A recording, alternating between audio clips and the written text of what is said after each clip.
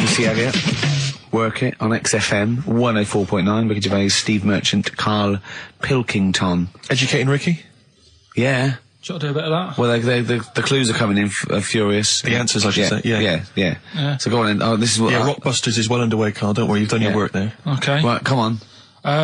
Right, Educating Ricky. This is my favourite bit now.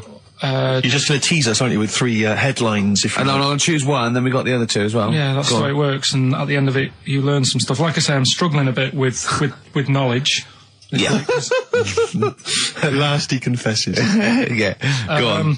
So the 3 headlines for you to pick from, we've got, first one, we'll have a big fire tomorrow. I got a feeling there's some vegetables involved. Yeah, go on. Maybe. Second one, he's a bit of a nuisance. Okay. Right. And third one, I'll bacon in the morning if you're sick of having me here.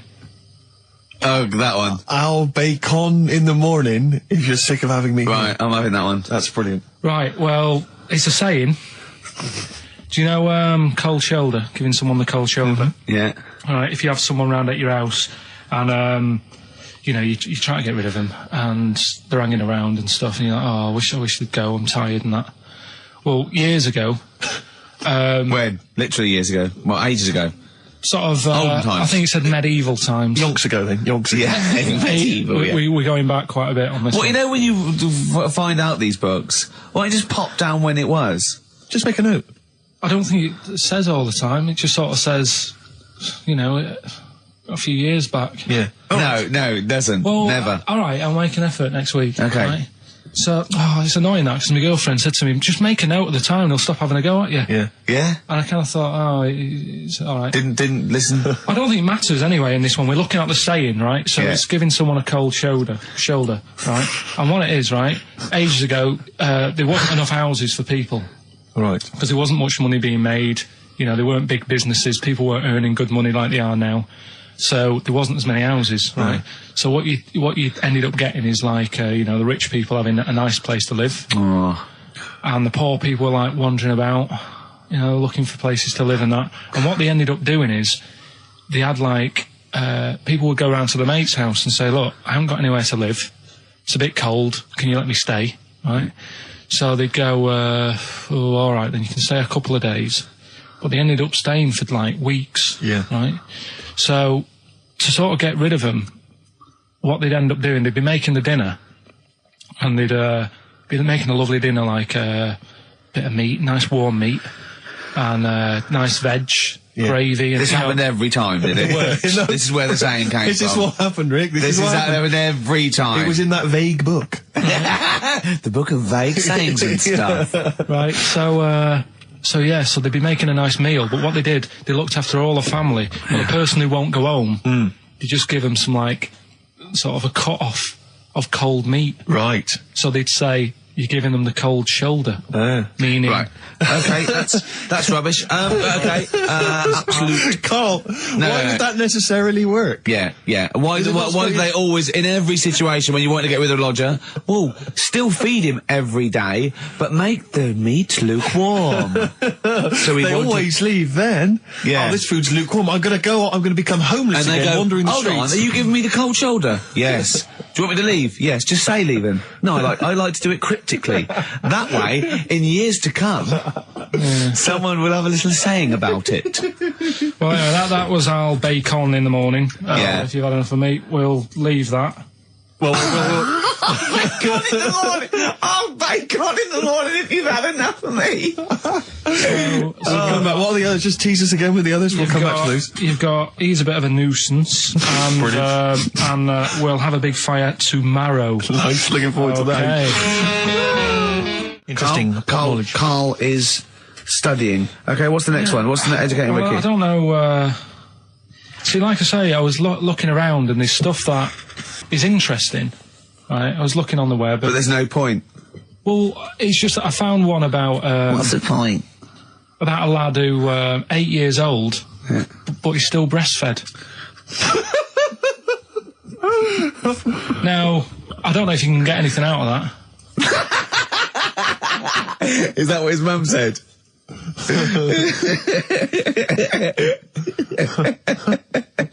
So, What do you mean I don't know if I can get anything out of that? You don't need to. no, it's just that, you know. Where did you read that? That was on the internet. Oh, well, yeah. You're always unspecific when you mention it. It's just it was on the internet. Well, Yeah. I'm trying to think what I put in. I think I put in Y to see if I'd confuse a computer. And then, Go! You are... no, I did, No, honestly. I did a search, put in why, and it came up with funny things that, like, why is this person doing that? Why is that? And it had a picture of this 8-year-old lad, sort of, you know, on his mum's nipple, and it was saying, you know, is this healthy? You sure that wasn't asking you that question? What? I put in why? Just to confuse the computer. Like, the computer go, what do you mean? Yeah. Stop it. Yeah. Oh, look, yeah. Last week, I was walking, home with him, and I went, he was saying something stupid, and I went, I've got a competition for next week. Let's do a phone in, and it's called Karl Pilkington, Genius or Fool. Yeah. Right? And he went, no. I went, why not? He went, well, it'd be confusing because they say there's no difference between genius and being a fool. We do though, don't we? No, but it's rubbish, and people say there's a fine line between madness and genius, and, you know, it's a ridiculous soundbite. They don't say there's a fine line between a genius and an idiot. Well, the people who do are idiots. Yeah. So what would you do there, though, just to sort of wrap that little thing up? What would you do? That lad loves his mum's milk. What are you asking me to come up with?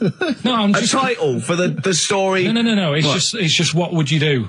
Right. What do you mean, what would I do? Well, it's causing a bit of a problem in the area, right? What area? In America, I think it was. Oh, America are a problem, are they? George Bush is worried about this kid who's no, breastfeeding at right, 8. Imagine it like this, right? Right.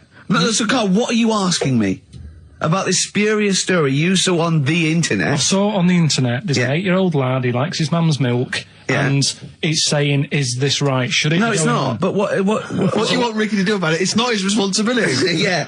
No, but the little town that he lives in, they're all causing an uproar, right? Going, this isn't right, you know, I can't let my kid play out in case he's in the garden with his mum getting a bit hungry, right? So, Oh, God. what should they do? Because his mum's saying, well, he likes it, Yeah. and he, you know, so what do you do? I don't know the laws. No, but I'm not asking you to sort out the laws. I'm just saying, if you lived in that neighbourhood, what Yeah. would you say? If you went up to him and said, look, everyone's getting a bit fed up with this, look. I'd say, what would I do? What do you mean, what would I do? what are you asking me? Right, it doesn't matter. No. What are you asking me? What are you asking me and Steve and the I'm public? just saying, say if you live next door to this woman, Yeah. right? The kid's hungry, 8 years old, he's out playing on his bike, and he goes, Mum, I'm getting a bit peckish, and he goes, all right, son. She whops one out, and he starts having his milk, right? You live next door, you're putting your washing out, and you see this going on. You're getting a bit sick of it, because it's gone on for months. 8 years, I assume. Why is it your business? Why are you such a nosy neighbour that you're concerned? What would you do, Carl? Let's turn it back on him. Yeah. What would you do? What's your solution? What would you do? Well, I thought I'd say, right, why are you doing this? And she'd say, because he likes it. And I go, all right then, put it in a bowl first. Genius. And you think that would sort that out? No, because I was thinking about the whole thing, right? And you do that when you're a baby, and everything's all right, innit? Yeah. No one bats an eyelid at a little baby having a bit of milk from its mum's breast, right? Yeah. You'd almost say it was natural. But you grow out of it. It's like you don't see. It got me thinking about things you don't see, and you don't see. Did you put this into a computer? Show me things you don't see. What else don't you see? Well, you don't see like an old man having a Twix. You never. Oh! So what? You know the terrible thing about all this, Steve, is he's right. You don't see an old No, man I eating a know Twix. that's a terrible thing. So what they have got, right? They've made old man toffees, haven't they? They've come up with Gervais. Is that a song? Oh God! You don't see it. No, listen now. So they've got their Werthers, right? Yeah. So, Look at him. You Forget think he's it. giving a lecture teacher at Oxford. It's not going anywhere. No, go on, sorry. Go on. I'm just saying, Right. you grow out of things. Yeah. And the old man, I'm sure when he was a kid, he'd have a Twix. Yeah. Now it doesn't look right, so he's having... It doesn't look right. So... Right. I don't think Werther's originals were specially designed for old people. I think they were sweets that just happened to have been made for years. That's why old people eat them. Yeah. They didn't go, hang on, there's a market here. I've noticed old people aren't eating Twixes. Quick, let's make some old man sweets. But then the little advert, he gives it to his grandson as well, doesn't he? He goes, have a Werther's original. Oh, I think it cuts though before he throws it back in his face and goes, get me a Twix. And a damn curly-whirly, Grandad, you old fool. So other things you don't see, Carl, got any other ones, or you obviously been thinking about this?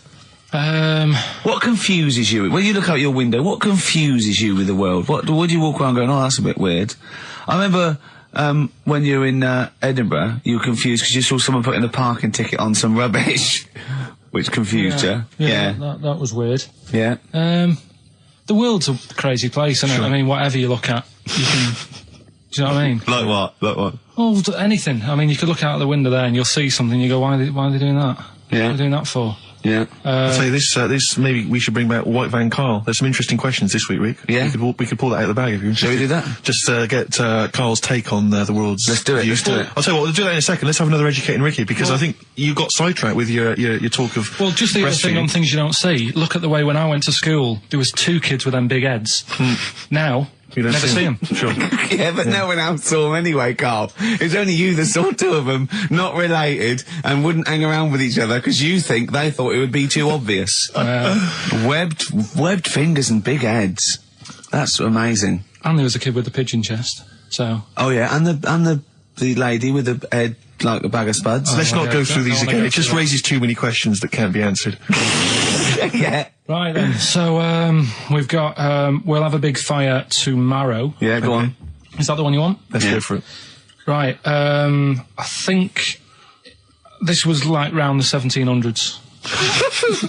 Bluffing. And Just bluffing. Who was the king then? don't know. Go on.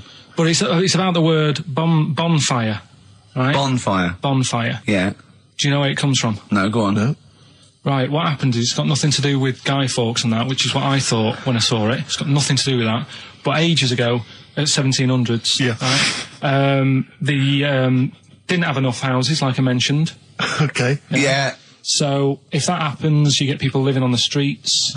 You get diseases, people aren't cleaning properly. So you get more deaths. All right? Yeah. So think about it. You've got all these dead bodies lying around.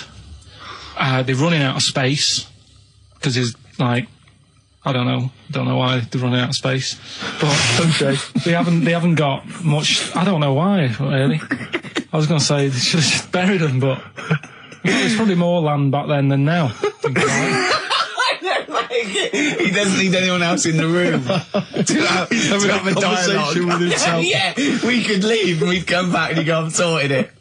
Yeah, But anyway, for some reason, They presumably, if it's going to be they burnt them, it's presumably to do that it also kills the parasite or whatever's carrying the parasite on them, as opposed to burying them and not killing the disease. well, yeah. So that's that. There you go. You've worked it out. They piled them up and they turned it into a celebration because there was a lot of fed up people at that time.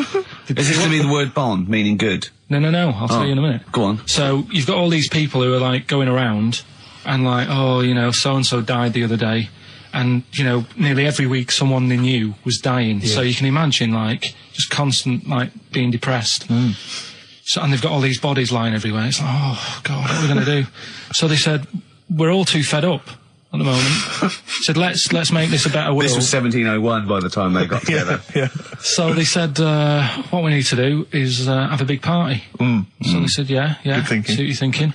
So they go, right, well, we'll put all the bodies in a big pile. And they're all diseased and that. So they set fire to the bodies. And they said, let's have this as a celebration to remember them by. And, you know, we'll have a drink and that and have a chat. We'll have this big fire going. And it came from bone fire. Ah, right. So Bone it was fire. it was all the bones. Bonfire is bone fire. Yeah. Excellent. Yeah. Yeah. That's interesting. So that's how it came about. Yeah, in the 1700s. Yeah. That was. No, probably. I reckon it was 1600. Probably earlier. I reckon it was the plague. I reckon it came from. But interesting stuff. Interesting Yeah, so stuff. that's Did you celebrate Bonfire Night? Is that a big celebration for you? Do you like the fireworks? I'm sick of fireworks. I just think they're rubbish. Yeah, I'm not impressed. I've never been impressed by fireworks. Even as a kid, you have to go to like sort of community kind of gatherings with a bonfire and fireworks, and some local vicar or whatever would come out. But I also think the adults think the kids love it, and and if they just got together and said, "Should we go this year?" They'd all go, "No." Yeah, absolutely. Let's not go this year. What would be better is if the vicar had wheeled out like a massive rocket, climbed in, gone last one to the moon as a bender, and then fired himself off. Now that, I'd pay to see. That's a firework display I'd like to see. As it is, it's just rubbish. Oh dear. Yeah. That's your feeling, excellent. Carl? Yeah, I'm not keen. No. Sorry, what clue was that? We'll have a big fire tomorrow. Bone marrow. Bone marrow. Genius. Let's play the record. Oh God! Featuring Van Morrison on vocals, that's Them, and Gloria. From the 60s. In fact. Adverts, Carl? All right. Tell you what, why didn't you carry on with your educating Ricky section? I'll have a look on the We'll CD. keep it going, Steve. Yeah, you keep go it on. going. Go on then. Right. Okay. We've had a few emails. Anyone got it right, Carl? Anyone? Educating Ricky, that's the final one. We've got to get that out of the way. We got to get Rockbusters as well, though. We can do that at the end. We can wait. Go on then. But we've only got 5 minutes left. Come on, just do educating Ricky. Right. God. The last one that we haven't done is he's a bit of a nuisance. Go on then. Again, not really that interesting. Thanks. No, like again, I spoke to you in the week, and I had much better things. Like when I tell you about Brian Blessed climbing Everest, and for some reason it made him it played havoc with his belly, and he followed through, and he had to clean up. Shut himself. Yeah, using ice and snow. Why are you telling me that Brian Blessed? In what way is telling me that Brian Blessed shit himself once in any way educational? Because I was saying how he was climbing Everest, right? Right. I give it to him. He's an actor and that, but he gave that a go. Yeah. Right. It played. What's the point of that? You'd say, wouldn't you? You'd say, God, he's Oh, so he's all right. Me doing a boxing match for no reason is rubbish, but him climbing Everest and shitting himself, Yeah, he did that. It's commendable. Right, and he's only going to go and do it again. He's going to climb it again. Yeah, but he might not shit himself this time. Yeah, but what's the point in going? Nothing's changed up there. Yeah, good point. Yeah, It should be. Well, it has. They've probably cleared it up by now. Like, but it's slip on it. I can't even be bothered telling you this one because. Come on, To be just honest- do it. Or do it now. Steve, how we doing? Look, no, never mind that. Look, just tell me what that means. Oh, he's a nuisance. Oh, this is so annoying, Carl. I'm going to go mental. Right, talk. Right. Listen, I'm just putting this in here, right? Right, nuisance is a bit of a nuisance. Yeah. Apparently, the old fella who used to hang people. 1700s. Yeah. He used to be able to tell somebody's weight just by looking at them. Right? That's a bit of a bonus fact. We'll be the judge of that. The thing that I wanted to tell you is money for old rope. Do you know what I'm saying? I can't even be bothered. Yes, you're going to tell me now. Come on, Carl. Right, I mean it. Basically, money for old rope came from the right. What was all that about? You can tell someone's weight. What was all The that bonus for? fact. And Blind Blessed shitting himself. What are you? What? Look at you.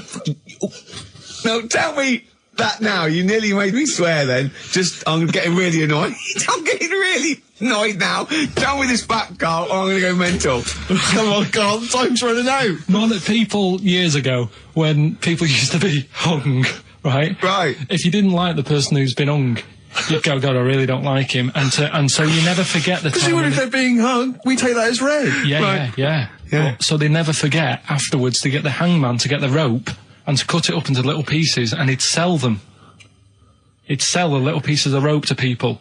See, Carl, that's the most interesting thing, if it's true, that you've come up with. Right, okay. And so so they sell the rope? They sell the rope, and it's money for old rope. Money for old rope. Meaning, like, God, it's easy to make money, that all they have to do is cut it up and sell it. I'm cynical. I'm not so convinced. Listen, we're really tight. We haven't even got time for a last track. We've got an ad break and we've got to give out... Okay, give the answers then. This is ridiculous. So... Karl Pilkington. Indeed. Genius Karl Pilkington, as Heat magazine said. Really? Is that what he's referred to now? Yeah, yeah. Genius. Saying about people tune in just to hear his games, such as Educating Ricky. Have you got some Educating Ricky for me? Got some education. I need some education, Karl. I desperately need some education. I want to learn about Chinese kids that are born hairier than average. I want to hear about deaf girls that can hear after their mum hits their head against a wall. These are the things I need to know. I mean, I don't wish to be disrespectful. He doesn't look like a genius. He doesn't look like a genius. But then I don't know what a genius looks like. Exactly. So, Steve. you know, I don't want to be an Look at Einstein. Yeah. Yeah. His mum thought he was mental as a child. Where'd you get that information from? That was in the Einstein book. Well, it was in the Einstein book, then it's truly true. Which Einstein book is that? His Theory of Relativity? The big book of Einstein stuff. Oh, yeah. Yeah, the big bumper book of Einstein stuff. It's for a coach trip, and you have to fill in E equals MC1 squared, 2 fish, or 3 hello, and then it's multiple choice, and you fill it. It's great. Did his mum think, A, he was a genius, B, mental? Most people go for A, but it is in fact B. She thought he was mental at the age of 28. Oh, Karl, you never let me down. You never let me down. So have you got Educating Ricky for me? We've got Educating Ricky coming up. Karl Pilkington in the chair now. The talked about, the acclaimed Educating Ricky. Right, well, just in case anyone's new, doesn't normally listen. Yeah. Basically, I'm Educating Ricky. Yeah. Do a bit of research in a week, find stuff, news, history, anything that's interesting. 3 stories, I give them a nice little headline. You take your pick. Yeah. Between now and 3, you're going to learn 3 things. Yeah? Yeah. So, the headlines are, I'll be no buying one of them. Give us that again. I'll be no buying one of them. Nice, okay. Yeah. We've also got hippopotamus. Okay. Okay. And can you believe it? Can you believe it?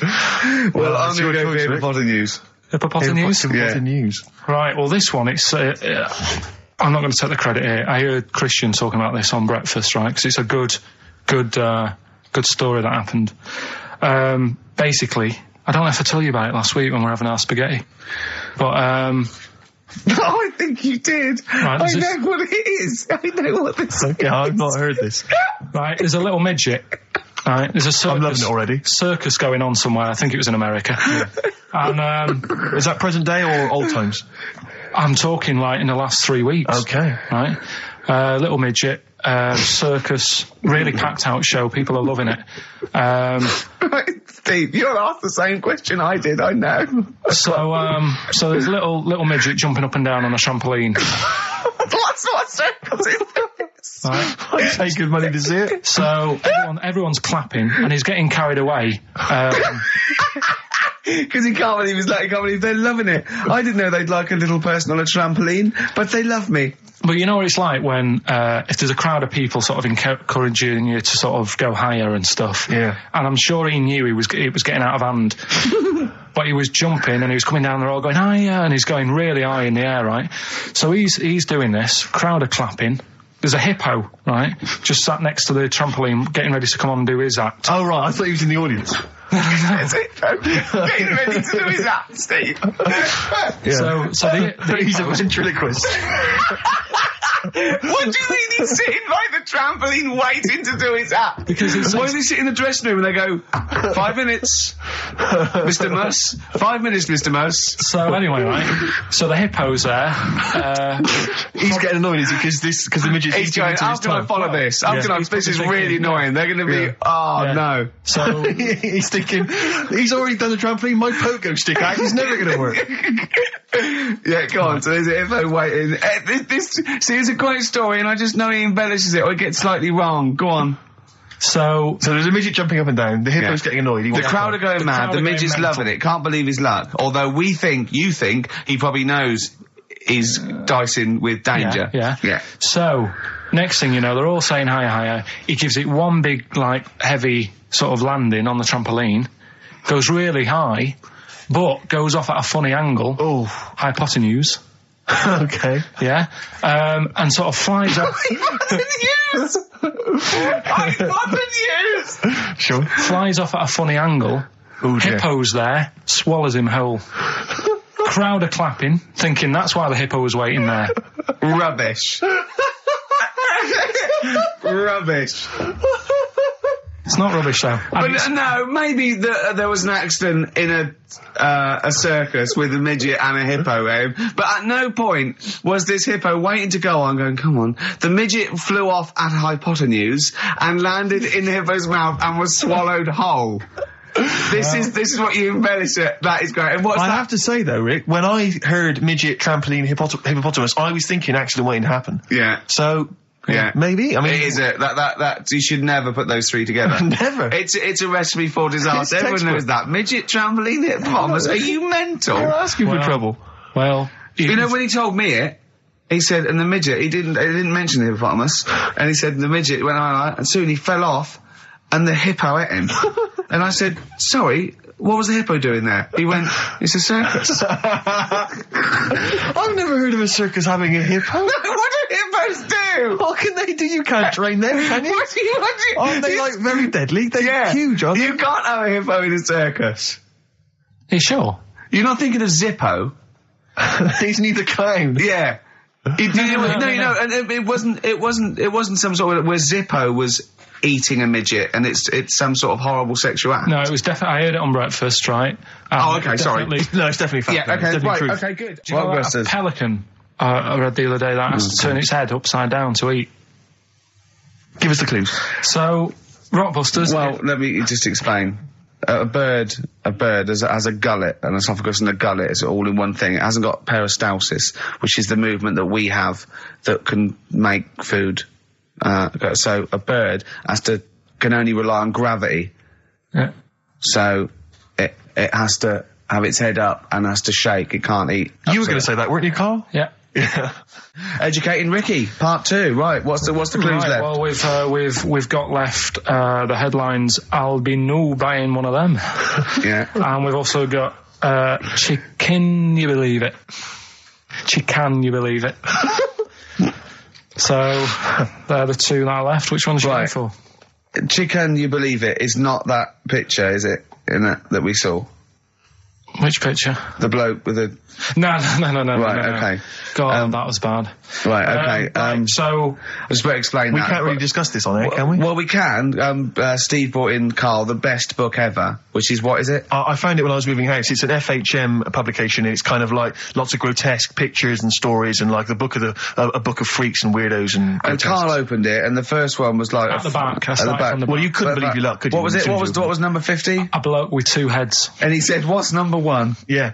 And then number 6, there's a bloke who's a squid or something. Octopus. Yeah. Yeah. He's loving it. At number 1, he said, well, it's just a fella under a rock. And I went, oh no, read on, I think I know about this. And it's the fella that was found, he caused a landslide while having sex with a chicken. And they pulled him up, and there he is, the chicken. Right, so Carl could not believe his luck. So it's not that. Chicken, you believe it? I'll have that one. You're then. going for that one? Yeah. Right, well, we've talked a lot on the show about... We've talked a lot on the show. Yeah. About animals without heads. We haven't! We haven't! We talked about cockroaches could live without a head for 7 days. Yeah, we've talked about that. And then, of course, there was the... the well-known one about the fella who had his head cut off, and he blinked. He said to his mate, "Count how many times I blink when my head comes off." Yeah, when you told it to me, you said his head came off, and he said, as his head was in the basket, he said, "Quick, count how many times I blink." And it was Nick Frost that had to go, "No, Carl, no, he said it before." I went, and that was lovely. So yeah, we've talked quite a lot about things heads coming off. Go on then. Well, this one, right? Back in 1945. You looked it up the date. It's got a specific date. Wow. Mate Jonathan sent this one. You know him as well. The lad at the BBC, right? He emailed this one in. So thanks for that. Chicken. It's called Mike. There's a chicken called... Sorry, I missed a bit there. There's a chicken called Mike. Chicken called Mike. Okay. Right? Yeah. Well, what happened was, it was living on a farm, right? Loads of chickens knocking about, and the owner of the farm is like, you know, getting ready for tea, and his wife says, go out and get a fresh chicken, because my mum's coming round. So he thinks, well, I want to get a good one in, because I want to impress her, because back then, even then, they wanted to impress the mother-in-law and that. So they said, all right, I'll just nip out and get one. So he sees Mike, chicken, running around. Is this during the war or after the war? 1945, I'd say that was after. No, it ended, well... It ended in 1945. Yeah, September, go on. So, chicken's running about, he thinks that one, that looks alright, I'll have that one. Mikey. So he picks it up, and he cuts his head off. Puts it on the block, cuts his head off, runs about a bit, like they do.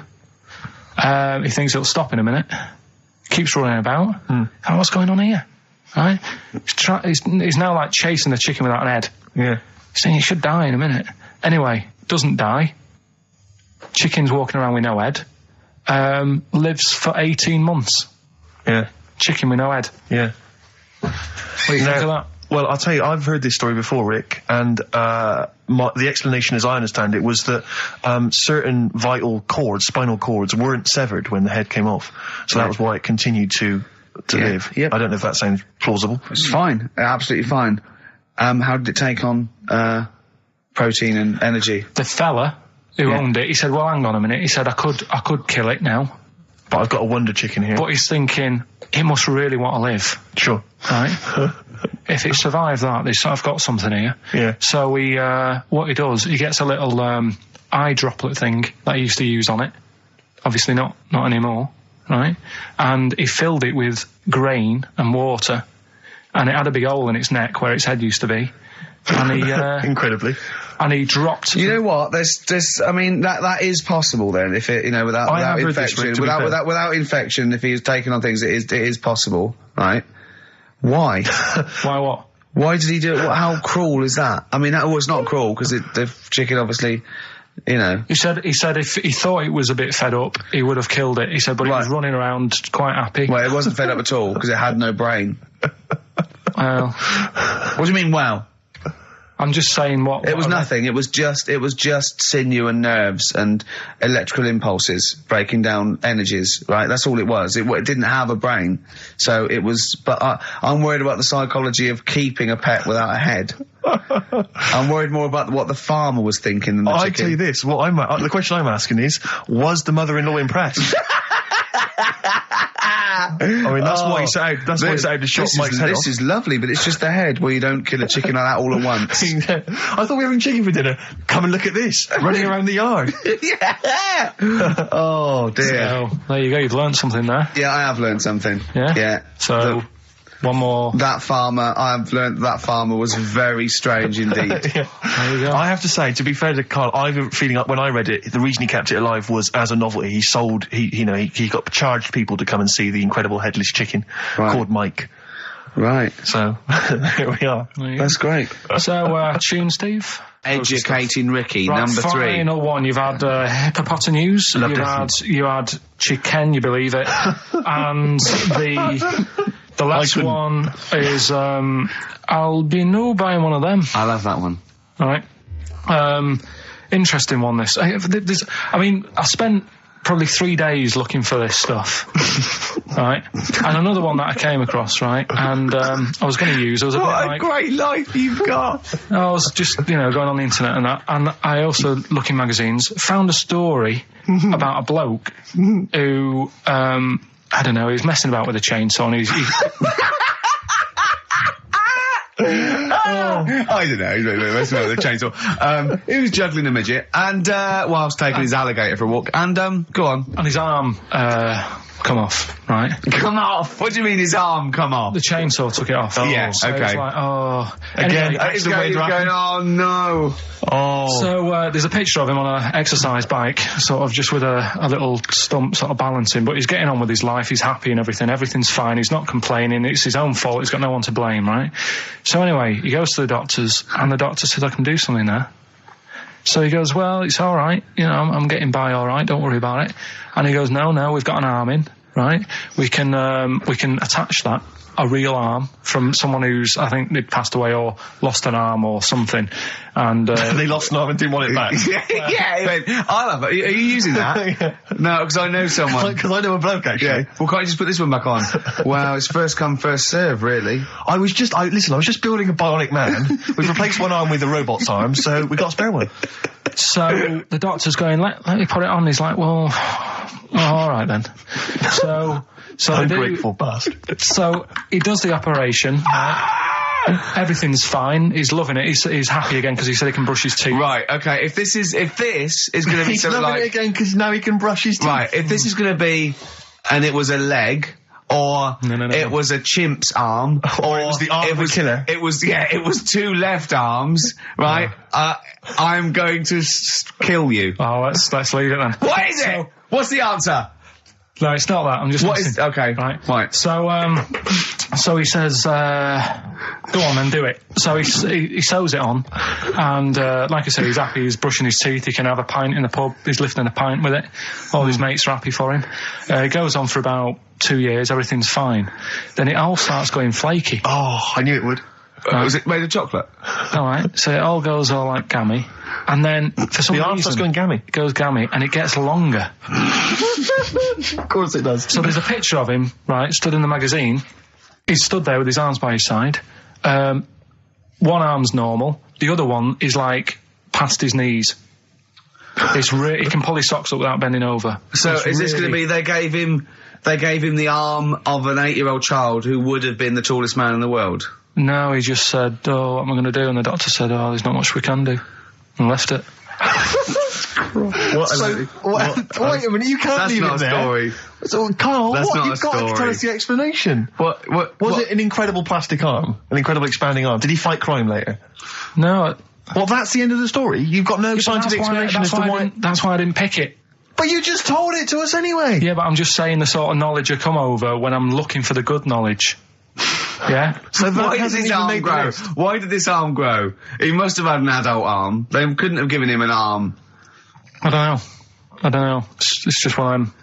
It's rubbish again, isn't it? Well, I think it's an interesting story, but you should have... It's not, it's rubbish. It didn't happen. To the end. There was photos. Proof.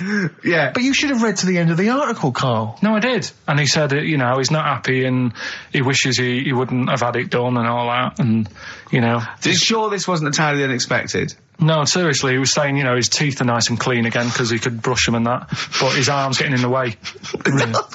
Ruining his shirts and everything. So I'll leave that. Let's play a tune. Let's come back with the next one, because I love the fact that this is like Ronnie Corbett telling one of his jokes. That's right. That wasn't even the story. He was going to tell us. Play it, record. Oh, God. I'm Ricky Gervais, obviously, Steve Merchant, Karl Pilkington. Well, Karl, that's about it. And we got sidetracked on the last Educating Ricky. You telling me about a man whose arm grew. Well, something went wrong. I'm not saying it grew. Just saying. What? The rest of him shrunk? It went long. It went long. What, is that growing? What do you mean it went long? Did it grow, or what? Did it come loose? That's what I was thinking.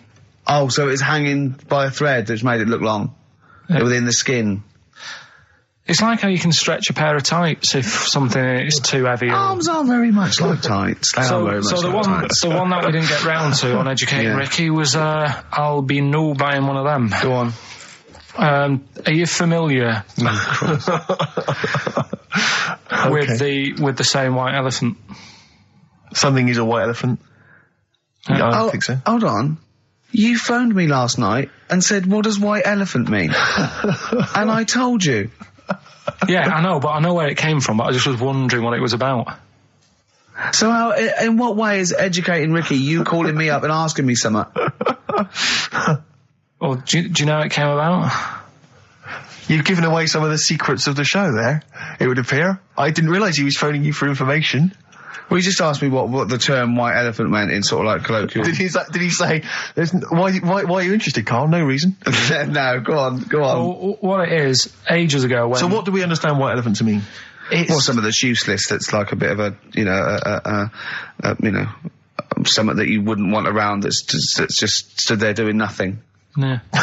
I'm looking at you, Carl. So, So years ago, when people used to use elephants... Years ago, go on. When people used to use elephants? Yeah, more than they do now. Right. More than they do now. This doesn't involve a midget, does it? No. So you know, they'd use them in the workplace and stuff. As factories. Yeah. To move stuff Teenagers. around and that. Yeah, security guards. Yeah. Can't trust them with the buns, though.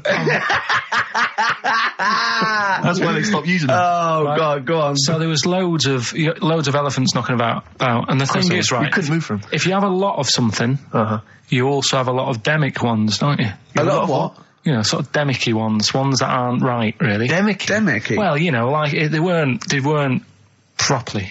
They weren't properly. They weren't Sorry, Carl, what are you doing? Right, I'm getting to the story. So what I'm telling you is... They were a bit demicky, so they weren't properly. Have you started making words up? Right. Yeah, you Stanley Unwin. reincarnated. Demicky? Yeah. There was a lot of albino elephants knocking about. Okay. Where is this? Olden times. Africa. Yes! Should we say Africa? Yeah. Yeah. If an answer's got a question mark at the end, I'm not sure. It's either Africa or India, but I'll give you a clue. Were these elephants, do they have big ears or little ears? I didn't sort of notice the size of the elephants. What I noticed is they were white because they were albino elephants. Okay. Right? So... that's why they're heading, I'll be null buying one of them. Okay. Right?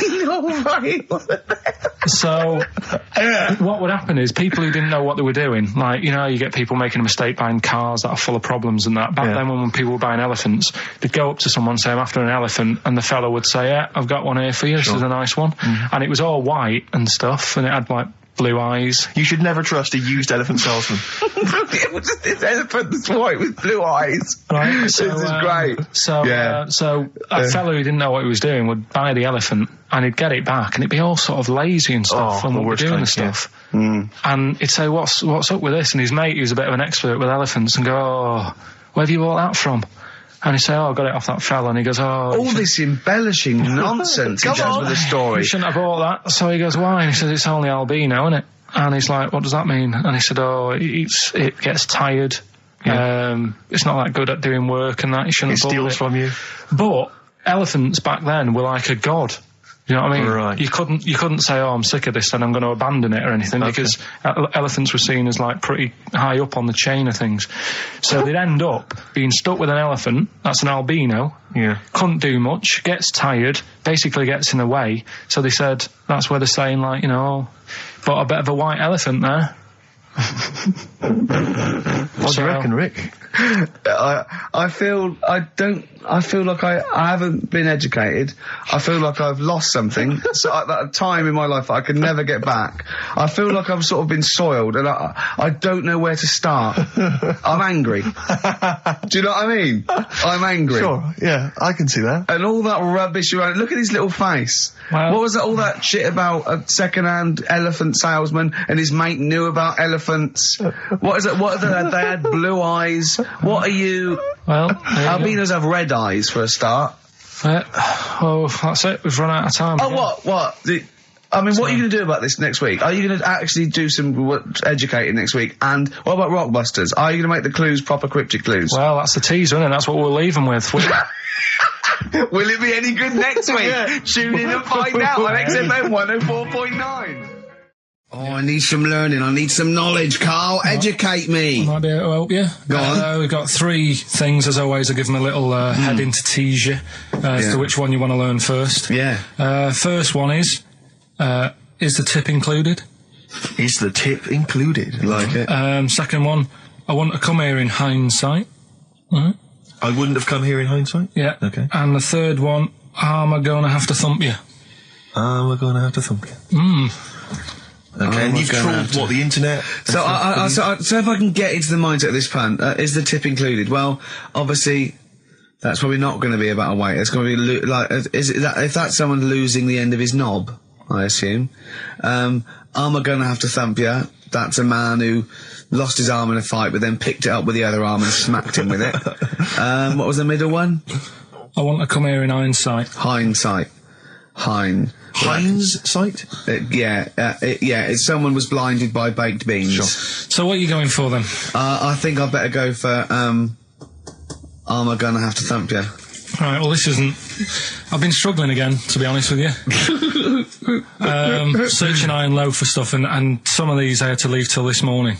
Right, because there's just not enough knowledge out in the world, is there, that you don't know about? I found out about something in the week about a guy who was playing tug-of-war. This is bonus material, isn't it? He was playing tug-of-war. Oh, his arm came off. Only his arm come off. Yeah, he got caught up in the rope, yeah. No, he didn't. He didn't get caught up in the rope. He just was trying that hard and didn't want to lose.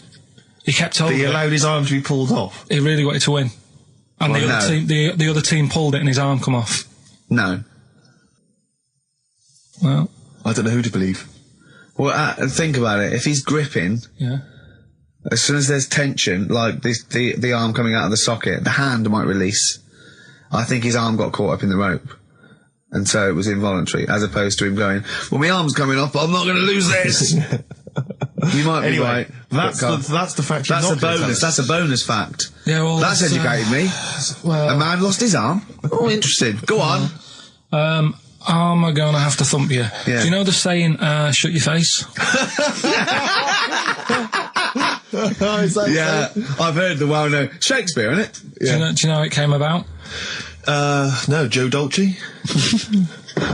No, go on. It's ages ago. Oh yeah, literally. Like knights who wore armour. Okay. That's armour gonna have to thump you. That's how it came about. Okay, armour. They wore all the stuff and they had the helmet, and say if they're guarding something at night, stood outside a castle or something, and there's probably going to be two of them, right? So they stood there talking and that, and talking about stuff, and the future, medieval stuff. One of them was like, "Oh, we should shut up. You know, I've been stood here for hours," and he's going on and on. Yeah, sure. So he'd say, "Shut your face," meaning, shut the guard down on your helmet, the visor, and I can't hear you then. So shut your face. Shut your face. And that's how it came about. Well, I suppose it would be interesting if I could just rely on it. I'm not sure it's true. I know. I just never know. It needs to be corroborated. It's like, I don't know where he got it from, but anything via Karl is precarious. Yeah, I mean, I feel like maybe you should give us your sources next time. You know, tell us where you got this information from. Got it off the internet. Yeah, but where on the internet? I can't remember where that one was. I mean, I always go through like the news pages and stuff, and this news should be updated because they've only reached the 17th century, which was last week with people eating tomatoes off lead plates. Then I look at news and there was stuff about a woman who was in a shop and she, I don't know, they had some workmen in doing the shop up, and they had some wood glue left out, and she asked for some pear juice, and then the guy went and thought the glue in the thing was the pear juice, and she went and drank that. But that's not really news. No. So I thought, well, we're not having that. I wish you hadn't told us. There was one about... So there's some poor woman now whose tiles have fallen off because she tried to put them up with pear juice. Yeah. See, that's the danger of mixing up pear juice with toxic glue. Yeah. Your wallpaper and your tiles and everything just fall down. There's also... Be careful, everyone. Be careful. There's something about kids having hamburgers, it makes them fat. Hold on. What? Having food with high fat content can make you put on weight? Yeah. Don't believe it. You're an idiot. What's the next one? Well, no, let's play tune. You've still got to come. You've still got I Want to Come Here in Hindsight, and you've still got Is the Tip Included, but we've got a bit of... Carl just said to me, here's something. You can't hold your breath to death.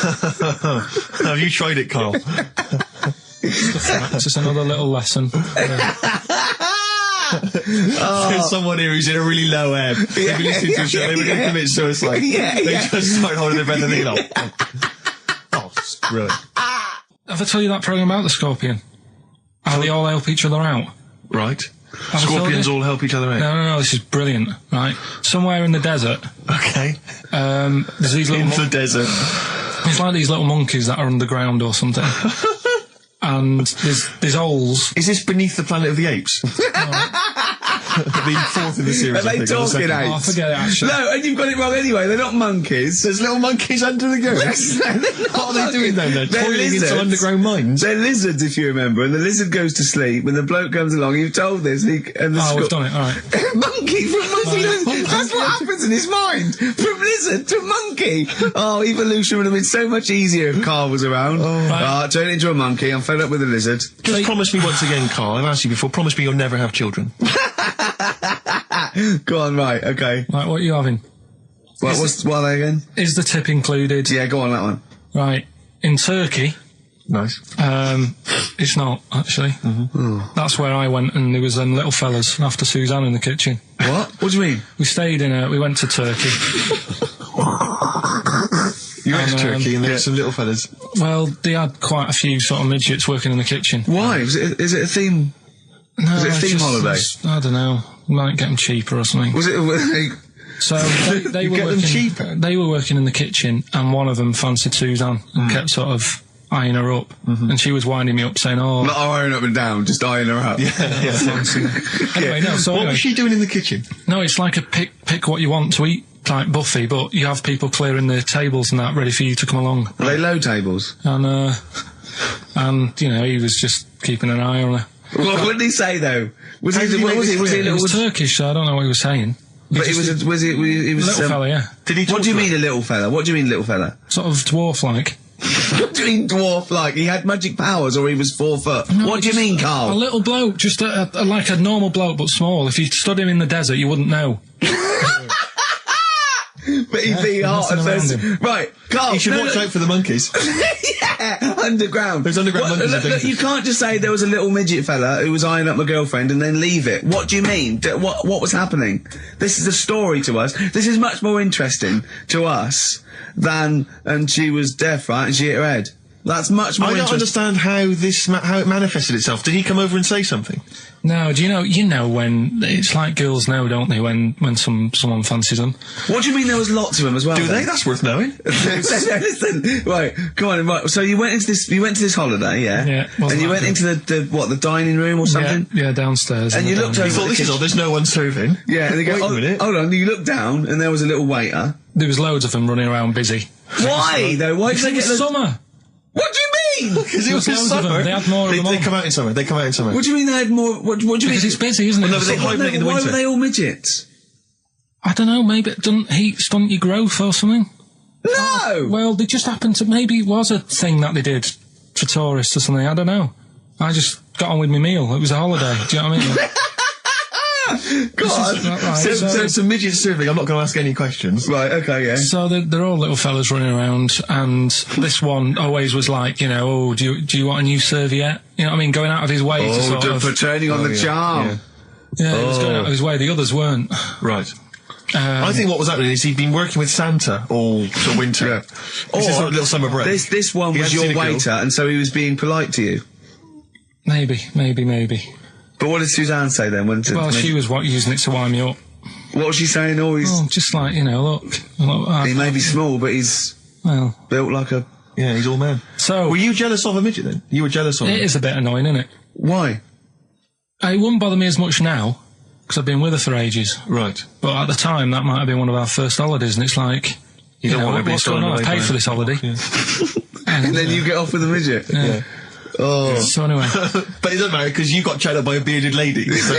yeah. Tell you what, no, that's got nothing to do with that. What were you going to say? I was going to say the hotel was half board, and maybe... Oh, right.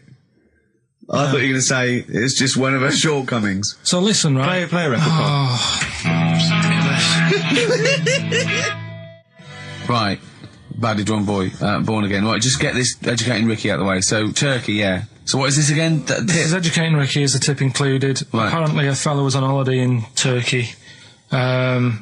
He's just having a normal holiday. Weather's good. You know, he's having a good time. Waiters are all normal height. Yeah. He's having his meal. He hears a load of screaming going on in the kitchen. No. Has his girlfriend wandered in there? And they do, with a stepladder. The circumcised people in the kitchen, and apparently... What are you talking about? Whoa, slow down. We were sidetracked there for a minute. What are you talking about? Well, I'm excited about two things at once here. One, they circumcised people in the kitchen. Two, I guessed it was someone losing the end of their knob. You did, yeah. I started thinking like Karl Pilkington. Extraordinary. That is amazing. Apparently it was going on. It wasn't just a one-off either. Well, when I say a one-off, I mean they did it more than once. Yeah. Right? And there was... it was there for a week, and apparently the first night it was quiet, and then the rest of the week, every day, it'd be like having his breakfast, or even his lunch, or even his tea. Yeah. He'd be doing it all day. Oh. You'd be hearing lunch screams. and breakfast, fair enough, really. Yeah, circumcision at tea time. Don't do that. And apparently it's a tradition over there. You can't even make a complaint about it. It's like, well, you should have found out before you come over. See, I can't believe this is true. I'm a little bit lost. Believe this is he was true. in a restaurant, in a hotel, and there were people having circumcisions in the kitchen. Yeah. Is that right? I'm even worried that we're bordering on the racist here, suggesting that is tradition, that Turkish people cut the end of their cocks off in the kitchen. Yeah. At meal times. I think you're wrong, Karl. This sounds ludicrous, Karl. No, I don't think it happens everywhere. Right. I think this Just in this hotel. certain places. Certain hotels. Certain hotels. What, is it like 2-star? Yeah. Why did he go to the Foreskin Inn? It was his own fault, wasn't it? So that's... Sorry, that's it, is it? Have they closed? Sorry, no, wait. That's the story. You educated me, right? Once a fella saw some Turkish people cutting the tip of their knob off in the kitchen. Thanks very much. Thanks very much, Karl. Got any more? Well, there's things you can learn from it. Either don't go to Turkey. No! Don't have calamari when you're over there.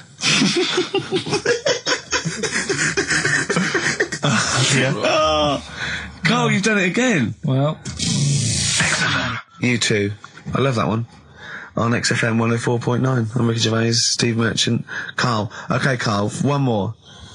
Can't we just... Don't get the just because so far you've come up with nothing. What's the last one? Give us the teaser clue again. It was, I want to come here in hindsight. I wouldn't have come here in hindsight. Yeah. Right, give me some education. This will be the thing that teaches me something. I can feel it in my bones. Come on. There's a kid in Kenya. He was messing about with some beans. Magic. We guessed that as well. You did, yeah. He's fed up because we've guessed his puns, I think. He put one of them in his ear. Yeah. The mum or the dad said, what have you done that for, or whatever. Yeah. So I'll have to take you to the doctors now. So they took the kid to the doctors. And the doctor said, he said, I can get that out, I can sort that out for you. So he took it out, and the doctor said, right, that's £3.50. And the dad said, I've only got £2.70 on me. And the doctor said, right, well, and he put the bean back in his kid's ear.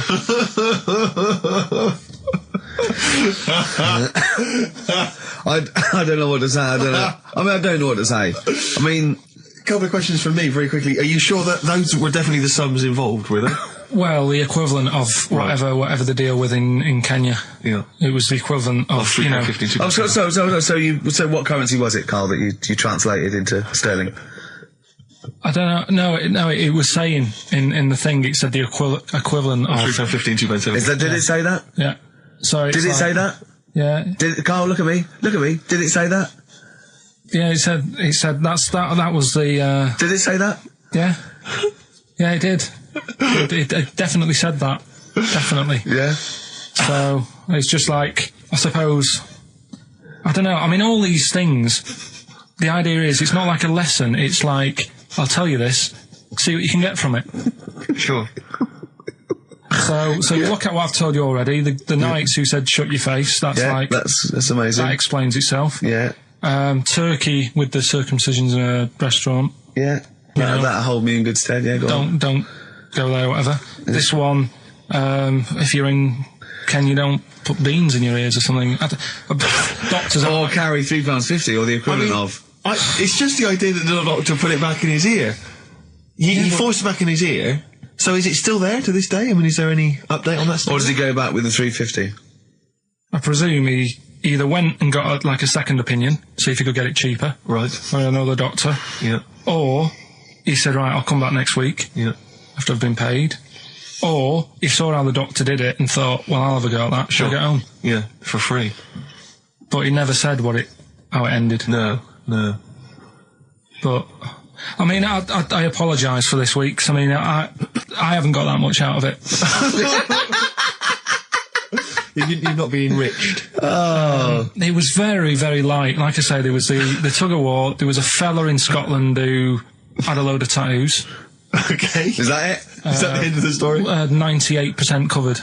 Right. Just between his toes, he didn't have done. Why not? Because it looked stupid. I don't know. It just said 98% done.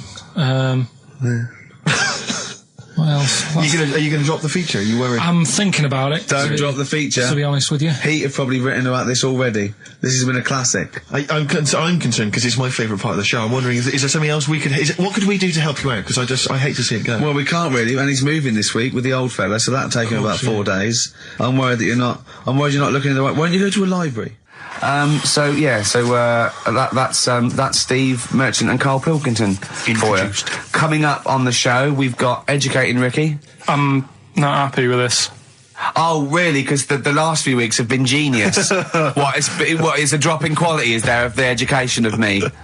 Well, it's just, like I said, I've wasted a lot of time this week searching on the web, right? You wasted a lot of time searching on the web because you come up with things that aren't true. Why don't you look in books and verified sort of like journals? The web is the new book, though, isn't it? No, the web is the new book. That's the new going wrong. Yeah. Well, so I've been searching. There's hardly anything. I spoke to you in the week about Monday or Tuesday. What did you say? There's nothing happened this week in the world. There's nothing going on. There was a new car wash that you can put dogs in. There was a car wash you can put dogs in. That's the only thing that's happened in the world. And that and the jellyfish, and we've covered that. So, we've got, I've managed to find some bits, but it's not that good. Do you know what I mean? Like last week when you were laughing at me why do you want to confuse machines? Do you remember when he put in Y to a computer search engine to try and confuse it? I love the fact I want the computer to come back. Why not? And your head explode. I mean, I love the idea that you're trying to. I mean, it's better than what I thought you were going to say, which is, what if you put a fly in there? Anyway, yeah, right. We were talking about flies getting in a pod, and do you know, like how a Barbie doll, if it was real, it wouldn't be able to work.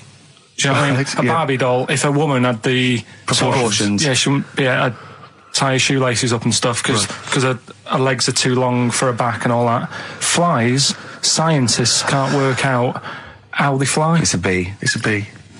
It's a bee, not a fly. No, a fly as well. No. A fly is, apparently its body is like too big for its wings, and they still can't work it out. Yeah.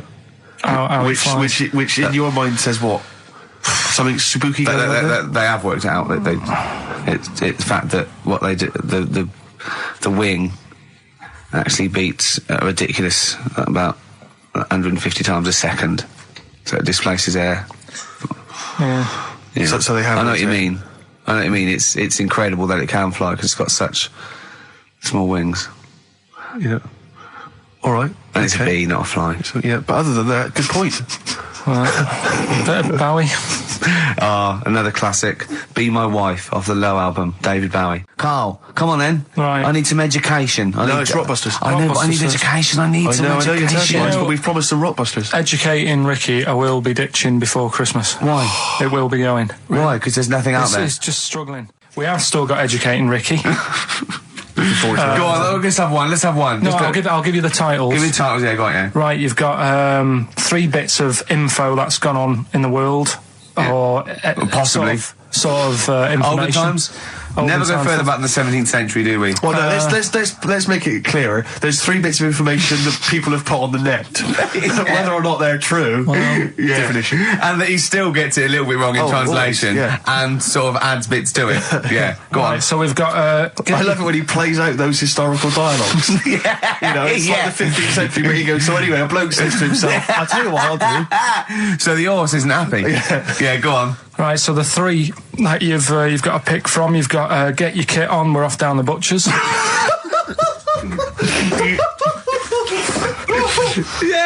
get your kit on, we're off down the butchers, We've got Wash Up With You. Wash up with you. Wash up with you! Ah! Yeah! And the last one I couldn't really think of a good title for, so it's just, why don't they just get a diary or some paper or something? Oh, play a record! We've got to make this into a book. This has got to be a book made for Christmas. God. Chapter headings. Wash up. Oasis, Live Forever on XFM 104.9. Right, we're in the swing of things. It's mine and Steve's favourite bit of the whole show. This is what we do this show for now. Educating Ricky. Yeah. Go for it, Carl. As you said, learning can't be fun. Yeah. Yeah. Okay, I'll go for the one. What's the one about the butcher going down the butcher shop? You've got get your kit on, we're off down the butcher's. Yeah. You going for that one? Yeah. Well, do you know the saying, don't let the cat out of the bag? Yeah. Do you know what it means? Yeah, well, don't give away a secret. Right. Well, do you know how it came about? No. Well, ages ago. Before, like... Ages ago. 17th century? Yeah, before, like... Yeah, 17's good. Yeah. Before, like, you know, proper butchers and Dewhursts and supermarkets and that, you used to get these blokes who sold meat. Right. Butchers, they were called then, I think. Yeah, but the difference was they didn't stay in the same place, they moved about. Right, so they'd turn up on a street corner, and he'd have, like, loads of carrier bags of, like... Carrier bags? Yeah, with meat in and that, and people would Plastic be like, carrier bags? Yeah, with mobile butcher on them. Yeah. Right, so... and an email address. Yeah, go on. People went, right, yeah, I need some meat, right, so they'd go up to this bloke and say, what have you got? And he'd say, well, I've got a you know, you can have a bag full of pig, or you can have whatever, a bag full of chicken, whatever. Yeah. And they'd go, yeah, how much? They go, you know, call it a fiver, whatever. Yeah. And they'd buy them, and to make more money, they didn't always fill the bag with what they said was in it. Oh, I thought that might be the case. Right. Yeah. So what did they used ever to do? Put cats in there? Yeah. But I don't see what.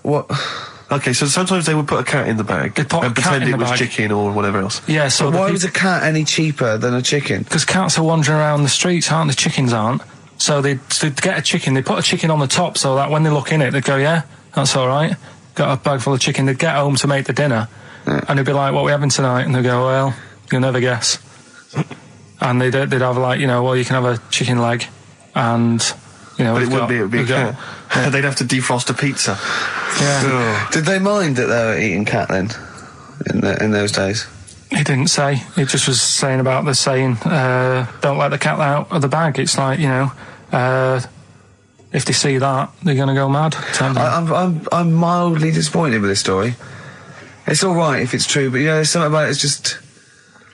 I want to know more. He always leaves it... Is it Carl doesn't quench your thirst for knowledge, he creates more. I don't know if that's a good thing or not. Well, yeah, he's like the pot noodle of information. Yeah, do you know, he never... I want to go... I'm not nourished by it. It's like if for every fact he tells me, there's 10 others that spring up that I have to get clear. Well, so it was the people that were doing this, it was the dodgy butchers that coined this phrase. Were they saying to each other, don't let the cat out the bag? I.e., what I mean by that, Jack, is don't let them see the cat. What we've stuffed in there. Yeah. Dodgy butcher, that's another phrase, isn't it? So that's the first one. Is that a euphemism, or is it dodgy butcher? As his meat delivered around the back. Sure. So that's that one. So let's get your kit on. What does that mean? It's a euphemism for homosexuality. Okay. And meat, presumably, in that means different things. It doesn't. It's a word that is also a male bird. Would it mean chicken or cat necessarily in that context? Or well, I suppose it could.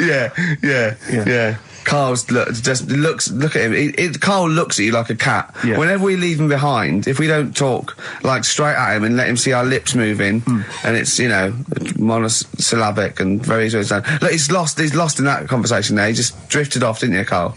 No, I just was also thinking on animals and that. Something else I was going to use. Go on. Was this isn't a radio show, is it? I just suddenly caught myself. This is nothing. I told you that before. It's been bad today. No, but I mean, it's the way, this casual way that it's like we almost have no regard for our listener, and I'm not proud of that. I just don't know what to do about it. Do you know what I mean? I don't know how to do this properly. I mean, we're just chatting here. I mean, it's only Anderson who's seen through us, and that surprises me that more people haven't. I mean, what are the figures like? Do people listen to this show? I'll find out for you. You keep saying that.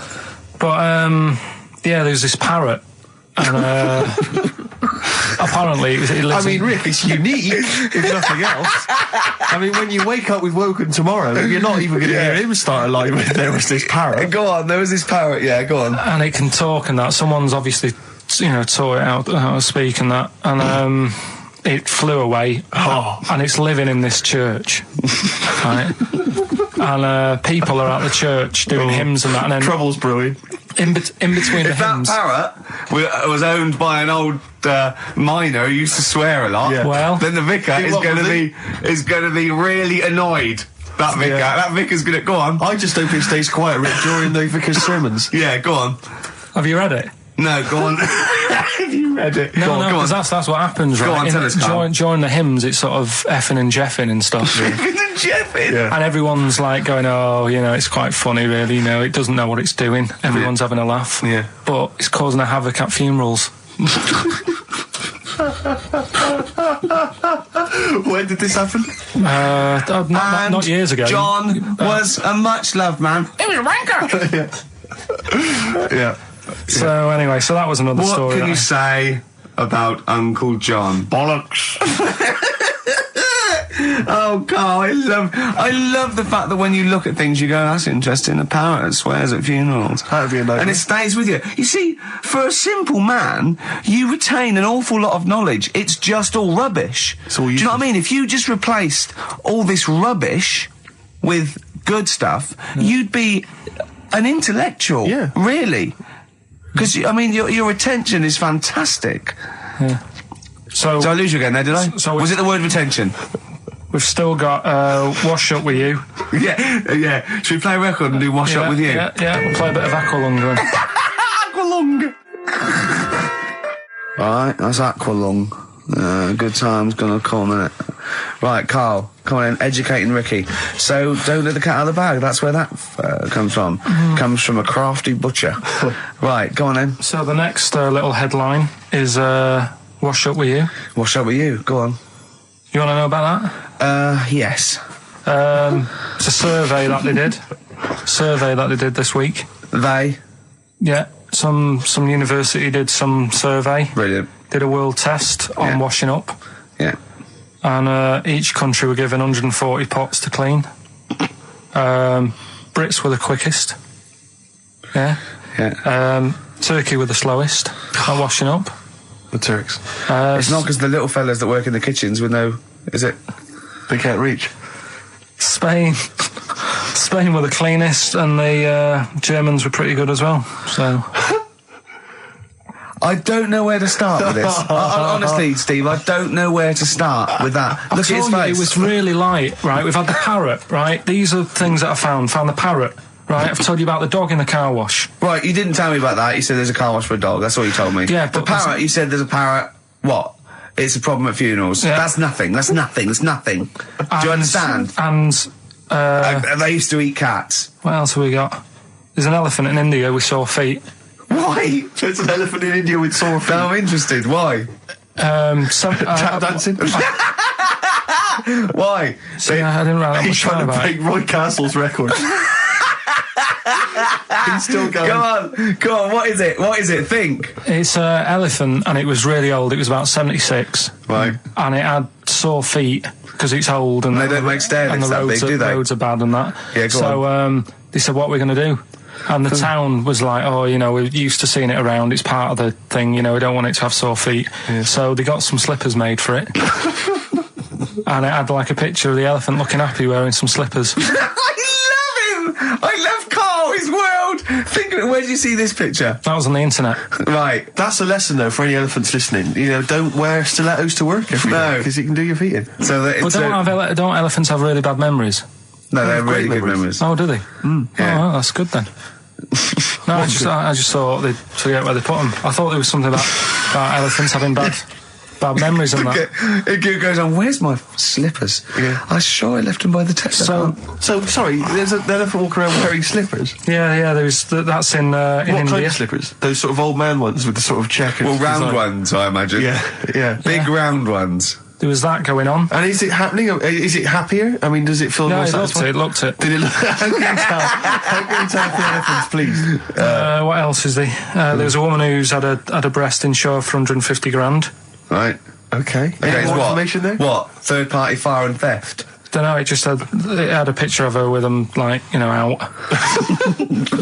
I just thought, yeah, he should get them covered. He's done another real joke. Brilliant. That's a proper joke. He's done look at his little face. He smiles. I'd like to see you on one of the sort of TV panel games. If they could bring back sort of celebrity squares, he'd be amazing as the centre square. Oh, that would be incredible. Or on Countdown in Dictionary Corner. I imagine him in Dictionary Corner. Well, I've come up with cat. If that helps at all. Yeah. Memblant. Yeah, what does that mean, Carl? Just anything you want it to mean. What I've got, there's a dog that's got a cough in Singapore because it smokes 20 a day.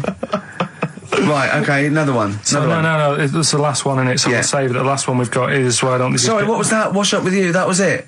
But was that it? Survey of washing pots and pans. I didn't understand, you said Italy were the cleanest? No, Spain. No, Brits were the quickest. Yeah. We were the quickest, but Italy was the Spain was the cleanest. Turkey were the slowest. Yeah. Spain were the cleanest. But why weren't we clean then? Because we were washing up. Why were we not paying attention to the... We did it rubbish, we did it quick. We did it quickly, but I don't understand what it was being rated on. Who was doing it? Was it Lynette Newman or Ainsley Harriott? She's quick. Both of them are quick. Yeah. Well, they've got like kind of loads of slaves that do it for them. Did we use fairy liquid? Don't know. It didn't have. Did we use a whole bunch of Boy Scouts? Didn't say that. Just like Lynette. It just said, you know, that. Who had the softest hands? Who had the softest hands? So it didn't say. I didn't. Why is it we don't get notified that this is taking place? I don't know. When I was a kid, no one ever said, you know, we need recruits because we're doing a survey on who can wash up the quickest. Are you disappointed in yourself with that one, Carl? It is pretty dull, to be fair, and that is why we've got to bring in either con merchant or a wine merchant. Or shut up at your face. Yeah. Would you be able to, if I put you on the spot in the next, sort of after the next record, would you be able to give an example of how con merchant would work? I mean, is there something you could do just to sort of experiment? Should we play record? I can do better than that. Yeah. What?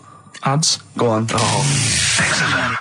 Travis on XFM 104.9 on Ricky Gervais with me, Steve Merchant and Karl Pilkington. We're doing Educating Ricky. Right, final one. Come on, Karl. Right, what was it? It was, why don't they just get a diary or some paper or something to write on? Yeah. Because snappy. I couldn't think of a heading for it. It's basically people who have tattoos. I've never understood it.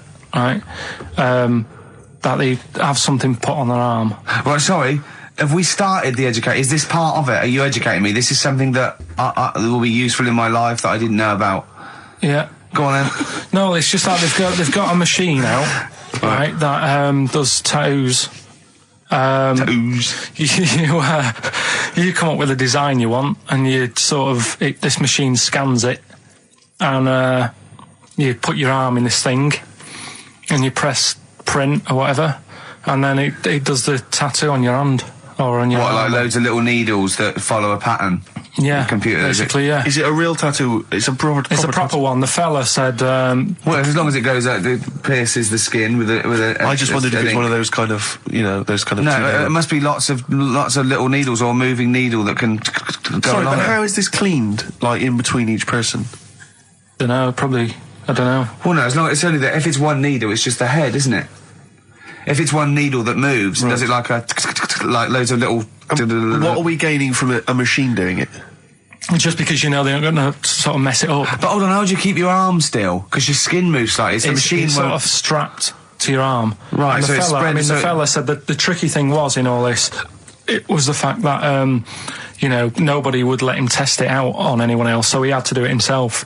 But did it work? Because the thing is with a tattoo artist, they can see when your skin's moved and they can see what they've done and they keep wiping it and looking, whereas a machine's just got to trust itself. Yeah. So I think one needle could go wrong. If it was a lot of needles, that it just came down, 1,000 needles that was an imprint. Yeah. But obviously I'm asking someone who hasn't delved any further than there's a machine that can give you a tattoo. That's all you've got at the moment, isn't it? Well, yeah, basically. That's all you've got? I mean, that's what I've got, because I'm not a fan of tattoos. I don't... But where did you read this again? This was... Internet? This was on the internet, yeah, it was, yeah. Okay. And I just don't understand why people do it. That's what got me attention. Because me... Sorry, what have I learned from this? That if you wanted to get one, you know, you can get one done by a machine now. You know, people say machines are sort of taking over and that, and there's another one. But it's just the fact. I mean, I don't know.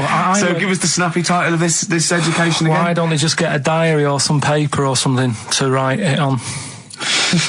That's what I always think when I see people with loads of tattoos. Like there's that fella who we were talking about the other week in Scotland who was covered 99% in tattoos. It's just like, what have you done that for? Yeah. Do you know what I mean? You can't get rid of it now. You've done it now. Yeah. One of my uncles, right, Tattoo Stan, he's just caked in them. Tattoos. Right. I don't think he's my proper uncle, but it's just like my dad's got Tattoo Stan. No, my dad's that's a province in Russia, isn't it? My dad's got loads of mates who. When you say he's not your proper uncle, do you know, like when just a bloke someone who's comes hanging around, around the all school? right, Uncle Stan. Yeah. Do you know what I mean? And my dad had loads of mates like that. There was John the Screw. right? So he either works in a prison or he likes to have sex. Cabbie. Cab driver. Okay. There was Jimmy the Hat. I don't know where he Jimmy did. the Hat. Yeah. And did he wear a hat? No. No. There was Fred the Veg. You sure he wasn't a relative? Sorry. Fred the Veg used to get us like big bags of potatoes and that. Fred Veg, okay. And there was Tattoo Stan. Right. And he was just caked in them. And I used to always look at him thinking, why have you done that? I must have only been like, 6 I or suppose 7. if you're born with a name like Tattoo Stan, exactly, you're destined, aren't you? Were Really? they like a 1950s gang? I'm worried about. I'm worried about doing a bank job. What was his name? The Hat. What was his name? Jimmy the Hat. I'm worried about Jimmy the Hat. Yeah. Not having a hat. I don't understand it. Are you sure he didn't have a hat? Not when I met him. Did he ever wear a hat? I didn't see him that much. Do you think it was a joke, like, when your mate's sort of like, 8 foot and huge, you call him Little John or Tiny? Do you think the fact that he never wore a Yeah, hat? they went, hold on, I've noticed something about Jim. Go on. No hat. And I go, oh, true, let's call him Jim the Hat. Jimmy the Hat, yeah. But my Uncle Stan, he had like loads of them. He did them himself. Oh dear! And it was always that thing. God. What was it? Things like he had like the cross cut here, made in Britain. And if you're going to do them yourself, I'd say at least make sure you're sort of a good drawer. Yeah, and don't do it in a mirror so it comes out backwards. Well, that was the other thing. But like, I remember he did. Names are all right. He had like all his kids' names down his arm. And, what are they called? Yeah. Oh, God, it's Tattoo Stan Jr. Yeah. And Paul shits the bed. I'm trying to oh, Wabbai Kate. Yeah. But yeah, Frankie never amounts to anything. Oh, go on. So he had like Johnny, I don't think he's mine. So he did all this. I don't even know why I'm telling you about tattoos. No, nor do I, Carl. Hey, to be honest, Carl. So yeah, okay. Any other nicknames your friends of your family had? What was your nickname, Carl? Just Pilky. Really. Because for a minute I thought Carl the Veg would have made a lot of sense. Yeah, Carl the Veg. And why has your dad got a little tattoo, Dopey Twat, on his arm? Right, we'll do the answers to Rockbusters next, yeah? Brilliant. Can I just interrupt you guys, because we've just had an email here. I hate to query you, Carl, and your educating Ricky section, because I know you put a lot. Don't read this, let me just read it for you. Just had an email here from Olivia, and this has also been corroborated by someone else. I forget who it was. She just tuned in, and she just heard you explaining the expression "letting the cat out of the bag." Sure. It's all to do with cats that were put in bags by dodgy butchers, possibly the 17th century. We're not too sure. Anyway, she claims. Well, let me see. She says she uses both the words twaddle and crap in relation to your definition. She says letting the cat out of the bag is an old shipping expression from when sailors used to get flogged for their misdemeanours. The cat is the cat of nine tails, which is a kind of whip thing that they used to keep hanging in a bag below deck. If it was discovered that a sailor had done something wrong, the cat would be let out of the bag and you'd get a whipping. Hence, don't let the cat out of the bag, meaning to cover something up. She's talking nonsense, no, right? she's not. That's the truth. Because the one I read about that was there's not enough room in here to swing a cat, right? And that was people who worked on a boat. Yeah, well, that's the same one. Well, that's fine. They can have two expressions for the same thing. They're not going to keep going on about people working on a boat to get loads of sailors. You can't have two phrases about the same thing. They're not going to got nothing to do with their time. Think how many just coming up with stuff. Think how many metaphors have birds in them, and it's ridiculous. Why can't you can have as many sayings as you like about anything, Carl. Yeah, There's not a rule. Whatever. They don't go, we've made one up about the cat and nine tails. Well, cheers for that, Oliver. Olivia. Yeah. Don't see your email coming up with the Rockbusters answers, so you better give us the answers. Let's give them out. The first one was Blur, Out of Time on XFM 104.9. Ricky Gervais with me, Steve Merchant, Karl Pilkington. Yeah. Steve's a bit quiet. He's got a bit of a sore throat. Oh, a bit of a sore throat. Murder all week. It's been murder, Rick. We couldn't work all this week I've been because off sick. Steve's been in Bristol. Carl, you're not impressed? it's just, I don't understand why having a sore throat sort of... Oh, he's done you. Right, what if the sore throat was so painful it was like you've got broken glass and razor blades in your throat? You can hear now that I'm not even speaking from down in the throat, I'm speaking from the very top of it like that, so it sounds a bit weird. But you're right. What? Your hands are alright, aren't they? Yeah, but we talk when we're writing, don't we? I can barely talk. It was agony. I couldn't sleep because it was so painful. Even when I was just lying there, motionless, it was hurting. I just was surprised because I got back off holiday and called Ricky and said, all right, is Steve all right? And he said, he's had to go back home or something, and he's stayed there because he's got a sore throat. Yeah. I didn't understand why you can't, just go home. I mean, how old are you? What? I don't understand why you've got to be at your mum and dad's when you feel a bit ill. I happened to be at my mum and dad's. Now I'm talking like you. When this sore throat really kicked in, so I thought I may as well stay and get a bit of the creature comforts of home. Do you know what I pictured though when he told me? See, my parents aren't like yours, Carl. Your father would have popped down to the phone box and maybe looked to see if there were any kind of throat lozenges. Strepsils. Yeah. Whereas my mum phones up the doctor first thing she can. I'm straight down there with my dad. They're snapping into action. They're trying to sort me out. It's a bit like that Ronnie Corbett thing, isn't it? Sorry. That sorry thing. You're right, Carl. Yes, you're absolutely right. It's just like that. Oh, No, dear. it's just because You just went on holiday with your parents. Well, not with mine. No, with right. Suzanne's, and it won't be happening again. So Well, that's that sorted. we'll have more about that a little bit later. Luckily we came in a few times, didn't we? We've been here since about 11:30, haven't we? Yeah, sorting stuff out. Doing a show. What, have you been squeezing his head, or? No, that's strictly between the hours of 1 and 3. We established that. Okay. And I've kept the rules, haven't I? I did practice the grip in the week, didn't I? Yeah, just to see what method he was going to use today. Yeah. I came in, I did my back on Tuesday. I was sparring and I pulled my back and I was in agony, and I had to get an emergency chiropractor out and sort it out. And I was on painkillers and I couldn't walk the next day, but I still came in and did a voiceover that was booked at 4:30, didn't I? I got Johnny to walk me in because I couldn't sit down, so I couldn't take a cab, but I could be upright, and I had to got him to walk me in because I was scared someone was going to bump into me, and I did the voiceover. That's dedication, isn't it? Yeah, but right, I got back off holiday on the Tuesday, right? First day back was going to be on the Wednesday, right? So I thought, well, I'll take it easy, because you do that, don't you, when you've been on holiday? The first day you just want to sort of... I don't, I'm straight back into it. Well, yeah, but it's nice to, do you know what I mean? Yeah. Just sort of look at your emails, go through all them, work out what people need and stuff. Sure. Doss around, yeah, sure. So I thought, I'll take it easy. As soon as I got in, I was told that Ricky had been booked in to do a voiceover. And I thought, can't handle that. Do you know what I mean? On the first day, him coming in annoying me, probably trying to get a week's worth of head squeezing in. So I called him up and he said, I might not come in because I've got a bad back. I thought, well, that's all right, right? Then you just turned up, didn't you? He said, I managed to get in a cab. Yeah, Johnny walked me in, and that's what, yeah. And he did the stuff, which I haven't got it here at the moment, but I'll find it on the system and I'll play you what he did. That he's been paid to do as well. It's all right. Yeah. Well, it's not all right. I had to pretend it was all right when I played it to all my bosses to try and persuade. Look, let's play that a little bit later. But now, as we're all back together, Steve, would you say the boys are back in town? Yeah. Brilliant. Thin Lizzy, boys are back in town on XFM 104.9. Right, we are back in town. Me, Steve, and Carl. Carl's on holiday. Steve's been living with his mother because he had a sore throat, and I've been hobbling around still trying to keep things going. Do you know why I think I was ill? Stress. I genuinely think it was stress. I think I'm beginning. No, I'm analysing it. What do you think of that, Carl? But I'll tell you what it is. Look, think about it though. We live in London. We got the war, the threat of terrorist activity. That's where I live. I'm all right. Next one. We got SARS. One. Yeah, but you can walk to work. I got to travel on the tube. I came in this morning. I saw a Chinaman sneeze. I was terrified. S Club 7. They've split up. I mean, I worry about those sort of people. They're young kids. They're talented guys. I mean, they say they're going to be all right. I'm not sure Tina is. I'm not sure she's got the talent. So there's just so many elements that stress me out. I remember you were worried about hearsay.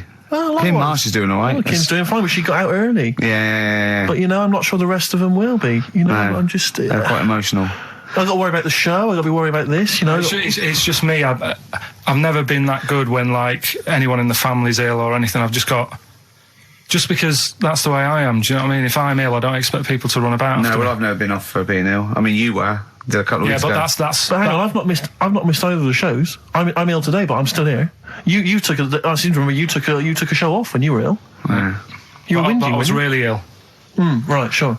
I couldn't even walk to work though. Yeah. That's what I mean. Did you go to the doctors? No, I was too ill to get there. Right. That's how bad I was. Did you call a doctor out? No. Oh, interesting. But it's just that. I mean, we were talking about it last night because I was saying to Suzanne, I said, "Oh, Steve's, he's been living at home all week." She said, "Oh, is he really?" I like the way he talks about you behind your back as well. Thanks. And she said, "What's up with him?" Malingering geek. And I said, "Oh, he's got a sore throat or something." She went, "Sore throat?" Oh. So she said, "Well, you don't know how serious it is. Don't be off hand with him tomorrow because if he's coming in and he's still not right, because she always sticks up for you." Yeah. Right. And she said, "Anyway, got some sense." She said, "And anyway, you're no good when people are ill." I said, "Hang on, what are you talking about?" So apparently, when we first sort of started going out, the first time she was ill, she kind of thought she saw the real me because she was ill in bed and that, and I was saying, "Oh, get up." And, of course, you can drink alcohol with these. And I just was like, you make yourself feel worse if you lie in bed. I said, "Come on, we need to go shopping." And she said, "You go shopping." I said, "No, I'm not, because I'm rubbish at shopping for food." Do you know what I mean? I'm all right at getting that night's food, but once it starts, like, you've got a plan. Sure, yeah, you're dropping the bananas. I forget all sorts of stuff. Yeah. So she said, all over the floor. Well, she was like feeling hot on that. She said, "I've got a temperature, so we'll come to the supermarket and not hang about in the chicken." Frozen chicken section, cool yourself down. Yeah, sure. And it made her worse. So now she was like, "Do you remember that?" And I was kind of like, "Yeah." Who's that hot woman sitting in the chicken fillets? Yeah. That's Carl's girlfriend. Yeah. She's obviously ill again. Even when I was younger, do you know when I told you that I was picked at school to give old people biscuits? Right, yes. Because you had nice hands, wasn't it? Because I had nice nails, right? Yeah. And then because I went down a storm at that. I went down a storm at that. Said, "Bravo! Getting back with the Garibaldi's the best I've ever had. Bravo!" What do you mean you went down a storm? Because I'm into biscuits, so... You knew your stuff! I was talking to him about... I'm into biscuits! Right, so... Did you make sure that they finished the first layer before you dipped into the second layer? No, there's no rules like that. Just no rules. What do you want? What do you want? What do you fancy? Yeah. So then, because I was good at that, we were going to like an old people's home where they were a bit iller. Rather than just being old, they were like ill. Yeah. And I said, "No, not doing that." Not going there. Because they're old people. Yeah. They don't want biscuits. Well, yeah, that's the they're too old to eat. So did you have to dunk them in tea before you fed them to them? No, it was just like. Did you feed them like? Did you have to chew their food, then stick it down their throat with your face, like a little bird? Yeah, a little trolley, right? Yeah. A lad who I didn't really get on with. He had good nails as well, so he was serving the tea. Yeah. And I just had a chat and said, "Oh, do you want a biscuit with that? Yeah. What about this one? Do you like bourbons?" Yeah. Oh, you really did the whole...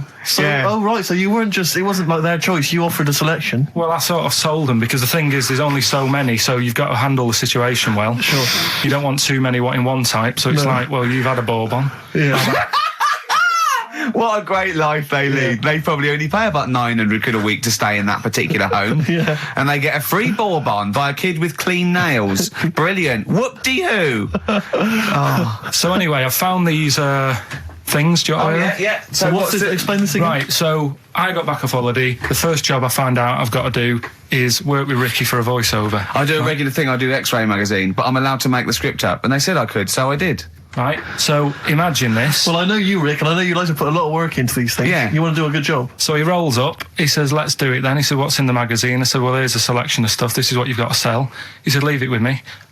He goes into the little booth, and the first one he comes up with is this little advert for it, right? X-Ray magazine. It's out now. It's £3.50 May edition. Music of Tomorrow. Dandy Warhol's picture, and there's a free CD with all the Placebo and the Donners and Smog and Nightmares on Wax, Alpine All Stars. Only £3.50. It's out now. Buy it, innit? Have you got a sore throat there?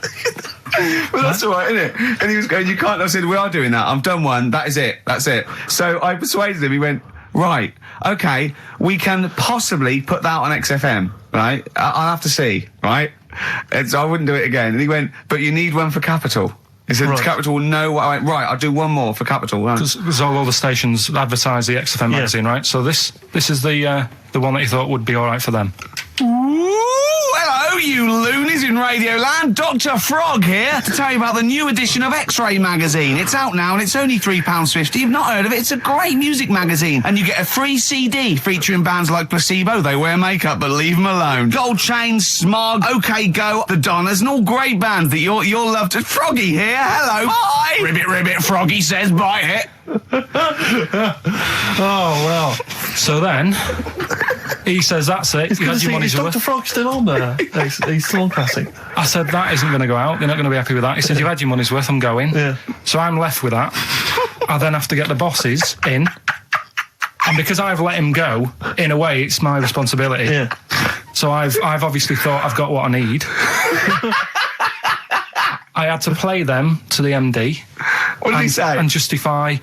Well, I was sort of thinking if I laugh, he might go, well, I don't get it, but he finds it funny. Oh, brilliant. Well done. So I was laughing, he was sort of thinking, you know. Excellent. Is that it? Brilliant. When do they go out then? I think one of them's going out at the moment.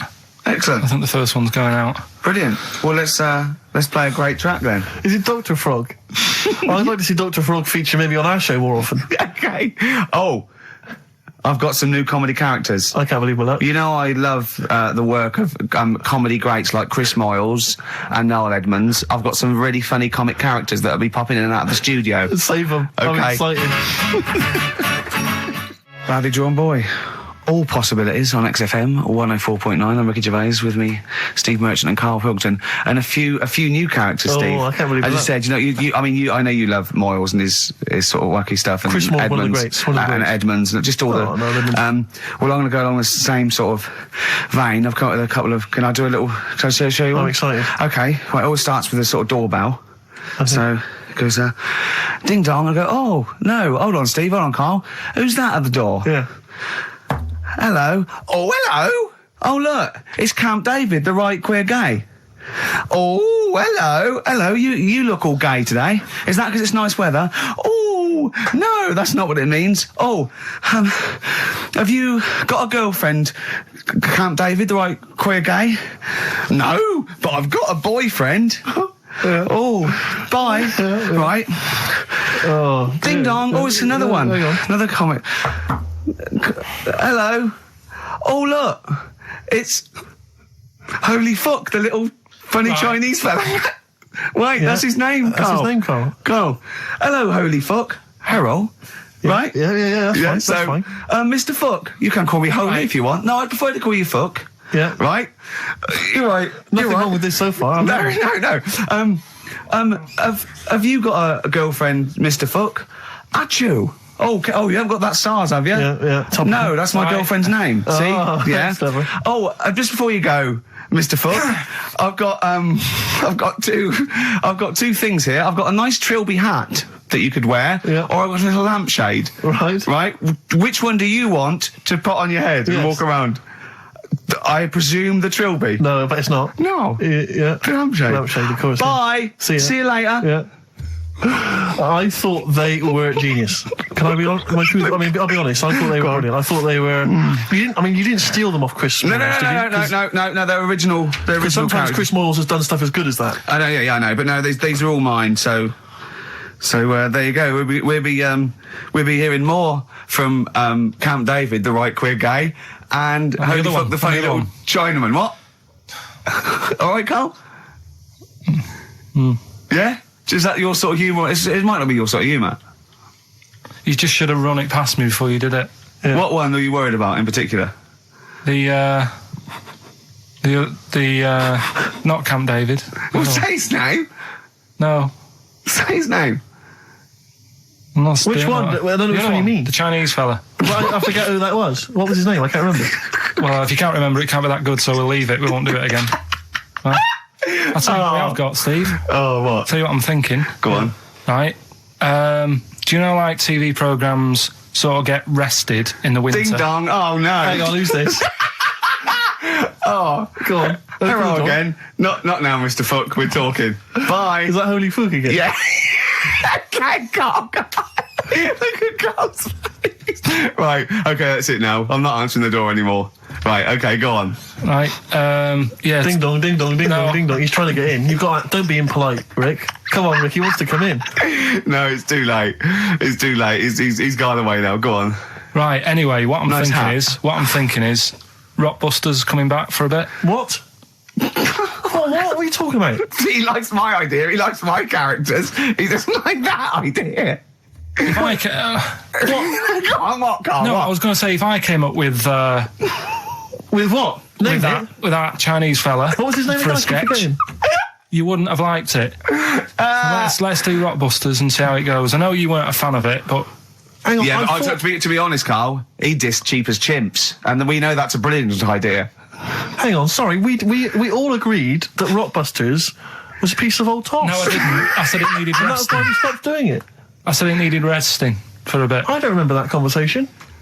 What do you mean it needed resting? We abandoned it because it was appalling. It started off as a nice idea, but you just gone crazy. Let's play a record and come back to this, shall we? What do you want to play? Bit of sugar. Oh, yeah. Brilliant. That'll cheer us all up. I don't know why you were thinking of bringing this back. I'm genuinely worried about this. Well, is that the doorbell?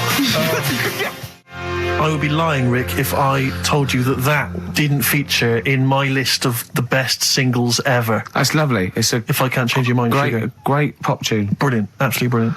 I think Carl's worried about one of the names of my characters, so I'm changing the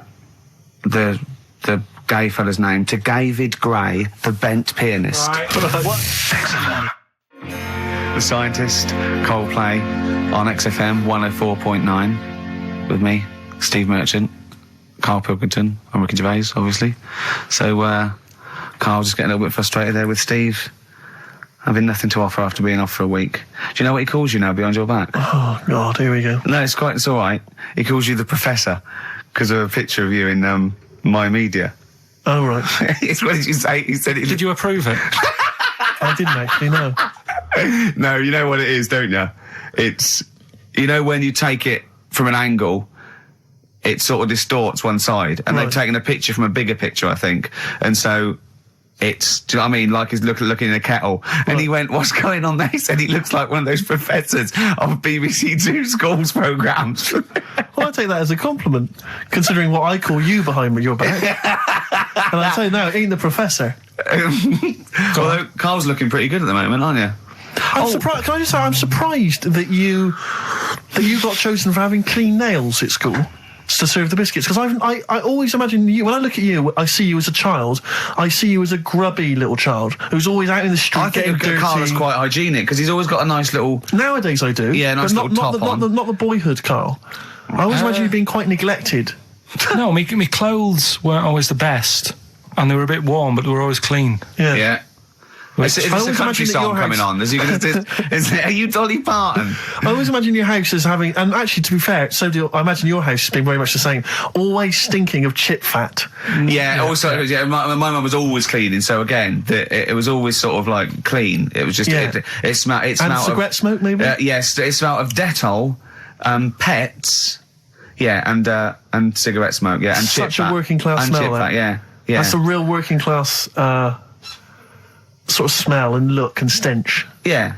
Are you talking about me now? Yeah. I mean, the interesting thing is that Carl's cleaned up his house. I have 2 baths. No, you are obsessed. It's I love Is this really bad of me? I was in Waitrose earlier buying a sandwich. I got a bit of money now, Carl. I like to splash out on a sandwich. I like £2.50. You ever seen any of it? Benji's shop. He does go to Benji's. I'll tell you what. I love Benji's. We go for lunch, right? And if he looks in the restaurant and it's sort of like $6.50, he goes, "Rick, I'm not made of money." Yeah. He is. We have to go to Benji's. He gets 2 sandwiches that have to fill him up, right? Because they're a quid each or something. But I'm a big guy. I need a lot more food. I genuinely need more food than most people. I'm like a brontosaurus. It is. It's just grazing all day. So I can't afford to sort of splash out in Pret a Manger all the time with your fancy French sandwiches. I like to get a lot of bread for my money. I want a lot of bread. So I was in Waitrose, and some guy came in behind me, and he was sort of, I don't think he was mentally doolally, but I think he'd been homeless for just too long, and he was really. What's just right amount of time to be homeless? Well, I think it was. You want to get out of that game early, don't you? He's past the point of no return. This guy. I think it was too late for him. I think there was no going back really. 6 months. He was sort of walking at a bit of a weird angle. He walked like the Elephant Man, even though he wasn't deformed. It was probably like you were in the week. It was quite unpleasant. And he sort of came up to me and he went, and weirdly he spoke a bit like I'm speaking now because of my throat. And I thought, if I speak to him back, is he going to think I'm taking the mick? So I kept quiet. And he went, all right, what's your name? And I said, Steve. And he shook my hand. He forcibly took my hand and shook it. But he had these cuts and bruises on his face. Oh, the open sores. Yeah, and he was shaking my hand, and I was just terrified. I was just thinking, get off my hand, let go of my hand. And thankfully, did he have a bow round his neck? Well, he may as well have. I mean, seriously, and I caught the eye of a security guard. I had him thrown out. I'm all heart. This man does not have the funds to be shopping here. Please have him removed. This is part of the John Lewis partnership. And so they had him thrown out. And seriously, then I was just freaked out. I had to wash my hand as soon as I could. I couldn't imagine the kind of grime that was crawling across whether his kind of homeless ways. Are you still doing your social work? Or whenever I can, Rick. Yeah. Yeah. At least he used to give it to old people biscuits. You'd have gone, I'm not going near them. Look at them gums. Wouldn't that have been grim? Would you have wanted that though? Old kind of homeless people touching you? Well, no, I'm not Jesus Christ. No, I know. It's not on my list. I don't have a shopping list on. What do I know? I need some batteries from a Walkman. I need to be touched by some old people. See you later. Cheers. I was watching, the one thing I did watch all week was Columbo, which seems to be on constantly. I was watching Columbo, and I know you're a fan of Columbo, Rick. One of my favourite programmes of all time. Right. I was like, do you not think that All right. I just thought you were going to talk about it. Well, which one? They made about 90, and they're showing on about 4 channels in rotation. But it doesn't matter if I tell you who did it, because you'll find out in the first 5 minutes. Yeah, exactly. You find out in the first 2 minutes anyway. Let's be honest, if Robert Vaughan's the star, it's probably going to be him. Or Culp. Often Robert Culp. Yeah. Yeah, sometimes Patrick McGowan. But do you not think that Columbo looks like he smells? Would you imagine he smells a bit? He's a brilliant detective. Well, he's got that dog, and he smokes cigars, so I imagine he smells... I reckon he stinks. I reckon he doesn't clean his clothes enough. Oh, I think he has. I think he gets up and washes, but I think he puts on a crumpled old he's too absent-minded. I think he's too busy thinking on solving crimes and stuff. What do you think? Do you think his wife makes him clean his pants now and again? I think they're quite a bohemian couple. I'm not sure she's really interested in that. I think she's got her own mind. Maybe she's a painter or something. No, maybe she's losing it a bit, and he's a bit embarrassed by it. Yeah, that could be the truth. And she's probably incontinent, so while she's ironing his trousers, she just all over them, and he goes, oh God, she's shatting my pants again, I gotta wait a minute. Yeah, so that's what... Oh, ding dong! Who's that? Who's this? Oh, hello! Oh, look, it's David Gray, the bent piano player. Oh! Alright. I thought it was going to be Columbo. That would be the joy. Ding dong. My wife loves you.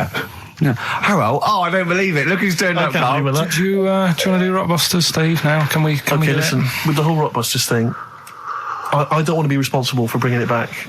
So I think we should put it to the vote. You should email in. We'll give people 5 minutes to email in. I'll take a straw poll. Do you want to see the return of Rockbusters or not? We're leaving it to you, the audience, to decide. Okay, Steve. I guarantee it's going to be a landslide. They are all going to want it. But why have we ever trusted our listener? We know what they're like. You've just described some of them with a bloke in Waitrose and Columbo's wife shitting herself. So that's the sort of people that, you know what I mean? Yeah. It was weird because the Waitrose guy did ask for my autograph before he was hauled away. So maybe he is a listener.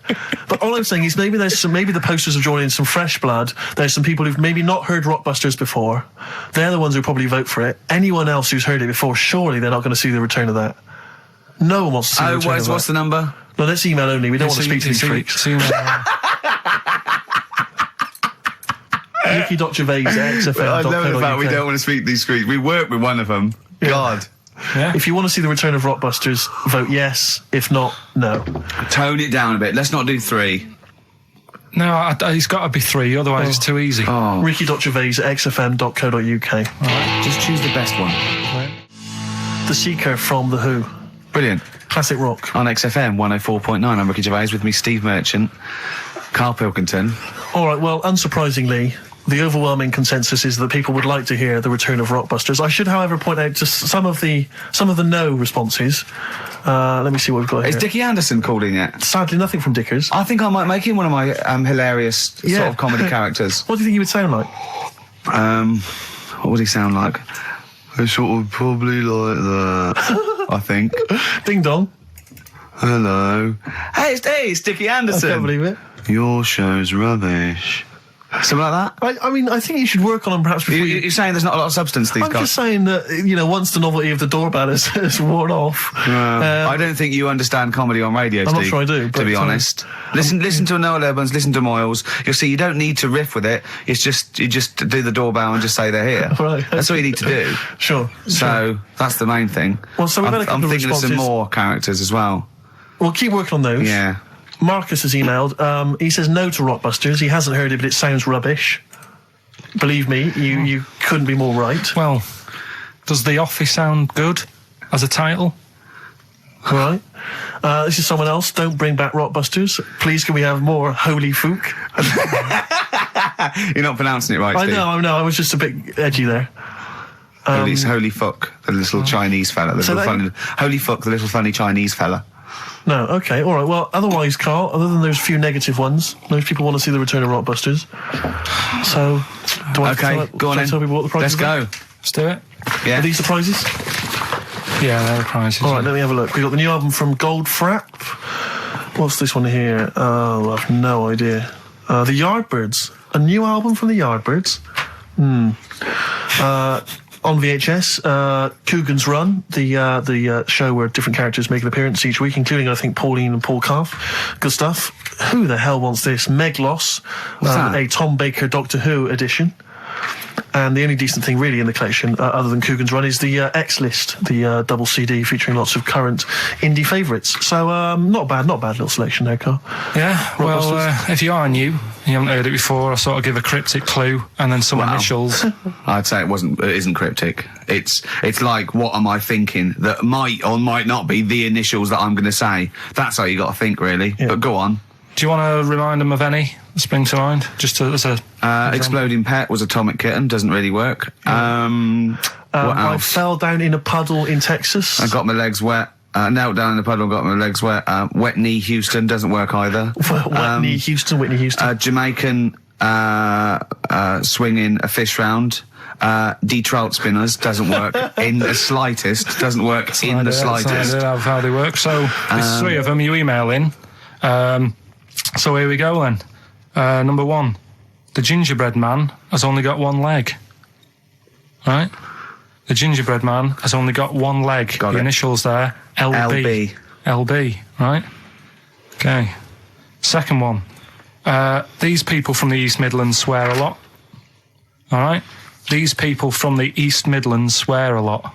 These people from the East Midlands swear a lot. The initials TTD. Right?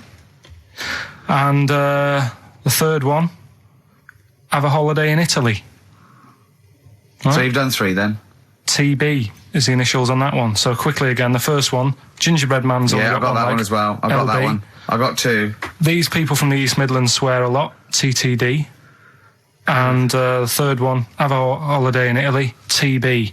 Email in with what the songs are and you win that stuff. ricky.gervais@xfm.co.uk. Hang on, it's not the songs, it's the artists, isn't it? Yeah, just Oh yeah, like he said that. Yeah. Okay, fine. Email only, please. ricky.gervais@xfm.co.uk. So we got that going. Yeah, looking forward to the answers on that. Bit of feeder would be good, wouldn't it? All right. I love this music. Forget about tomorrow. Feeder on XFM 104.9. We've had a response from Dickie Anderson. Dickie Anderson, our number one fan, although not a man who's, he's not afraid to criticise constructively. Yeah. And he's simply emailed in, surely your show is bad enough without bringing back Rockbusters. A valid point.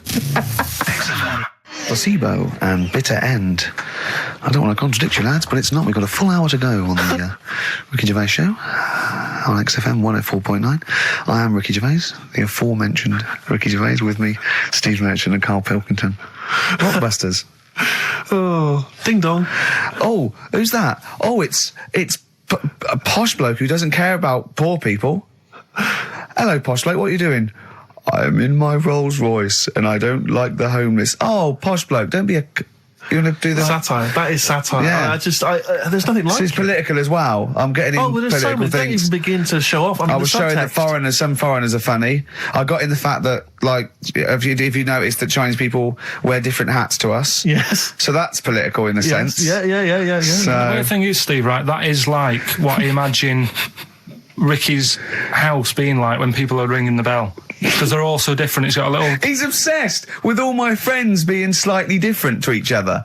I've never understood it. He goes, there's no thread. There's no thread to them. All my mates have got a thread running through them. I was literally after they walk out of the home. Yeah. But what do you mean my friends are all different? Well, that could be... It wouldn't surprise me if I was round there and the bell went and I said, do you want me to get it? And he said, yeah, and I opened it and it's, what, holy fuck? Holy, yeah, he's at the door, right? And then I'd say he's busy, close the door, bell would go again, then you got the little gay fella. David Gray. Yeah. And then, do you know what I mean? Yeah. Not really, no. Because he's met some of my friends and he looks at them in a weird way. I mean, some of them are weird, but he's just... Oh, the other night, right, he's got a thing about Robin, my mate Robin, right, who's a lovely bloke, right? He's going, I can't be handling him, he talks too much, Robin sort of goes, and he talks really fast, and he's sort of riffing all the time and that, and because it does me head in. Why is he talking like that? And I said, Carl going for a drink. He went, Robin's not going to be there, is he? I went, no. And I was there with Johnny, and I'd set him up. I knew Robin was going to be there. Robin comes in, sits down and goes, hi. I go, all right. Carl goes, I'm going. And Robin sort of looks at him. I went, oh, don't be stupid. He went, no. And this is in front of Robin, who's confused. Carl goes, points at him, he goes, I said, was he going to be here? I don't like him. And Robin just... it was unbelievable. It was unbelievable. Appalling. It was unbelievable, Steve. And Robin sort of looked like really genuinely sort of upset. He goes, well, shall I go? I went, no, don't. And Johnny went, oh, Carl, he's a lovely bloke, right? And Carl went, well, no, I'm less annoyed at Robin now, who's done nothing. No, of course. Than you. And I went, look, just have a chat. He goes, no, it's not worth it. And Robin was going, right. I go, Robin, stay. He went, no. And I made him stay. And in the end, they were getting on, weren't you? Well, yeah, in the end... I can't believe... What were you thinking, Carl? What kind of a despicable man are you? That's why am I the bad one? Of all the things you've done, that is terrible. Why am I the bad one when it's Ricky's fault that we were both there anyway? We all understand but it's the a public place. You don't say to someone in front of them, I don't like this person, I'm shooting off. I don't think I said it like that. You said exactly like that. Yeah, and he was like genuinely confused, and he was sort of like sitting there thinking, "Oh, do I have to take this? What have I done?" And he was upset anyway. He just done a show that didn't. You are one of those typical Mancs who are arrogant and they swagger around the place like I don't need anyone. And I'll tell you this: if you ever lose Suzanne, you are going to be one lonely man. I'll tell you, because you make no effort to maintain your friendships. You say these sort of things that he's saying to you about Liverpudlians, and I'll tell you what: I've never met a Liverpudlian as rude as you. You're like the Oasis brothers, Larry, loud, rude. No, but I said no. Robin's all right. I had a chat with him. He was a bit quieter the other night. He was fed up. I said if he's fed up all the time, I'd be happy. I said he's fed up because you've just insulted him. And he said he was all right. He didn't talk much. I said when he was upset because he'd been in the show and he said, well, tell me next time one of his family dies, we'll have another drink. I don't know what you're like, Carl. I don't know what you're like, mate. You are I just think you're. The more I get to know you, you're not a good mate with him. You would like taking the fun out of his little thumbs that he's got. Yeah, but that's my squeezing his head to you, isn't it? I've got different mates with different parts of the body. Yeah. I like to squeeze your head. I like to look at his thumbs and that. It's weird, because I was thinking of doing a bit of educating Ricky. Yeah. Right. I'm always looking for stuff, learning stuff as well as doing the other job and that. Yeah. And when we went out with Robin, and what does this mean to anyone? Yeah. I'm just having a conversation about people they don't know. Go on. Well, it's enough, innit? His name's Robin. He's got really small thumbs, right? He looks a bit like Millhouse, doesn't he? That sums it up. He's like Elephant Man. You know what you get in there, right? Robin, he's got little thumbs, right? So I wonder if he's listening. I wanted to do some research, and I thought, I wonder if there's anything on small thumbs, right? I found something. Do you know the saying, rule of thumb? Oh, is it an inch? Well, do you know what the saying means? Is it hitting your wife with a stick? Yeah, okay, apparently. Come on, explain. Well, rule of thumb You know what that saying means if someone says... kind of, yeah. Well, it just means... a rule of thumb, it's a general rule. Yeah, exactly, yeah. Right. Well, where it actually came from is years ago, husbands weren't allowed to sort of clout the wife with anything. What was it like in the past? I know, yeah. You couldn't clout your missus. With anything wider than your thumb. The stick had to be the same, no bigger than your thumb. I know, so a big Robin bloke could do no damage if he went out with anyone. Although his is wide, he's got a little thumb like a little knob, isn't it? It's like it's truncated, because it starts off normal. It looks like he's had his big toes put on his hands. Does he have to drink a pint with 2 hands? Yeah. And he's dropping stuff all the time. Can I just go back to the rule of thumb thing, though? The idea, what date was this? I'm not asking Carl, I'm looking at Ricky, because you're not going to have any idea, Carl. It's just going to be the past. Yeah. But I like the idea that... I think it's the same sort of day where, I don't know, you got hung for being homosexual and you could shoot a Welshman. I just love the idea that there's blokes beating their wives with shovels, logs of wood, and someone's gone, hang on a minute, everyone, Hold on, wait a minute. Let's have a look at your thumbs. What can we do? Wait a minute. We've got to have some kind of rule here. I'm all for beating your wife, but let's have some kind of rule. Let's give him a sporting chance, surely. He goes, well, I'll tell you what about you can hit her with the width of your thumb? And the wife goes, make it the width of his knob. I go, no. He slaps her again. Yeah, width of your thumb. All right. Better? Yeah. It's like it's like I always remember seeing in the swimming baths, there used to be those signs that would say, no running, no jumping. Yeah. That makes sense. No bombing. Fair enough. No petting. No petting. It's like you're not allowed to kiss in the swimming baths. And I love the idea that it's probably some kind of lifeguard who sort of maybe saw his ex-girlfriend getting off with some bloke in the water and thought, right, there's no petting anymore in here. What do you mean? No petting. You're not allowed to kiss her. Or no one. You're not doing this just because you used to... Nothing. There's not a problem. Okay. Not a problem. Just leave and don't kiss. You want to swim, but don't kiss. There's no petting. Did you just write that on in yourself in biro? Yeah. No. What's this no fiddling downstairs in or out the swimming pool? No. No fiddling with her downstairs? No. Right. It does annoy me, though. I was saying to Ricky the other night when we were walking somewhere... No taking her for a drink afterwards. You can't enforce that. People who kiss and that in the street... That annoys me. Yeah, people showing their affection for one another. No, they can hold their hand and that. Yeah. Sure. But it was just... Yeah, I agree, yeah. I see 2 people eating each other, like, in a restaurant or something. 2 people eating each other? You know, snogging in public, yeah. So that's that. Answers for Rockbusters, are we doing them now? Yeah, well, come on then. Well, I think let's play a record, let's come back with answers for Rockbusters. What about a bit of Cure? Do you want a bit of Cure? Yeah. So we're going to go wrong. We're going to go wrong. Ding dong. Oh, here he is. Oh, it's a fat fellow with lipstick. Hello. A Forest, The Cure, XFM 104.9. Good track, isn't it? Oh, yeah. Going all the way back. All the way back there. Wow, Rockbusters, the results. You've had a few proper answers, I hear. So, either I'm wrong or people do think like you. I've got 2 of them. What are the clues again? Right. First one was the gingerbread man has only got 1 leg. I got that. That was LB. Limp Bizkit. Right. Yeah, the third one that I think you worked out. Yeah. Have a holiday in Italy. Chewing Breaks. TB, Chewing Breaks. Yeah, this is the one I can't get. If there's a reason why I can't get this, we're not doing Rockbusters. Can I give the answer to this one? Yeah. What's the clue? The clue, these people from the East Midlands swear a lot. Yeah. TTB. TTB. The answer? TDD. Yeah, go on. Give the clue again. These people from the East Midlands swear a lot. Tourette's Trent D'Arby. Right, you're never doing Rockbusters again.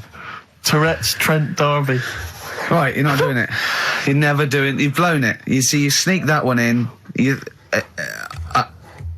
Yeah, but I always like to sort of give 2 that, are fairly easy, and then you sort of work out the men from the boys then, don't you? Yeah. Well, I mean, if I'd have done a character called Tourette's Boy, friend of the little Chinaman, and it went, ding dong, oh look, it's Tourette's Boy, friend of holy fuck, holy fuck, you'd have been annoyed. Do you know what I mean? Oh, who's your mate, Tourette's Boy? Holy fuck. You'd have been annoyed, wouldn't you? Is that a character from Lenny Henry's show? I can't remember whether it's Chris Moores or Lenny Henry. Yeah, one of them. Anyway, the winner, lucky old Richard Perks from Birmingham. He's listening presumably on Sky, and so nice to have him listening. And that's Richard Perks. He's got those answers, all of them right. In fact, most people seem to get Terence Trent D'Arby or Tourette's Trent D'Arby. Well, I think that's offensive. If you want to complain, what's the number? What do they write to complain about that? Using the same person you told people to write to and tell them I was a knobhead and shouldn't be on the radio. Last week when I was away. Did anyone do it? I think a few went through. Did you listen to the show? I listened back to the recording of it. Did you get any emails before you listened to the show? Yeah, when I got in. Did it upset you? What sort of things was it? Just stuff, I can't remember. It was weird because there was like a few of them in a row and I just thought, what's happened here? Yeah. Because we said that, because you weren't here. So what did you say? I just said phone in. We had a couple of genuine emails that liked the show, didn't they? Yeah. And I said phone in and leave messages or email Andrew Phillips and Karl Pilkington and just say the show was great. The show was brilliant without him. But they went a bit too far, did they? What did they say then? Oh, I can't remember. I mean, it doesn't bother me because I'm not bothered what people say, am I? No. Do you know what I mean? No, you don't care what you say to people either. Poor little Robin, he looked crushed. Whatever. Whatever. Well, it doesn't matter because he's doing well at what he does. He couldn't even hitchhike home because they wouldn't stop because his thumbs didn't show up. He couldn't. He was waiting there for ages by the side of the road. Do you know the difficulty he has buying gloves? It's murder for him. He wears little oven gloves. Yeah. From like Wendy houses. He has to wear Barbie oven gloves. Yeah. Oh. Right, so so the winner there, Richard Perks in Birmingham, if you could just email him with your address. There was another winner, wasn't there? What was his name? Actually, there was one person who got all the right answers, and there was almost a winner, but his name was Peter Kay. And I like Peter Kay just coming second, so we gave it to Richard Perks. Yeah. Peter Kay. Never gonna win. Let's play a record. Radiohead. There. XFM 104.9. Ricky Gervais, Stephen Mitchell, and Karl Pilkington. Right, Rockbusters. Well, you shot yourself in the foot with that. So, Tourette's Trent D'Arby. Amazing. I mean, what did you think of first? His name and what words you could put in there? I normally sort of just go through a Guinness Book of Hit singles and go, right, who can I do? Right. You're giving away a lot of. I mean, that you're an enigma, Karl. I wouldn't give away your workings. I mean, because then everyone will be able to do it. And what you've got now is a gift that people can't really tap into. Do you know what I mean? See, that's what Lenny Henry and Chris Miles' mistake. See, I've sort of worked out how they do their comedy, and I'm doing it now. Sure. Do you see what I mean? Now that, I'm doing it. I think the only way that people would start to be able to replicate a lot of what Karl does is if maybe they had a severe blow to the head, or they were diving and they came up to the surface too quickly. Ding dong. Oh, I'd like a severe blow. Oh, get lost, David. Oh, let's have some adverts, quick. Steely Dan, reeling in the gears. Sorry about that. Look, he's going to put on his little duffel coat. Yeah. Well, not very well. You look like someone that walks around Forbidden Planet. Don't say that, that's the ultimate insult. You can say I look like something that you'd buy in Forbidden Planet, but not someone that goes shopping in there. Please. The Professor. Oh, the Professor. Oh, brilliant. Oh, talking about weird-looking heads and stuff. Go on. We're doing that cartoon on the internet at the moment, that little cartoon I did of Karl. And the bid's up to 200... Hang on, sorry, that doesn't make any sense to people that don't know what you're talking about. Oh, I did a little cartoon of Karl. And because he doesn't like his picture in the paper, when people request a picture of us, he started sending that off, and it's in heat, and it's going to be in Jack, and they put it on the internet, and they're bidding for it, aren't they? Yeah, it's at 200 quid. That's ridiculous, that's isn't crazy. it? That's so crazy. what I thought was, we've got to frame it, Karl. We've got to put the copy of Heaton or something. You'll have to the winning show, the show that they win on. You'll have to do a copy of that. So you know what I mean? They get something for their money. I think I'm mildly embarrassed. So it's for good cause and everything. But didn't someone say 250 if they can come in and watch the show? Yeah. We can't do that. We don't allow people. But what I thought was, what about the winner gets to come in and squeeze your head? So they get in for just 2 minutes. We present them with it. No, Yeah. No. What do you mean no? I'm not having strangers coming in squeezing my head. What? You mean it's for charity? It's for charity, Karl. Come on, mate. What are you like? I don't care. I'm not doing that. I think even an ill person would say, no, it's all right, I'm not that ill. What do you mean? You don't have to have your head squoze for us. Squoze? It's close. You don't have to have your head squoze. All right, let's move on. So how they big then? How will they know they won? xfm.co.uk/Ricky. You can see the picture on there. If you're interested, if you think it's worth more than 200 and you've got some money, then you send an email in saying I'll give you, 220 quid or something. But are you not going to let them squeeze your head? So we get someone here, the art department here. We'll frame it up. I'll put a little note of authenticity. Yeah, brilliant. A picture of us. Can I have a real picture of you? A little Imagine David Dickinson examining that in a couple of years' time. This is as cheap as chips. Yeah. You can sue him then because he ripped off your phrase a little bit, didn't he? You've been done here, mate. You have more money than sense. 220 quid. I'll tell you what. Have we got monkey news today? We might not get to it, mate. We are running out of time. No, we're doing it. What do you mean we're doing it? The show isn't complete without it. I'd rather drop adverts and stuff. Well, I'd rather drop adverts. No, we're doing monkey news. Do you want it? Rick, my concern is that if you put monkey news on the subs bench, it's going to be like David Beckham. Yeah. He can have his eye wandering to other radio stations. Yeah. And look what he's doing. Yeah, he might be leaving off to Real Madrid. I might take monkey news off the radio too or something. Yeah. Right? So don't believe in monkey news. I imagine if they're listening now, they're probably going to call you and go, Carl, were you serious about bringing monkey news to Radio 2? Because the check's open. Well, do you want a bit now, or what we're doing? Well, no, I wanted you to tell Steve about your holiday, because you told me in the week. Go on. Steve, I mean, bad idea. I had a feeling anyway about going away with, Suzanne's mum and dad, because I've never been into sort of family holidays anyway, right?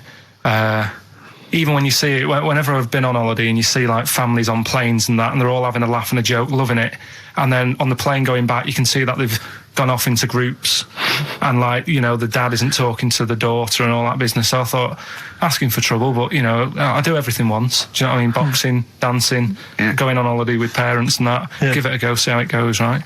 So not your A levels, but fair enough. It started off. It started off bad, didn't it? Because last week I told you that. Our dad called us up and said, I want to take some tea bags with us to Madeira. Yeah. What's the best way of packing them? Yeah. Right. So I knew there was going to be problems like that, because the thing with Suzanne's family, right? They like having a routine. They know what they're doing every day. They know what they're having for tea every day. It's the same thing every week and stuff like that. Yeah. So I thought this is going to be interesting, because they can't do what they normally do. Sure. Right? I love it. I love you treating it like an experiment. Yeah. Right? Just watching them all the time. So the first problem was they'd never flown before. So I was winding them up a bit. Saying, it's murder. It's really horrible. Plane goes all over the place. And Mum had done some research saying, well, I've been reading about it, and she got a funny accent. More people, there's more chance of me being killed on a donkey than there is on a plane. So I upset her. I said, right, when we get there, Spain. I said, when we get there, let's see if there's any donkeys on the beach. Yeah. Right? And she didn't like that. So. Oh, what? To joke about you hoping she died? Yeah. Oh, what's up with her? Right, so we get there, and, they see the villa and that, they're quite happy with all that business, right, with all that stuff. And then, as time went on, I was getting a bit sort of fed up with them being around us all the time, because I think you should have your own time when you go on holiday with the family. You should say, right, you go off and do your thing, we'll do our thing, and we'll meet up later and talk about what we've been doing and stuff. Anyway, so it gets to the Thursday. We've been away since Monday, right? And I said, right, we're going out tonight. So our mum says, yeah, we'll come with you. I said, no, it's just us. We're having a bit of time on our own, right? Is it true you said to her, you told me this, you said to her, you started to annoy me, I want some time on my own? Well, I told her at the start, I said, it's going to be interesting, this, because people annoy me when they're around me a lot. Sure. So I wasn't nasty to her, I just was saying people, not her. All right. Yeah. Do you know what I mean? I'm just saying, you're going to get on my nerves. So, you hailed a donkey for her. So, no, but seriously, right, with the flying, do you know those stockings that you can get because of deep vein thrombosis? Sure. She had them on in the cab.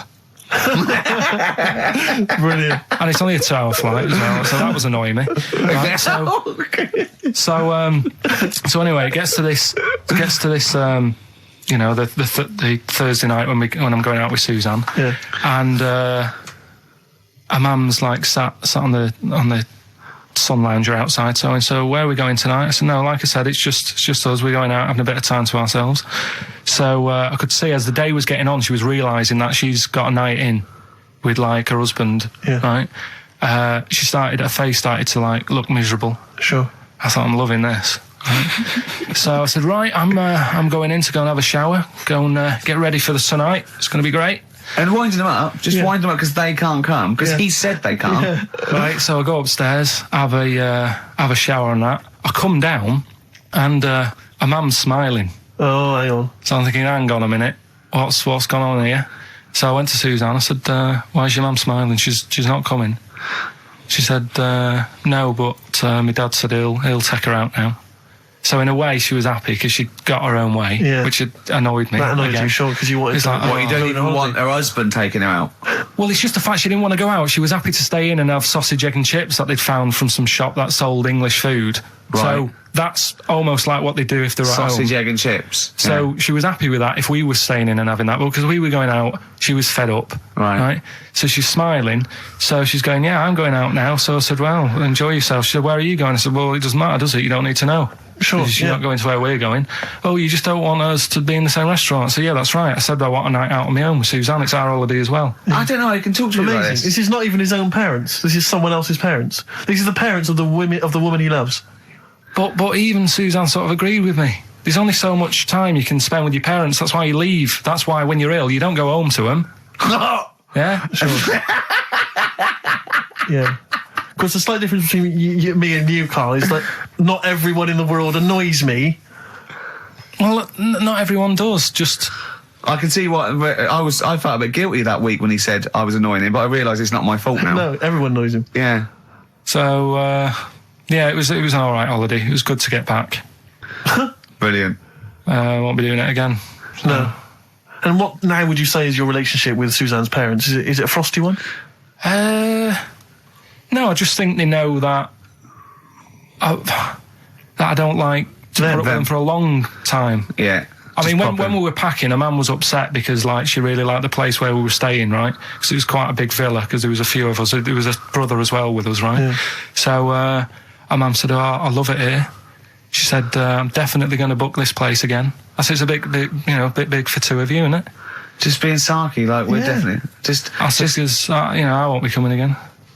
You're like, I don't know what you're like, Carl. You're a monster. You're an absolute monster. You're one of those people that goes, I says that speakers are fine, I says, and gibbered what the wibble. Yeah. And never the way will slap. You're like a middle-aged man. You're like an old man. You're like an old man and you're what, 30? I'm just imagining you scraping along in clogs and a flat cap going, oh, that tree's got to come down. Yeah. Puncturing a kid's ball if he kicks it into your garden by mistake. Yeah. Refusing to give it back. Yeah. Gather round. Yeah, there were once Chinese kid as hairy as that cow, which is weird because there's not many Chinese people that are hairy, but this one, I tell you, it were back in 1990. Grandad, are you eating a Twix? Well, that's you too, with or without you, but we've got to cut it a little bit short because we're actually running out of time. It's so jam-packed, this show. We've got monkey news on the bench. Carl just remembered, we've got Cheeky Freak of the Week to fit in. I don't know what to do. What's your Cheeky Freak of the Week, quickly? Just throw that away. Right, well, it's just like, we look at Cheeky Freaks. Is this show offensive in any way to some people, do you think? Ding dong. Got any buns? Oh, it's the Elephant Man. Go on. Right, well, it's a bit of a problem for you, this one, Steve, right? I'm chucking it forward to you. Remember the Cheeky Freak of the Week that we were talking about? That illness where people age quicker? The 5-year-old girl that was older than her mum, and he said to you, what, if you ran off like you wouldn't serve her fags and beer? And you went, no. He went, why not? And you went, because it's a 5-year-old. Yeah. Right? He went, oh, she's got enough problems. Give her some fags. You remember that, don't you? Sure. Yeah, right. So, another dilemma for you, right? Picture this. You're running a restaurant, right? Door goes, right? Few people. Most of them look normal. You notice the woman at the back, crawling on all fours. Top half is woman, right? This is real. Yes. This isn't like a comic or anything. This is on, on the internet. I've seen it. They're called dog people, and her legs just come straight down. They're like little swing legs at the back, and so they walk on all fours because it's easier. Dog people, right? Yeah. Not dog people. They're human beings with deformed back legs, so they walk. It's easier for them to get around like that because they can't stand up because they can't stabilise, and also it comes straight out of their hips. Right. So you're running a restaurant, it's a busy night, you haven't really got time for any hassle. She comes in. Would you serve her? The premise being what? That he doesn't serve dogs? Because the restaurants don't allow animals in. Right. So it's a dilemma. It's not a dilemma. Right. She's not a dog. She's a human being. Yeah, I put a plate of meatballs on the floor, and she tucks in, and a little glass of, a little bowl of wine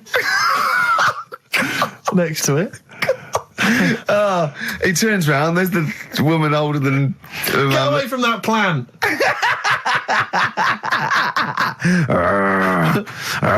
Is service included? Oh dear. Okay, so monkey news, please. All right then. Let's hear the jingle. Oh, chimpanzee that monkey news. Right. Now, before and again. Go on. Oh, chimpanzee that monkey news. Brilliant. All right. Right. Before I went away, I told you about Alfred. He was the monkey where there was a robbery going on in a bank. And then he nicked the robber's loot and backed out with a gun. Yeah, he sort of stole. He robbed the robber, didn't he? Yeah. Did he take his gun as well? He took the weapons. He took all the weapons. There was like a couple of robbers. He managed, because they were so amazed that a monkey was coming in. It was like, don't talk shite twice. Right? Anyway, got a follow up to that. Okay. Now, what was that monkey's name? Alfred. That was Alfred.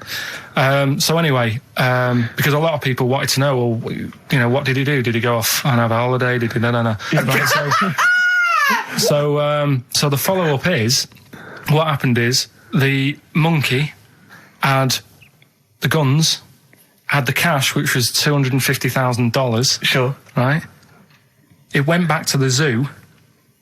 Right. Right, Carl, you're talking shit. Ricky, I get angry with you when you won't let him finish his monkey news. Right. Can't we just get out the official Imagine thing? if people were interrupting Trevor McDonald. It wouldn't happen. I want to make sure I don't get anything wrong. No, of course not. So check the internet. So the monkey goes back to the zoo, right, where all the zookeepers come out and go, get him. He's got the guns. Yeah. He hands out a couple of guns to his mates. What? His monkey mates? His monkey mates, so they've all got a couple of guns each. Oh, Carl, Steve, I can't, mate. I cannot stand it. Honestly, I want to scream. Please, I really get annoyed with you. They tried to do him a deal. They said, how about if... I'm going. Tell him that. I'm going. No, I can't. Step out for a minute. Okay, we'll just do it. Look, don't listen. Step out and I'll paraphrase what I hear for you when you come back in. Step out. Now, please, I need to hear the end of this. This is monkey news. This is important stuff. Right, Ricky now has left the room. He cannot bear to hear, which is surprising to me. Right, so anyway, they've got the money, and they say to the zookeepers, how about we give you some cash? Yes. And they go... Sorry, hang on. Sorry, the zookeeper said that to the monkeys? Yeah. Right. No, the monkeys who have got the £250,000... Right. ...say to the zookeepers, we'll sort you some money out if you let us go. Sorry, the monkeys say to the zookeepers... We'll give you some money. Yeah. You don't see any problem with that? Right, listen. Okay. It's nearly finished. Right, I'm listening out there. This is ridiculous. What do you mean the monkeys say? What do you mean the monkeys say to the zookeeper? They were probably holding the money out, like, kind of going, look, we'll do your deal. Right, okay, come on. And what happened is, I think they were happy with that. I think they left, and that was that. They wanted to get out of the zoo because they didn't like it in there. There's the thing. Right, I don't... Just have a look. Right, Carl, think. Right, how did they get out in the first place, this one? Just let Steve have a... So why did he go... So he went and robbed... He thought... he knew there was going to be a robbery that day, did he? He might have been getting some money before they went to escape, and then that happened and they had more money. They might have been withdrawing some stuff out. What do you mean? No. If he was planning on leaving the zoo, he's going to get his savings. What are you talking about? What have you read there, Steve? I've got a feeling this is a review of one of the Planet of the Apes films. I think it's Escape from the Planet of the Apes. I'm not certain. It could be Beneath the Planet of the Apes. Right. Carl, think. Please think. Right. So this monkey, right? He leaves the zoo, right? He leaves the zoo, which he can do presumably. What? They leave him the keys or what? They're chatting to him. They might as well. He goes to a bank. What's he thinking of doing? Sees a robbery, probably by chance. He probably wasn't tipped off, was he? Or has he got one of those police scanners? Probably got one of those police scanners. Well, I think he was going to the bank to get a mortgage to build a slightly. I think he wanted an extension, didn't he, on his cage? Think of that. And so I love the fact that he hands out the guns and they do a deal. It's honestly, you've got the best mind working on radio today. It's incredible. So the only person who makes less sense is Terry Wogan. He goes up and down, doesn't he? I can't understand his sentences because I don't know. No, it's like freeform poetry. Yes, I don't know whether it's the end of a sentence, in the middle, or a new one. Yeah. But let's have the jingle again, a record, and then we'll probably have to wrap up the show, I imagine. That was chimpanzee that monkey news. Well, Mr. Stipe, I am not Kenneth, but I can tell you the frequency was 104.9. See you next week. I'm Ricky Gervais, with me Steve Merchant and Karl Pilkington. Do you think that when Marconi invented radio, this was what he had in mind for it? Yeah, 2 hours of absolute. See you later. 104.9 XFM. You all right?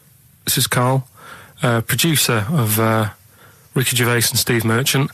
They're not about today. Ricky's on holiday. Steve couldn't be bothered. So I'm left here with all the DATs.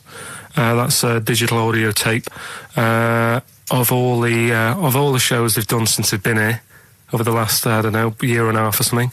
So we'll play you some of the best bits. All right, so here's the first bit. Listen, still to come, right? We've got the monkeys thing. Oh, chimpanzee that.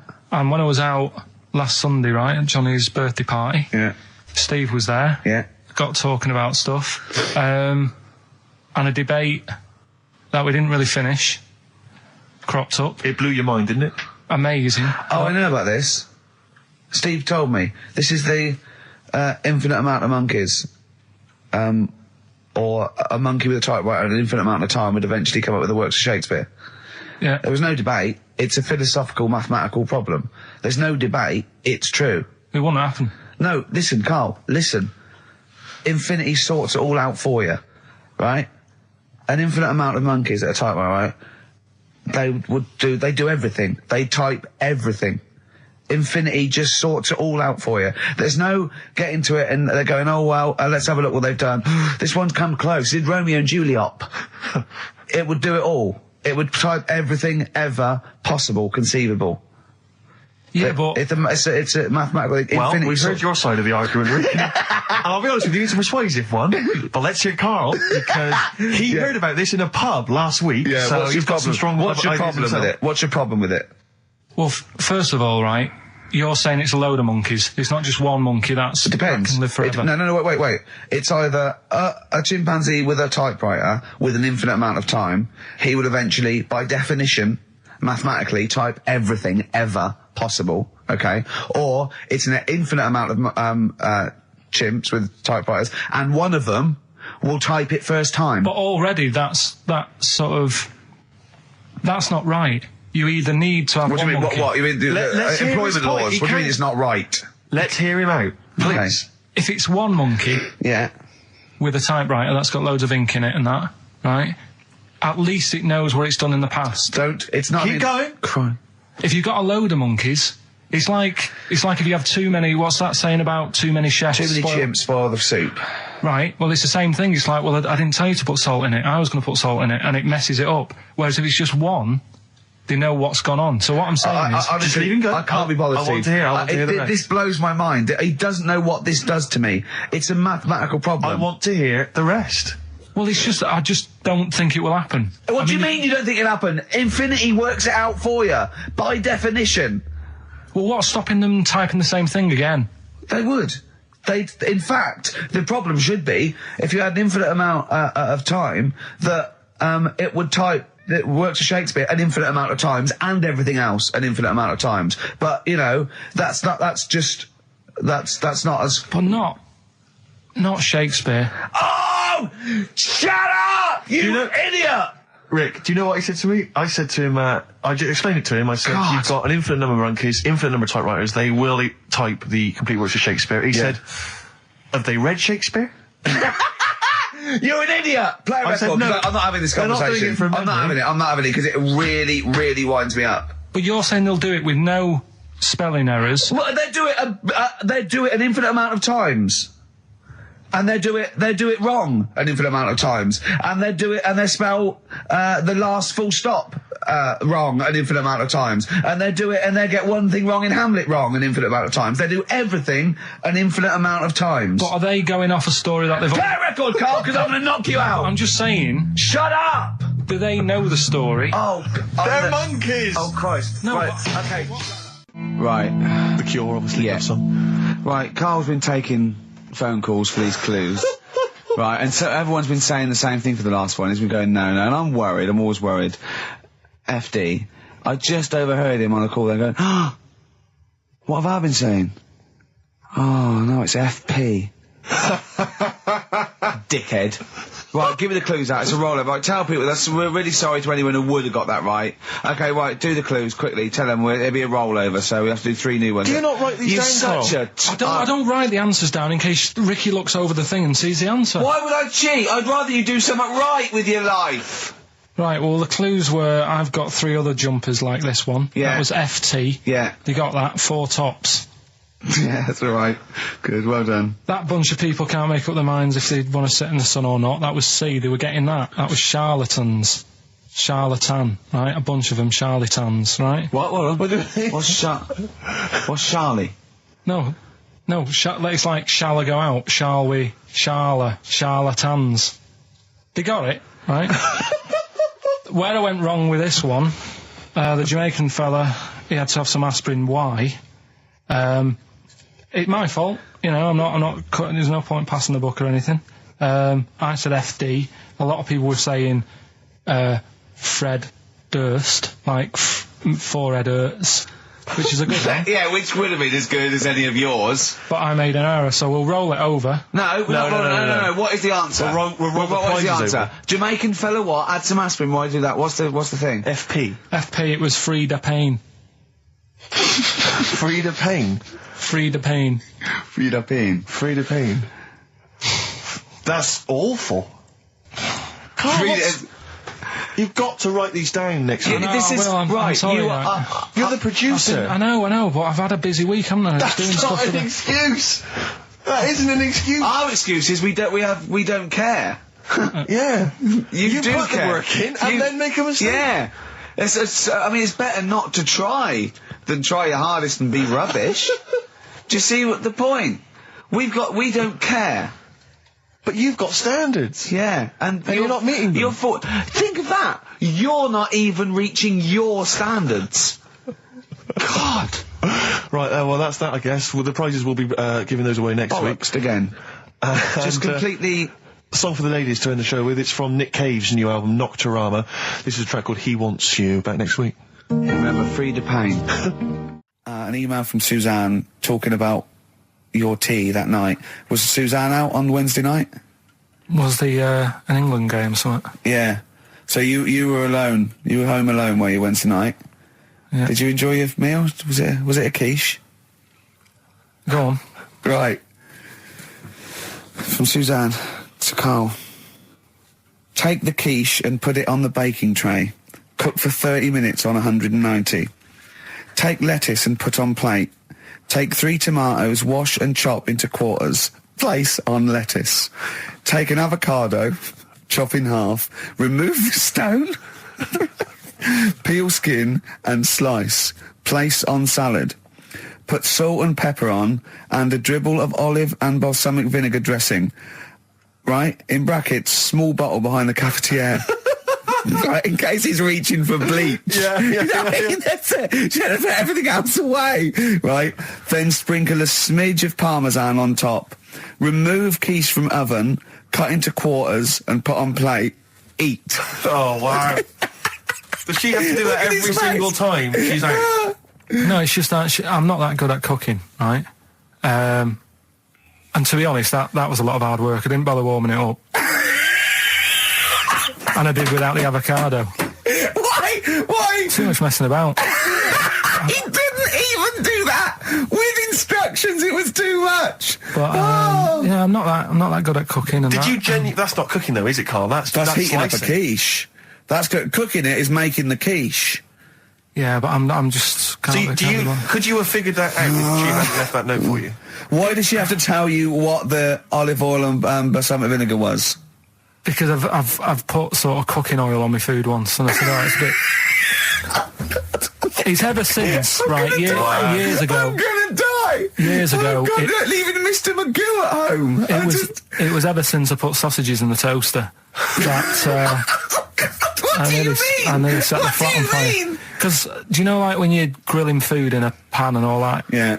Sort of sausages spit and it goes everywhere, doesn't it? And it makes everywhere greasy. In the toaster. So I thought, well, just want to warm them up. Yeah. Bung them in the toaster. Yeah. What happened? And she sort of caught... Well, they got stuck and they got caught on fire, I imagine. She came in just as I was sort of plunging it, and Marty came in from work. She said, what are you doing? I said, I'm in sausages. Well, the oven isn't on. I know, they're in here. What, you turn it off? Panicking and that.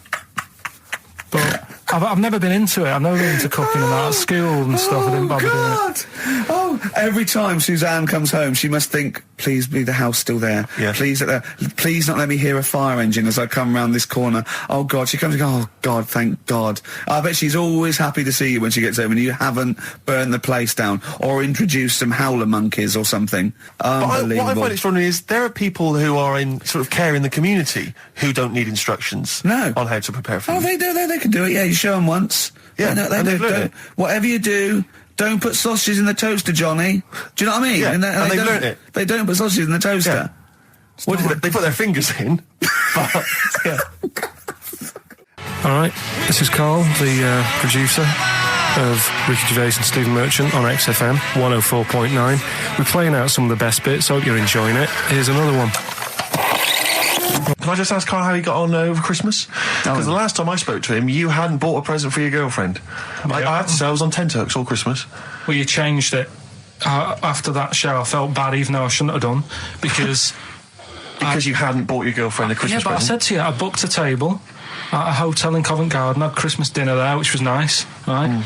It's good food and everything. Didn't feel like enough to me. Well, then I went out and treated some stuff, and then... No. A couple of days before Christmas, he went, I took Suzanne to that hotel we're going to go to for Christmas dinner. We had tea and cakes. And I went, oh, you treated her? He went, no, she paid for it, but I was just showing her what it was going to be like. That was her extra treat. She paid for it. I love that. Brilliant. Yeah. Well, it was a dear. It was like 150 quid for a meal for two, which is pretty dear. So I'm not going to buy her cakes as well. All right, love, have anything you want. You pay for your own pudding. I'm not mental. Yeah. So you treated her to some other stuff. Yeah, some bits and bobs. What, so she chose them and you paid for them? What, the presents? Yeah. No, you chose them and she paid for them, but you know, it's the thought that counts. I got them on the way home that Saturday. Well done. And what did you buy? Shops. Well, just some bits. It might be personal, Steve. Well, I don't care. Just some bits. Yeah, bits and pieces. Leave out the personal bits. What bits? Just little things. And then yesterday, right? A monkey wrench and a new washer for the shower. Yeah. Some recordable CDs that you need for your job. Oh, dear. Now, when you gave those presents to her, did her face light up? Right. I don't want to tell you what they were, right? But she wasn't that impressed. You're going to tell us what they were now, tell us what they are. You even know what they are, she told you, on Christmas Day. Hold on, wait a minute. But it doesn't matter what they are. It does matter what they are. It doesn't. It does, Karl, it's you, mate. Of course it doesn't matters. matter. Oh, God! Have you just remembered? Yeah! Right, but there's no need. I've got to tell him, Karl. I really want your permission, because I don't want to be I know it's not, but we know it's not that embarrassing. It's really quite sweet. Yeah, but in a way, right, the way I look at it is, right, Christmas, even when I was a little kid, right, it's not... Please let me tell him, Karl. Well, let me just tell you first, though. Let me tell you why I didn't go all out on the old present front. All right. Justify yourself. Right. First of all, I've covered it up since then anyway, right, with that present, because I bought her some shoes yesterday, and she did say, I'll give you the money for them, but when I get home, I said, it's all right. I said, you can have them, right? So not only did I buy her some food on Christmas Day, I got her shoes. She's probably had a... And they feel like a horse. Yeah. It's not like, yeah, there you go, there's your shoes, there's your food, right, bed down, see you later. Yeah, but what I'm saying is she's done... fed and clothed. Yeah, her. did you comb her hair? She's done well this year, right? The thing is, done well this year. It's like you're a single parent living on a council estate with a smack problem, and you still managed to buy them some Lego. When I was a kid, it wasn't about what you got. I remember one year when I was about 8. Right? Oh, it's going to make me cry, isn't it? This? No, it's not. I'm just saying the way it is. Right? I woke up at about 4 in the morning. I was like, oh, what forgot? And I couldn't sleep. I was that on edge. It's the excitement of Christmas, isn't it? It's like, oh, what's wrapped up? I need to know. Sure. Yeah. And it's the fact that people are saying, no, you won't know until tomorrow. Yes, sure. That annoys you and winds you up. Okay. So I got up at 4 in the morning, opened my presents, and then went, right, I know now. Went back to bed, had a great sleep. Yes. Right? So it's nothing to do with the excitement of what you get. It's the excitement of not knowing what you've got. And then what happened when you got up to go down with the presents? What you're saying to me is that you could wrap up a brick because the thrill of Christmas is in hoping and being excited about what it is, not the actual gift itself. Yeah. Is that what you did? Did you get a brick? No, let me tell you now what he got. He got her a present, right? And she said, she came. I said, yeah, he got me. It was an industrial-sized packet of condoms. It was a joke gift. No, it wasn't a joke. It wasn't even a joke. I went home that Saturday after the year, past Boots, thought, might have something in here. They were on, like, some value. Right, you passed the makeup. Were they used? Right, but anyway. The makeup, you passed all the other... Past the makeup, stuff. past the lovely vanity cases. Yeah, the foot spas. Exactly. Yeah. Oh, hold on. How much are these, love, for 100? Yeah. $4.99. Yeah. Do I get them reduced if I buy in bulk? So how many did you buy? What was it? I don't know, probably about 100. Right, okay. And is she allowed to use those with anyone? Did you wrap them? Can she just go out and have a wild time? Well, you don't need to wrap. They're already wrapped, aren't they? Oh. And then what did she say when she opened them? Wait, Carl, what did she say? Right, play a record and we'll come back to this. You're worse than my father, that's genius. What do you make of the first genetically modified baby? Oh. Are you worried about this? Do you know what did they do? What? Let me see what it says here. Isn't it just choosing the, eye colour? Well, this is the concern, isn't it? That in the future you'll be able to decide whether it's a boy or a girl, how intelligent it is, what it looks like, is it handsome, is it ugly? Obviously, no one will choose an ugly baby, and so on and so on and so on. And so it means that where will it lead? Where will it end, Carl? Are you concerned? I've thought about this a lot. What will us three look like in the future if they're being, genetically modified beautiful people? What will we be like? How will we be considered in society? True, yeah. But we've talked about this before, haven't we? About the cloning thing. Yeah, that's a bit weird. Yeah. But I don't think it matters, because at the end of the day, right, you might look like some other kid, but it's the way you're brought up that will change your features and the way you are, your personality. If you lie, you get a long nose, don't you? Well, no, but listen, right, because I remember when we, I was growing up on this estate. This is going to be good. Go on. No, it's not. It's just an example of how this doesn't work. Go on. So we don't need to worry, sort of thing. Sure. Right? Okay. So I'm growing up on this estate, and there was this woman about 4 houses down, right, who's a bit rough. All right. Didn't fancy her. Oh God, no. Right, but she had a baby. Well, tell me about her first. I'm interested in this woman. Why was she? It was a very. Like a bit of man in a dress. I mean, I didn't grow up in a posh house or anything. And I'm not saying that if you live in a bit of a rough house, you're a bad person. What does she look like? But anyone can tattoos, clean up. Look like Tony Green with a fag on. They didn't clean up much, right? Oh. Which, even if you've not got a lot of money, you can still try and make a place look nice. Yeah. Right. But she didn't, and a kid used to take a horse into the house. Sorry. Whoa, Neddy. What do you mean a kid used to take a horse into the house? Where did they get a horse? Must have nicked it from somewhere. Must have done. You've seen a horse in it? No. What, is that from outside the saloon round the corner? Yeah, was it just tied up with a bit of leather? Right. Oh, that's great. Did Big Jake come looking for it? I'd been out. Oh. Sorry, let me get this. This was before the lynching stopped or after. Where did he get a horse from? What do you mean he must have nicked it? His mum said, where'd you get that from? I bought it. All right then, but keep it out of the kitchen. I don't want you going cattling rustling. Where did he get a horse from, Carl? And how long did he have it for? Was he leading it or riding it? Mum, open the door, I can't stop. I can't stop it. Open the patio door as well. Looks like we got us a runaway. What do you mean? I don't know, but the thing is they couldn't afford to buy one because they're not cheap. So I'm just guessing. Maybe that's wrong of me. But I think... He had a horse? Yeah, right. So that's why the family didn't have any money. They'd spend it on the horse. No, I don't think, that's what I'm saying. I don't think they would have bought it. So anyway... Yeah, it's wise to whisper, Carl, in case they're listening. Yeah.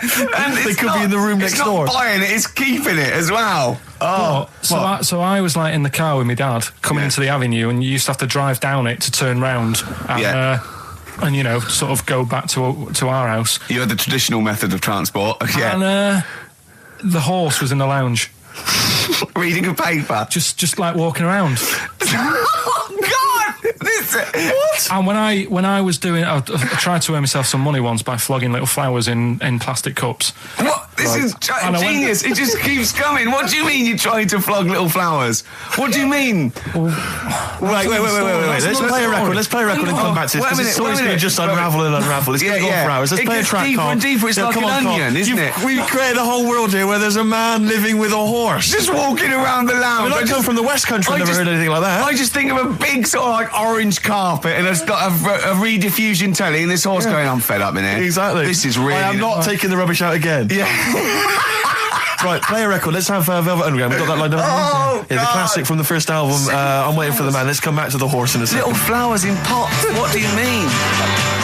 Probably you're thinking, Rick, isn't it time that we do our usual roundup of what's been happening in the news? Yeah. Which we always do every week. Yeah. We always do something. Which is, I mean, basically, if you're listening and you're a new listener, say you work at a newspaper, we always try to be informative, just try and put stuff out there that just educates people, informs people. What are you thinking? Well, I said Monkey News is coming up, but what have you got? No, I was just looking on the net there and just found a couple of quite important news stories, probably worth mentioning. Policeman caught photographing. I don't know why it makes me laugh. It's just the phrasing, I suppose. It's the headline. Policeman caught photographing up woman's skirt. No, he wasn't up there taking a picture of Big Ben. No. He wasn't going, can I just sit up here? I'm just going to take a picture of that seagull over there. No. He was facing the camera up a woman's skirt. He was indeed. Right. A policeman in Japan is facing disciplinary measures after he was caught photographing up a woman's skirt with a hidden camera while on duty. The 42-year-old sergeant, who's not been named, used a digital camera to secretly snap the shots when the woman was reporting a stolen bicycle. So he was actually doing his proper job. He'd obviously thought to himself, I'll bring him a digital camera today. On the off chance a beautiful woman comes in to report a crime or robbery, I'll have it ready, I'll have it positioned, in such a way. But this is interesting. This is how he got caught. Okay? The woman became suspicious after she saw a flash go off. Brilliant. I mean, this not so secret at all. Sorry, did I just see your shoe? Your shoe just seemed to just spring into life there. It was light. There was light. Yeah, I think I've had someone set fire to some magnesium that was on the end of it. It won't happen again. Well, it's only you and I in here, and your shoe was just suddenly lit. Why are you standing like that? Why is your shoe just sort of like between my feet? There's no reason. This is how I always stand. What did the bike look like? Flash? So, are you taking pictures of my family? No. And no, I'm not. And you should be wearing knickers anyway. Well, how do you know that? What? How did you know I'm not? How did I know what? I'm not wearing any... I didn't know you. I don't know what you've got up there.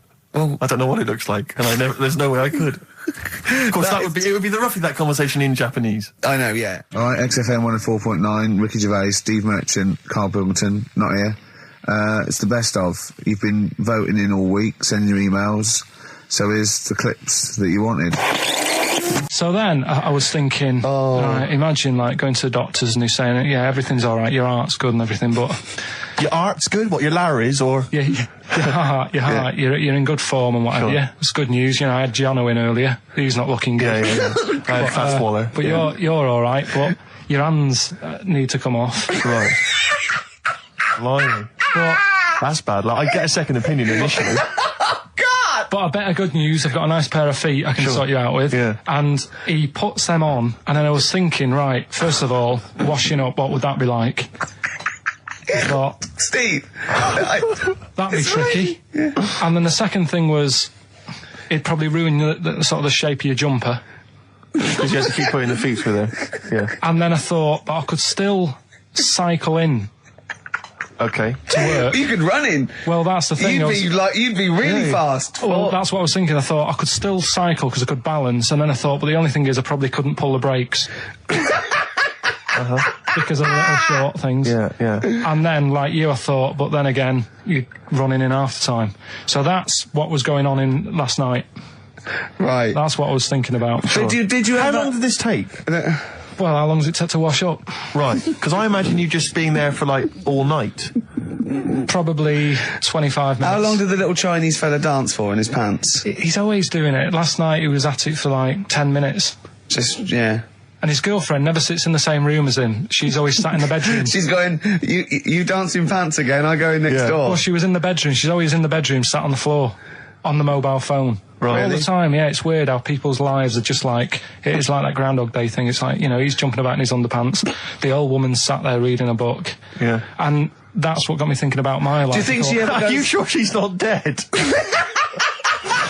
Every time you look down there, she's just flicking through she's just reading this book. The pages never turn. She never seems to finish it. She never moves from her chair. Are you sure the Chinese girl's cats going... are dead around her. I'm going into next door again. That little round-headed fella's looking in. He's looking in at me. The bouncer goes, "Don't worry, love, I'll go and beat him up." But he's always getting ready. That's true. They see you staring at him, washing up, going, "I could have feet here," and they get scared. The old woman's dead. Oh, Carl, dear. can you tell us roughly which neighbourhood you live in, so that we know? It's central. Central, is it? Yeah. Wow, imagine if that little... Was he a Chinese fella, did you say? Yeah. Imagine if he was listening now. I'd love him to call in and explain his actions. Well, he might be on some other radio station talking about a lad who's always washing up and looking at his hands in a mysterious way.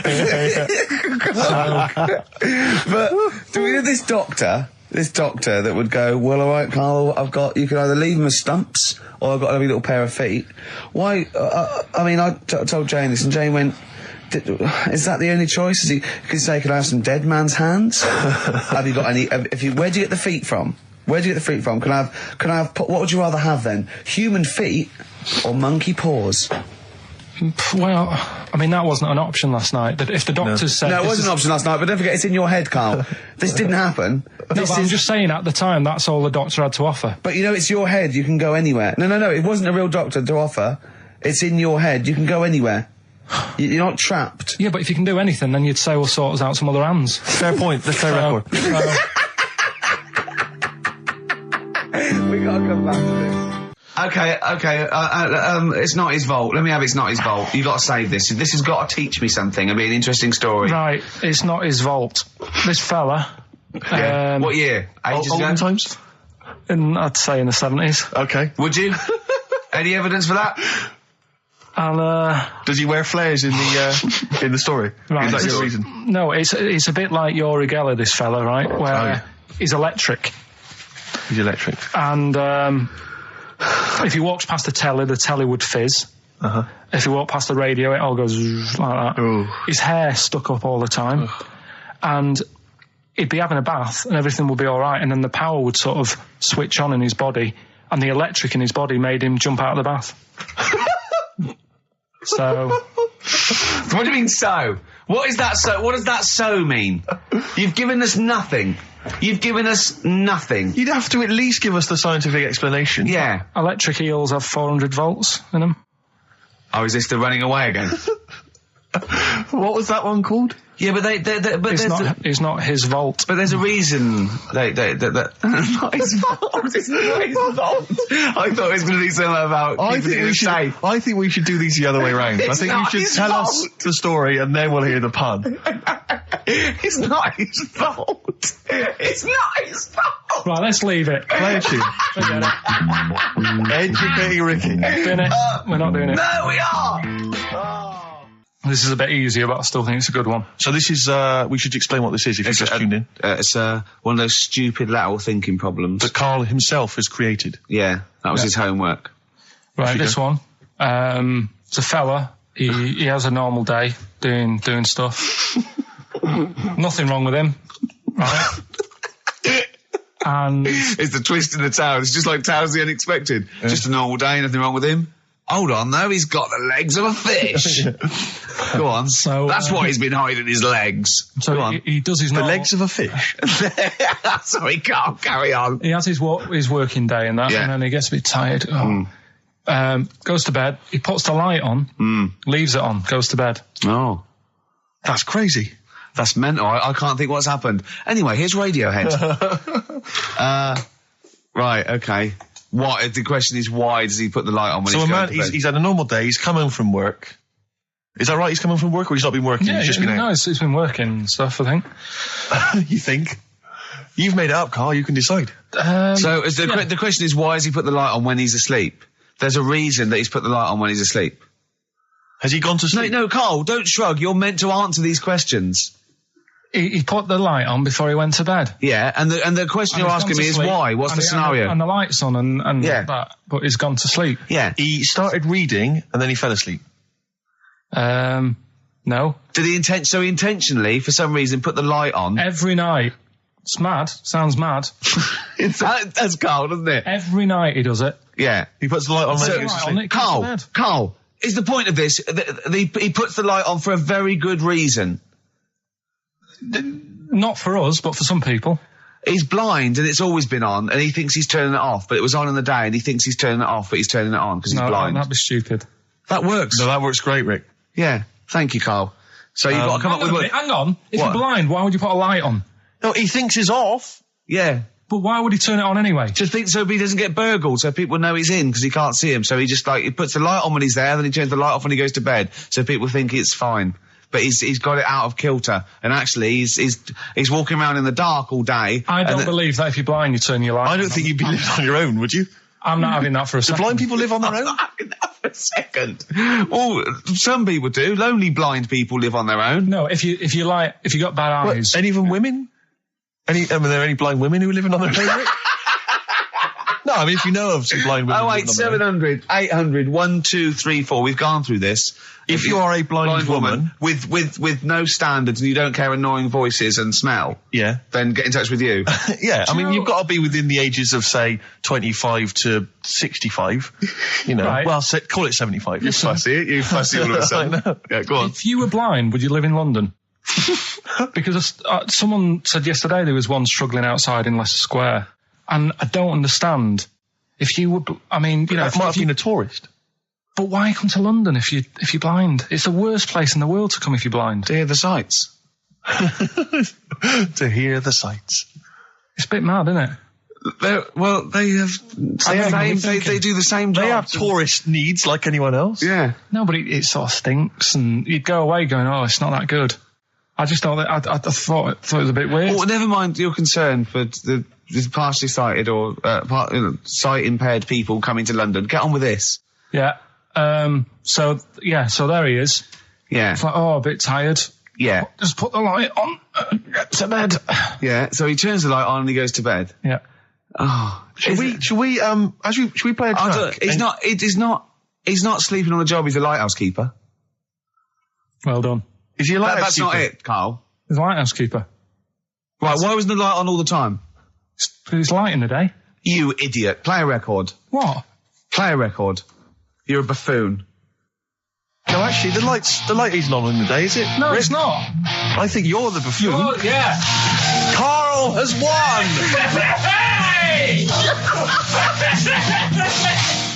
He had some Germans laughing at him on the tube because he recognised him. You don't think of that? Well, because obviously Ricky doesn't travel on the tube anymore. He's too rich for that. I never did. I always thought it was beneath me. Sure, but I used to walk everywhere, didn't you? But I'm still forced to take the tube, and sat on the tube, and it pulled up, and outside the window, just happened to be on the station, was one of the posters with us. So I was kind of there, not realising it was behind me, and these big kind of fat German or maybe Bavarian guys. Well, they're in lederhosen eating sausages. Yes, they were. They're Bavarian. Yeah, they were. And I noticed one of them kind of looked at me, and then looked at the poster, then looked at me, just happened to say it, and wittered something to his friend in German. You know, I don't want to try and do an impression. That's freaking goggle-eye. Oh, whoa. I think that... No. But I know what you're thinking it means. It doesn't mean that. Right, okay. It means... What's a rough translation? Elegant boy. Right, okay, yeah. And so anyway, he pointed goggle-eye. He pointed out the poster, and his That's mate... lanky piss and streak. And his mate burst into laughter. And then we pulled they've got a great sense of humour, the Germans. Well, that's the thing. But we rumbled onto the next station, and the poster was in exactly the same place. And this time they tapped the shoulder of someone else on the train and pointed me out, and that person also laughed. An Italian? There was a French. Was there a bloke with a beret and a little moustache on the other side? Yeah. Was it United? Did you get on the United Nations Express? Just to, imagine that. Yeah, it was fake. Seen a freak. Look at this freaky goggle eye. Right, whereas I love the fact that before you were at least pretending to be speaking German. Now this is an Italian with an accent. It's just a guy speaking perfectly good English. So you've not even disguised the insult there. Oh dear. Oh, that'd be lovely. Try and insult me in other cod languages. You could bring Europe together if they just, like, instead of Esperanto, that there was just one common language. The language of freaky goggle eye. I'll tell you what would bring Europe together is you maybe representing England on the Eurovision Song Contest. That would be great. With a self-penned tune. Should I do that? That would be magnificent. It's got to be worth thinking about. Just about everyone being the same. Yeah, like just about people being equal. Everyone, not everyone. and also mentioning the euro. Yeah. Yeah. Just doing that. I like all different cheeses. Oh, je t'aime la musique pop. Yeah. La baby belle. Et le cheddar. I mean, I'm not fluent in French. Le grand fromage. Yeah. Oh, it'd be lovely, wouldn't it? And they'll all be there, all in their different. Well, every uniforms. line could be maybe in a different language. Yeah, and what would I wear? I'd wear sort of like a kilt. You'd wear a kilt, but you'd also have on your head one of those kind of big, what are they called? Those big furry hats that beefeaters or whatever wear. Yeah, one of them. Is it kind of a busby or something? A busby? Yeah. Wear one of those, or maybe a kind of policeman's helmet, That'd be Bobby's good. helmet with the kilt. Yeah, you'd have the clogs. I'd wear the policeman's helmet under the kilt, so they just thought I was really enjoying the show. Yeah. Good idea. Hey? Excellent. I think we talked for about 3 minutes without having to mention some kind of genitalia.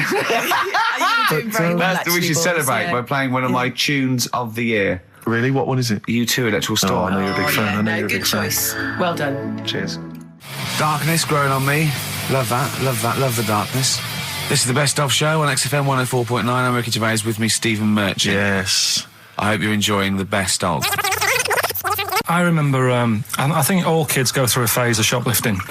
Well. And when I was going through it, I used to just little things, just like magic markers and magazines, Mars bars, that sort of thing. Yeah. And one day, right, my mate, Anthony, his mum called up my mum and said, I've got to meet up with you. I've got to have a word with you.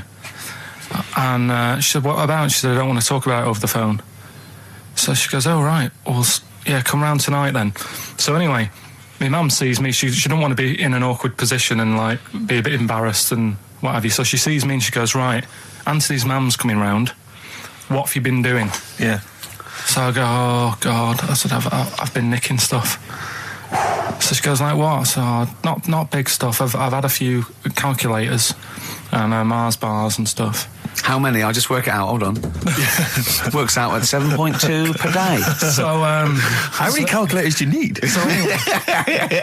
So it was when that phase. You failed maths, didn't you? Everyone wanted a calculator. It was like a trendy thing, wasn't it? Right. Oh, yeah. In Manchester a couple of years ago, yeah. So anyway, I told her all this and I confessed to, like... Computers will make it there one day. I confessed to... There's magic in the back of battery.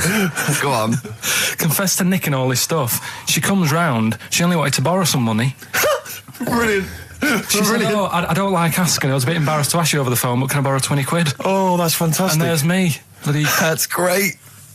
And it's similar sort of thing to yours. And did you? And he went, hold on, Mum, let's just work out the interest on that. I bank 10%. She'll owe you £4.40. Oh, dear. So your mum was a loan shark. yeah. And did she mention She that went, you did stuff with that other? Because what I'm saying is, presumably you got your mate in trouble. No. Right, you didn't. That's great. Anyway, should we have some more music? Because we've been waiting for hours. What are you going to play, Carl? We've got the Cooper Temple Clause lined up. Brilliant. And then the other thing is, the one that I was reading, the world record with the fellow who's pulling a train with his teeth. Does that make any difference that he's done it with his teeth? What do you mean? Well, what difference does it make? Well, isn't it? It's quite hard to pull a train with your teeth, I imagine. Well, it's pretty hard to pull a train. All I'm saying is it because he couldn't beat the fella who's pulling it with his hands? Well, this is my point. I think there was one bloke with the record for the running backwards 100 metres was sort of like 11 and a half seconds. And I was thinking, turn around, you'd probably have a really good go at that. Do you know what I mean? Yeah. It's sort of like doing a marathon with a milk bottle on your head. Take the milk bottle off and see how fast you can go, you twat.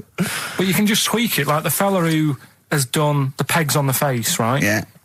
His name's Gary Stretch Turner, right? Right. So you're sort of cheating already if he's got a stretchy head, right? But You are? Right. You are one of the most stupid humans I've ever met. Well, get me in the book. Yeah. Right? Well, listen. So Gary Stretch Turner, right? His record is 153 pegs. Yeah. He did it again, and he only got 150 on. So he hasn't broke his own record. Right. But what I'm saying is, if he tweaked it a bit more, would that make a new record? What?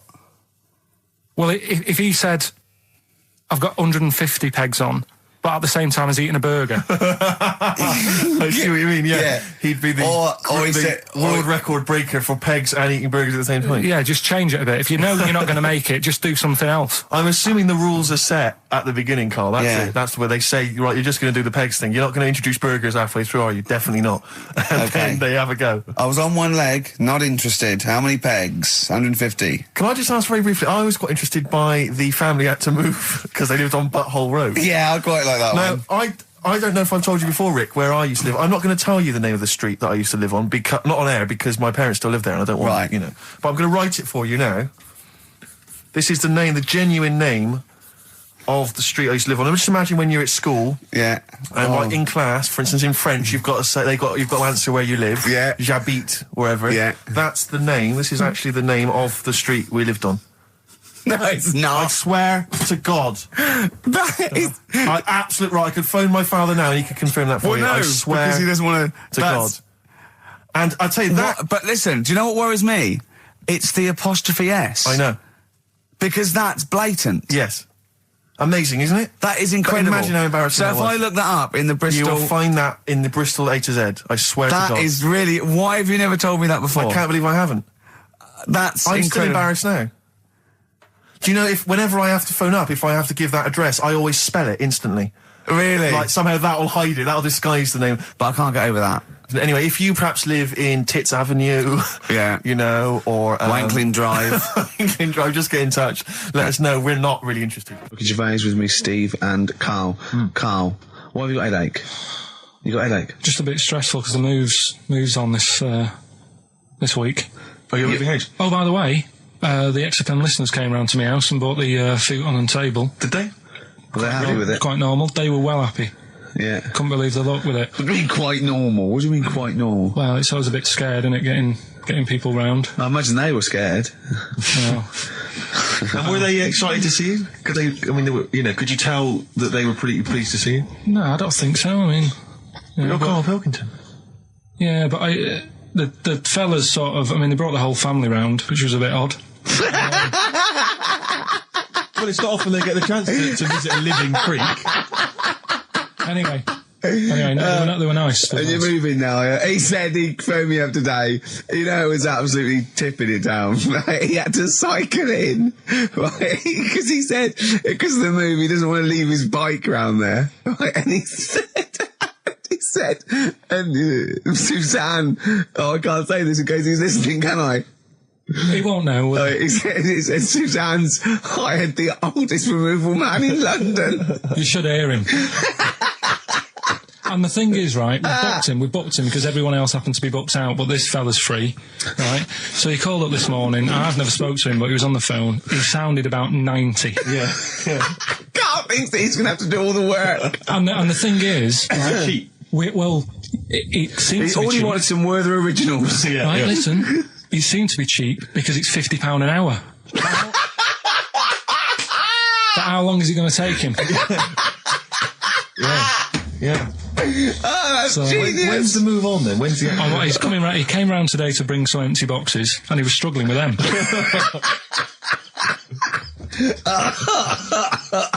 So it actually happens on Wednesday. Oh God. Anyway, so.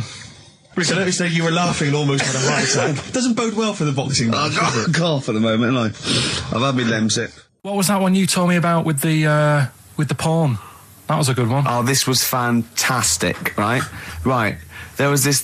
Sorry, can I just check now? We're just remembering classic episodes of the Tales. No, this is important. Well, I saw one, right? I saw one on Tales Unexpected, right? And it was these two gents. What they used to do, they look down the obituaries and they'd blackmail the wife or the son of a dead eminent person, like might be a priest or a doctor, something like that, and they'd go and they'd say, he bought some erotic stuff from us before he died, and he owes 100 guineas and all this sort of stuff, and they'd pay up because it'd be so embarrassing. They just didn't want them to say, just pay him, right?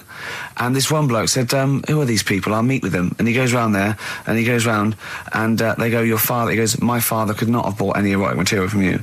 They did it, he goes, he couldn't have, he's blind. Right, and that was the twist. And Karl went, so it was magazines, not videos then. Yeah. Now think about it, Steve. Is that so stupid? Well, presumably it was set in olden times because people, professional pornographers don't tend to call it, erotic material. Yeah. They tend to call it, juicy jugs or whatever. But more than that, I don't understand how a video is going to be any use to a blind person either. I know that you can hear the sound, Karl. Look at him nodding like he's caught me out. Yeah, what sound were you hear? Do. Your meter needs looking at? Yes. Cut. What's then? What's that? Then it's just noises, occasional groans. Yeah. Right. You could listen through the wall at your neighbours. He does. I mean, that's why I save a lot of money. But I thought you were going to point out, Karl, that they could have had a Braille porno. Now, have you thought of that? Look, feel the lumps on that. Exactly. Think about it, Karl. Think about it. You're excited now. Yeah.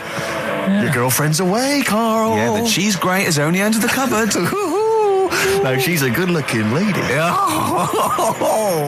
That's great. Anyway, coming up today, we have got Educating Ricky. Right, okay. Is this the last one? You've promised it might be. I believe there's a book out that might help me with this feature, so we'll see how it goes. You've got 3 titles that I tease you with, different stories. You take your pick and I teach you something that did happen.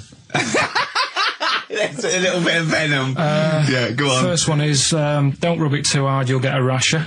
I bet that's bacon related, knowing you. You've got enough is anus. Say that again. Enough is anus. Enough is enough. Well, but it's changed to enough is an anus. Yeah. And you've got You've also got will it be a bloke? Oh no, will it like a bloke or a woman? What? Will it like a bloke or a woman? Will it? Yeah. Will it like a bloke or a woman?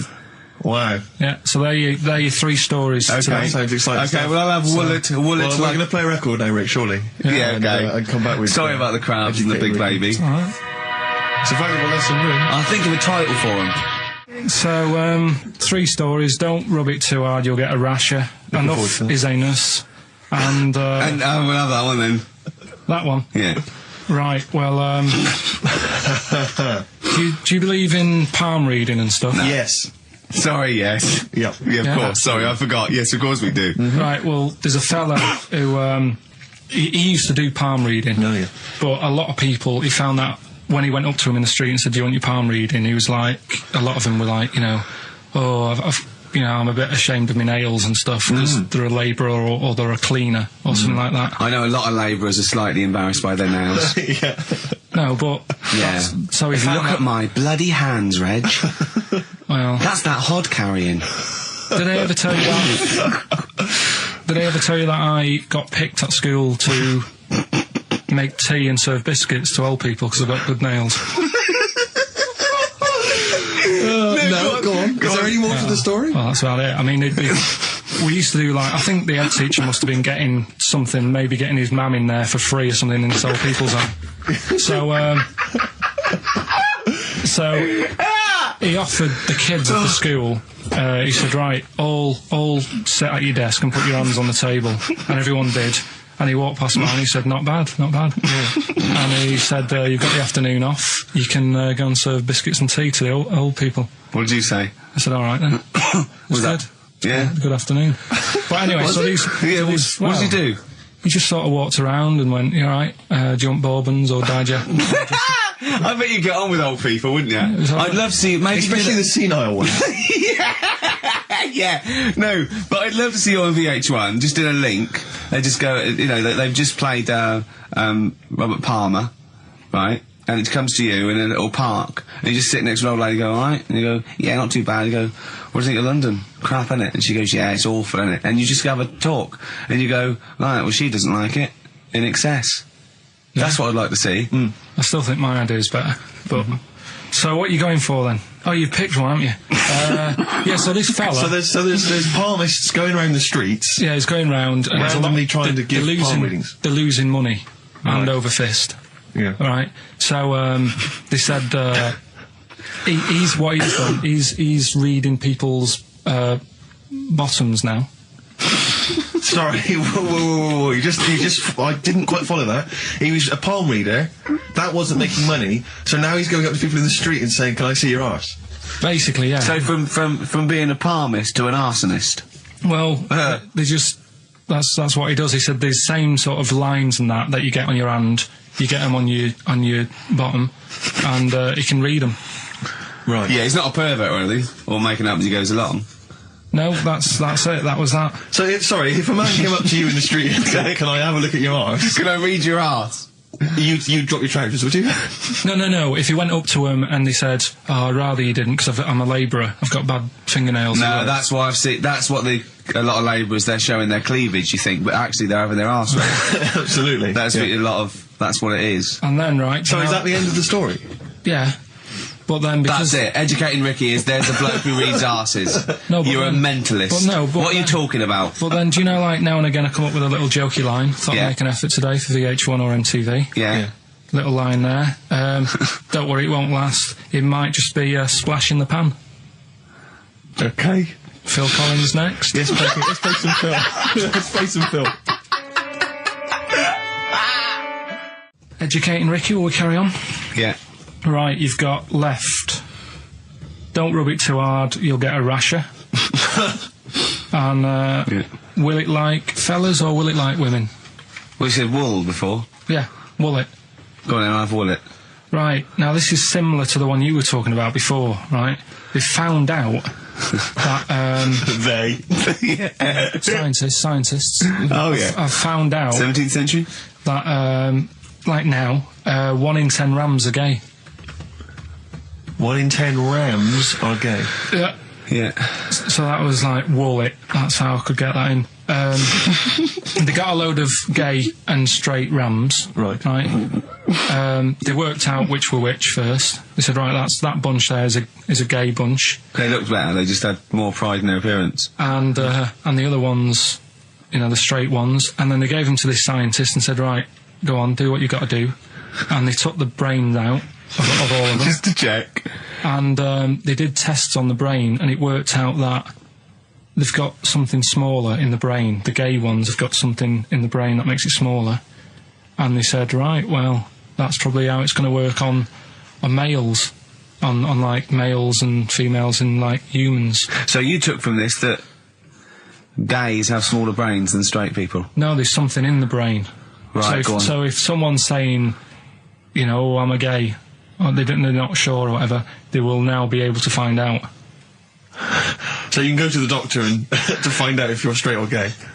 Is there any gay in my brain? Let's have a look. Do. You've got a little bit of a gay in you. Yes, a little bit of gay in there. Yes, you've got the you've got a little bent cell there. Well, that's why they did it anyway. I don't understand how they could differentiate which was straight and which were gay to begin with, before they then gave it to the scientist. Wasn't that what the scientists figured out? Well, how could they tell? There's one theory that it's genetically determined. There is one. There is a theory that's genetically determined, but I don't think it's as easy as pulling a sheep's brain apart and finding a little pink sort of like blob in there and going, right, we've taken the guy out and now he's going to go and shag some ewes. I don't think it's that straightforward. Although homosexuality does occur at a similar sort of rate in animals, I think. Yeah. Yeah. So you knew that, didn't you? So that's that one. I mean, I just like the idea of the farmer figuring out which is straight and gay. Well, that one's wearing quite a camp-looking neckerchief. So I'm thinking maybe he's gay. Is that, yeah. I love the fact they can, that one's a big fan of Sophie Ellis-Bextor. They put on ABBA and see which ones dance. Exactly. That's how they... Which one, put on like Barbara Streisand and see which ones sing along. It is rubbish. What did I find out? Did you just say that is rubbish? No, I found out other stuff in the week that didn't make the top 3. Wow. We haven't even had this must be mediocre stuff. This must be really bad. Or it might be dubious. Go on. There's a woman in Ireland who has been with a fella for 11 years. Yeah. She always saying to him, you know, when are we going to get married and that? And he's like, oh, we don't need to.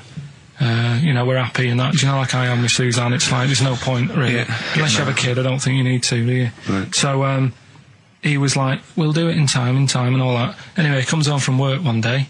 He says, oh, go on then, we'll get married. She was so shocked, her hair fell out.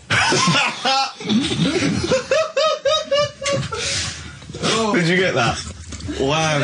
So that's extraordinary. What did he say? Oh, I'm not marrying you, Baldy. Yeah.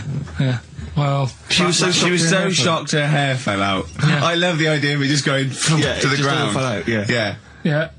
What else? That's rubbish. That's rubbish. Next. You've also got, it's weird, isn't it, Rick, that the stories that we made up are more plausible than the facts he's actually giving I think we tried too hard. That's what he's willing to believe. He's willing to believe that a woman's hair fell out when her husband came out saying, let's get married then. Oh, you're all romantic. Yeah, then, here's a good one. Go on then. Right, in Dubai, this woman went to Dubai for her holiday. And she was over there, and apparently in the markets they sell lizards. Oh, go on. Right, just like for people to buy.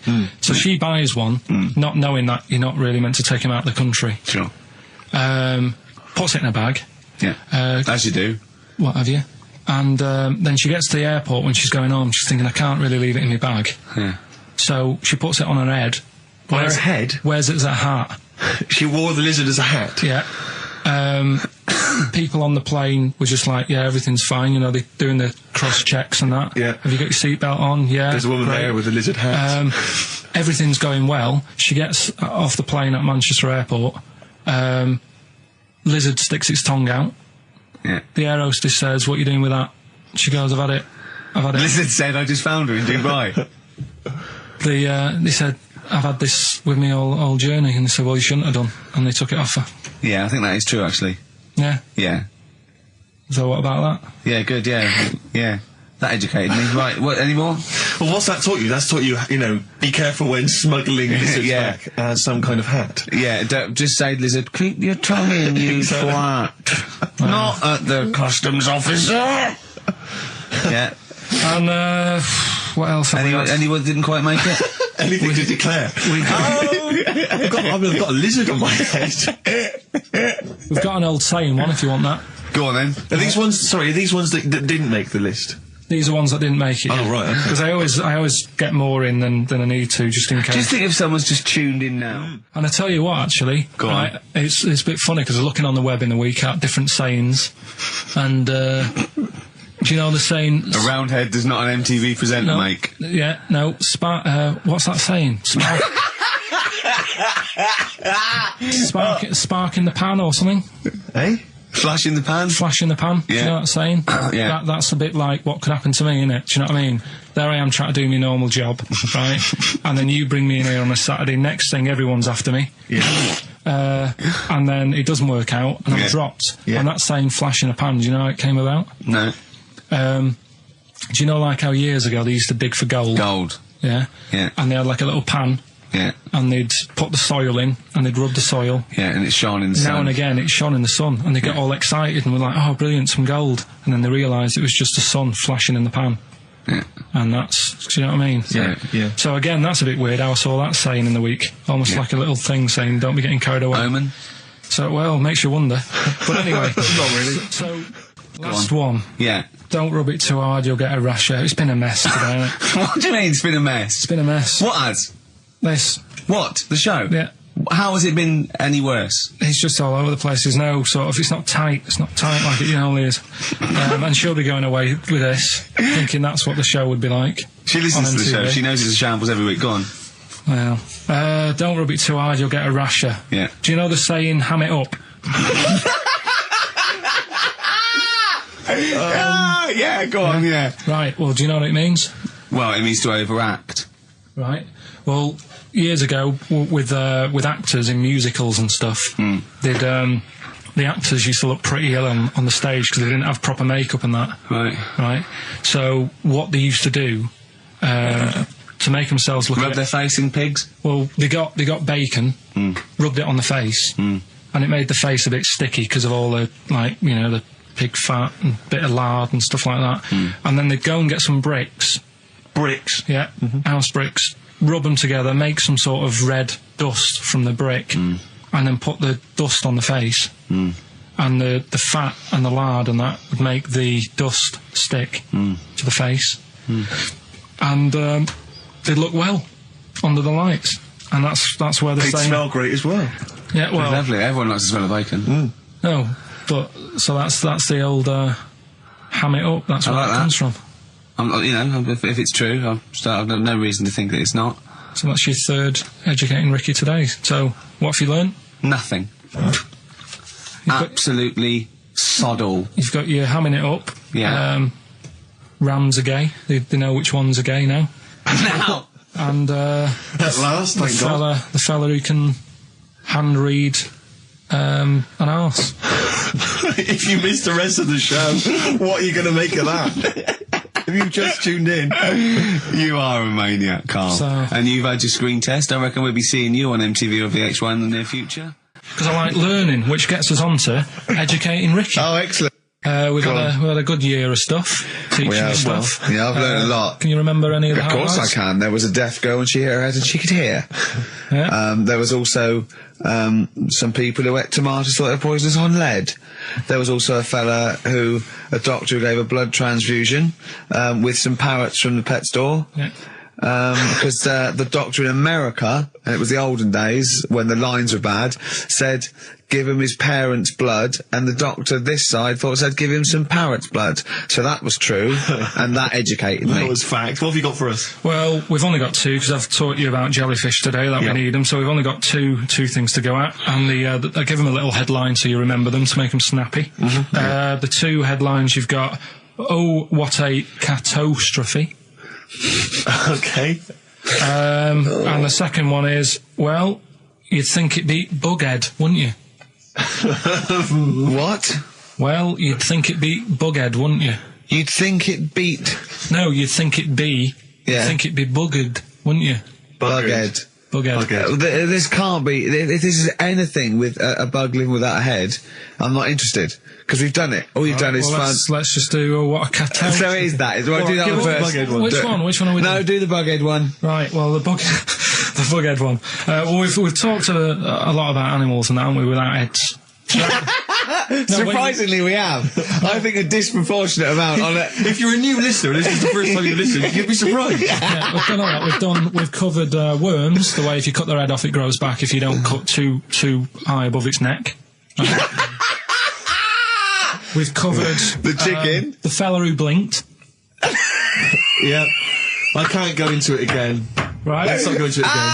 We've had the chicken with no head that lived for 8 months. Yeah, and we've had the cockroaches living for a week without an head. Right, okay. Well, it's a bit more on the cockroach front, really. Right. They've found that if you get a cockroach and you cut its head off. Yeah. Right, and then you find a cockroach that's still got its head, but it hasn't got any legs. Right. Right, it's not over for both of them. Right, because what you can do, you get the one that's got the legs. Right. With no head, sort of running around. Get the one with the head, sit it on top of it. Right. Get a little tube. Okay. So that the fluids. So is this auntie's go out of the room? Finish. This is like Blue Peter. You can get this for Christmas. Right. You get a little tube. You sit that on top, so the bodily fluids are still running between the two. Right. The head of the one on the top will control the feet of the one on the bottom. Okay. What about that? Good. And will it continue to live? Yeah. Okay, you don't know that for sure, do you? That was just a question out of the blue he wasn't expecting. Well, what do you think of that? Good, yeah, it's great. Yeah, just a primitive nervous system that can, yeah.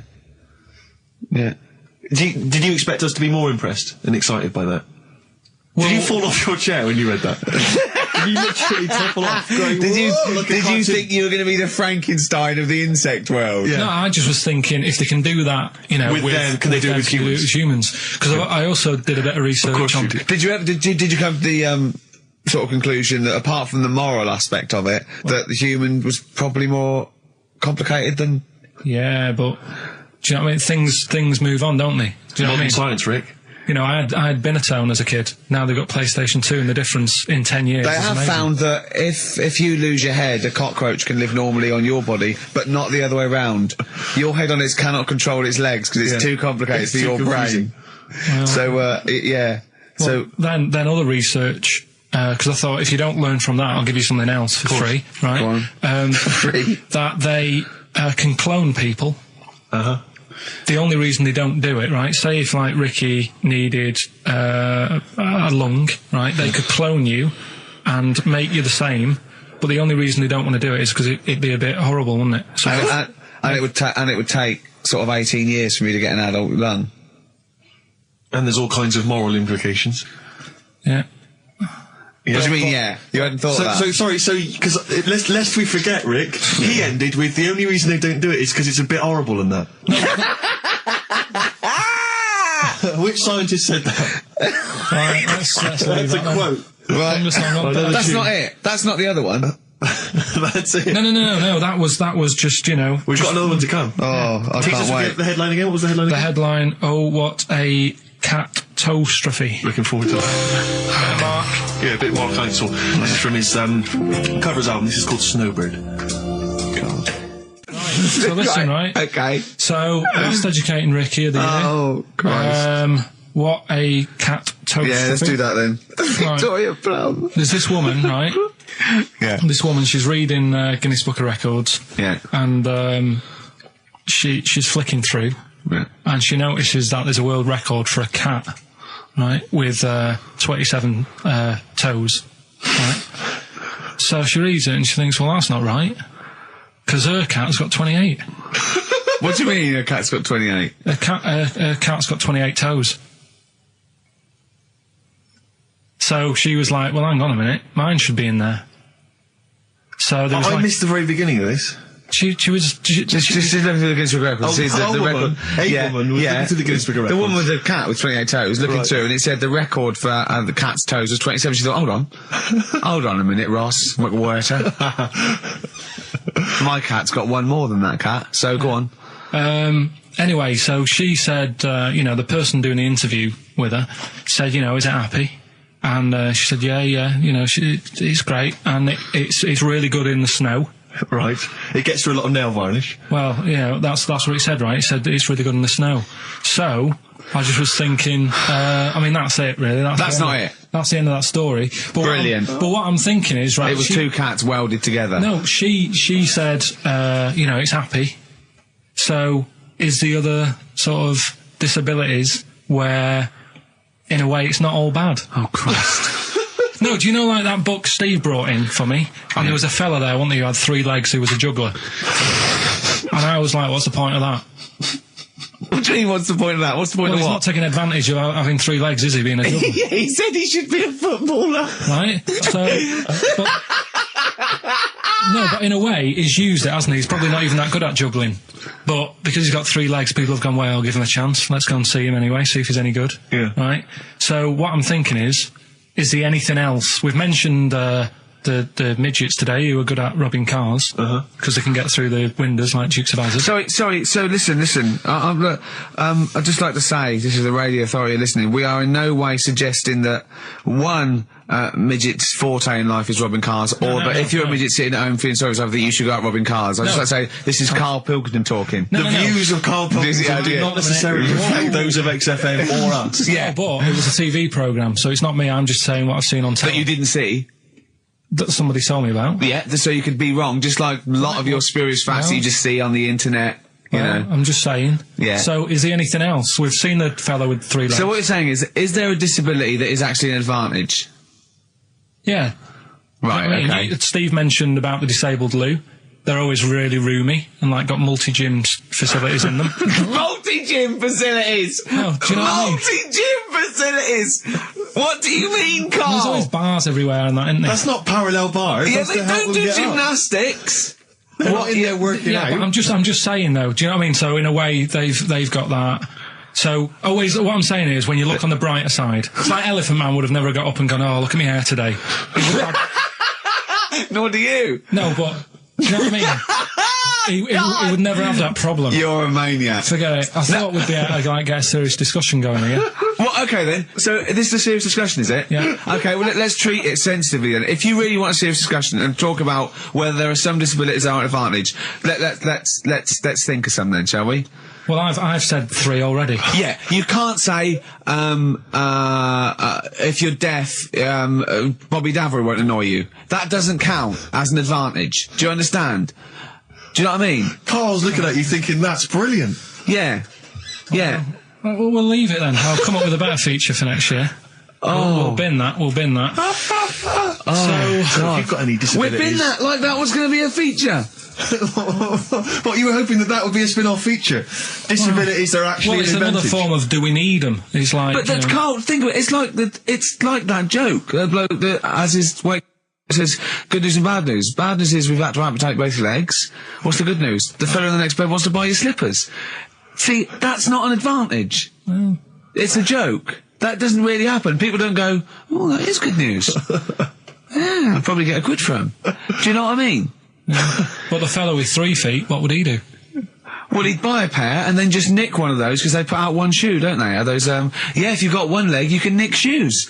Good point, Right, Carl. now I'm getting you thinking. Also, right, I like teaching you stuff. Yeah.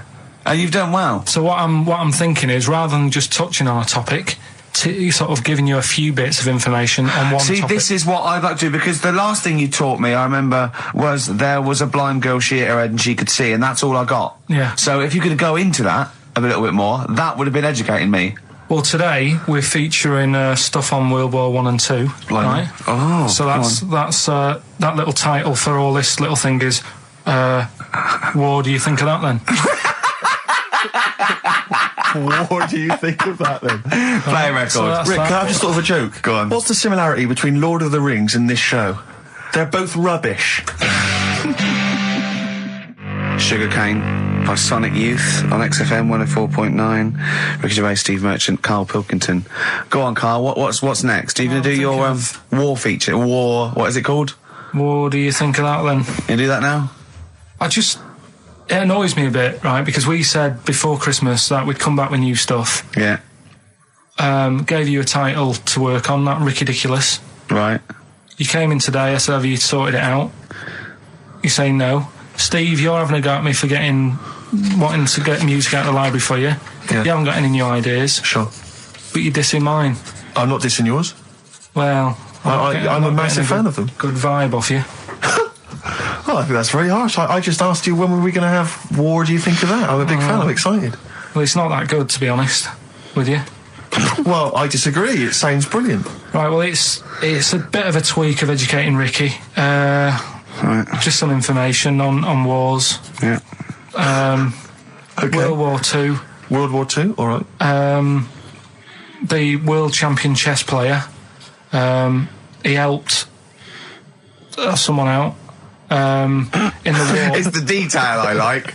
No, he helped. You know, it's nearly a history programme, isn't it? I was watching those repeats of The World at War. Yeah. That were on in the mornings, you know, incredibly detailed, but they've got nothing on Carl. Did you write a lot of that David Sharma series? He was able to use his skills that he has to play chess, because apparently chess is all about probabilities of like where a piece will be put. Right. And they got him in, and they said, "Can you help us out?" He said, "Yeah." And he said, "Right, where should we like?" Hitler has just moved his queen. Yeah. So that's a fact. He sent in a bishop that ran diagonally through the troops, knocking them over. Sorry, wait a minute, Carl. So they got a chess Sorry, player. that's it. Well, yeah.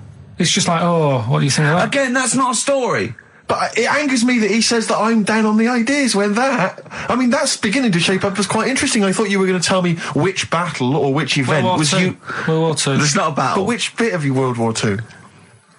Like the middle bit. It's 6 years worth. Yeah, well, probably about a bit in. Guessing. Thought, let's... Guessing. Well, all right, yeah, there is a bit of guesswork, but it doesn't matter. But that could have been an interesting thing if you told me it had an impact on the Normandy landings. When you look at these things, do you go, bloke wants out chest, oh, use that, and run away from the computer? No, or run out of the bookshop? I read the first line where I get enough information, I just think... What do you mean you read the first line where you get enough information? Imagine if you were someone's defence lawyer. Exactly. And he was like, he's on death row and went, I don't think he did it. Yeah. I read the first line, I didn't read the file completely. He was in a hotel in Texas, right? Go on. It's enough. Oh, some other stuff. It's enough. I just thought they always take ages on deciding where to go.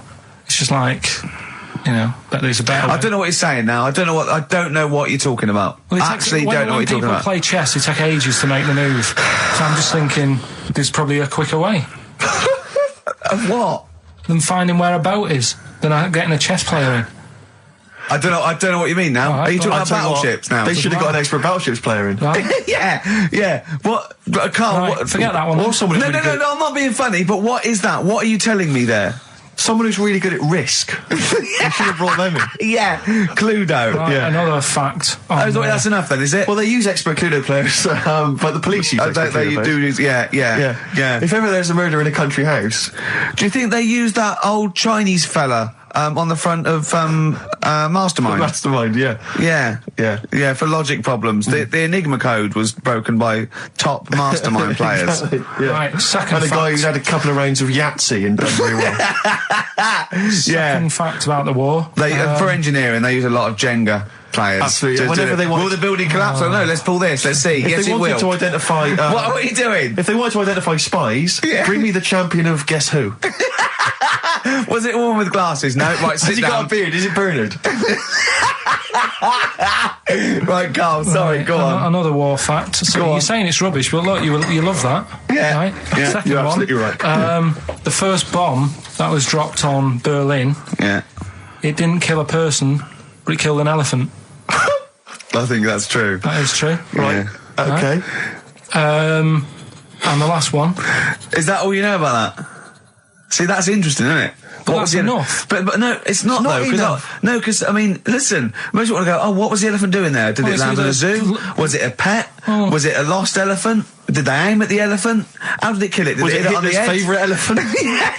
Was it Hitler's favourite elephant? Did it then have one ball? Yeah. I mean, these are the things, you know, why didn't he catch it with his trunk? Did it have an effect on German morale? Yeah. Yeah. Oh, that elephant is kaput! Oh, Jumbo!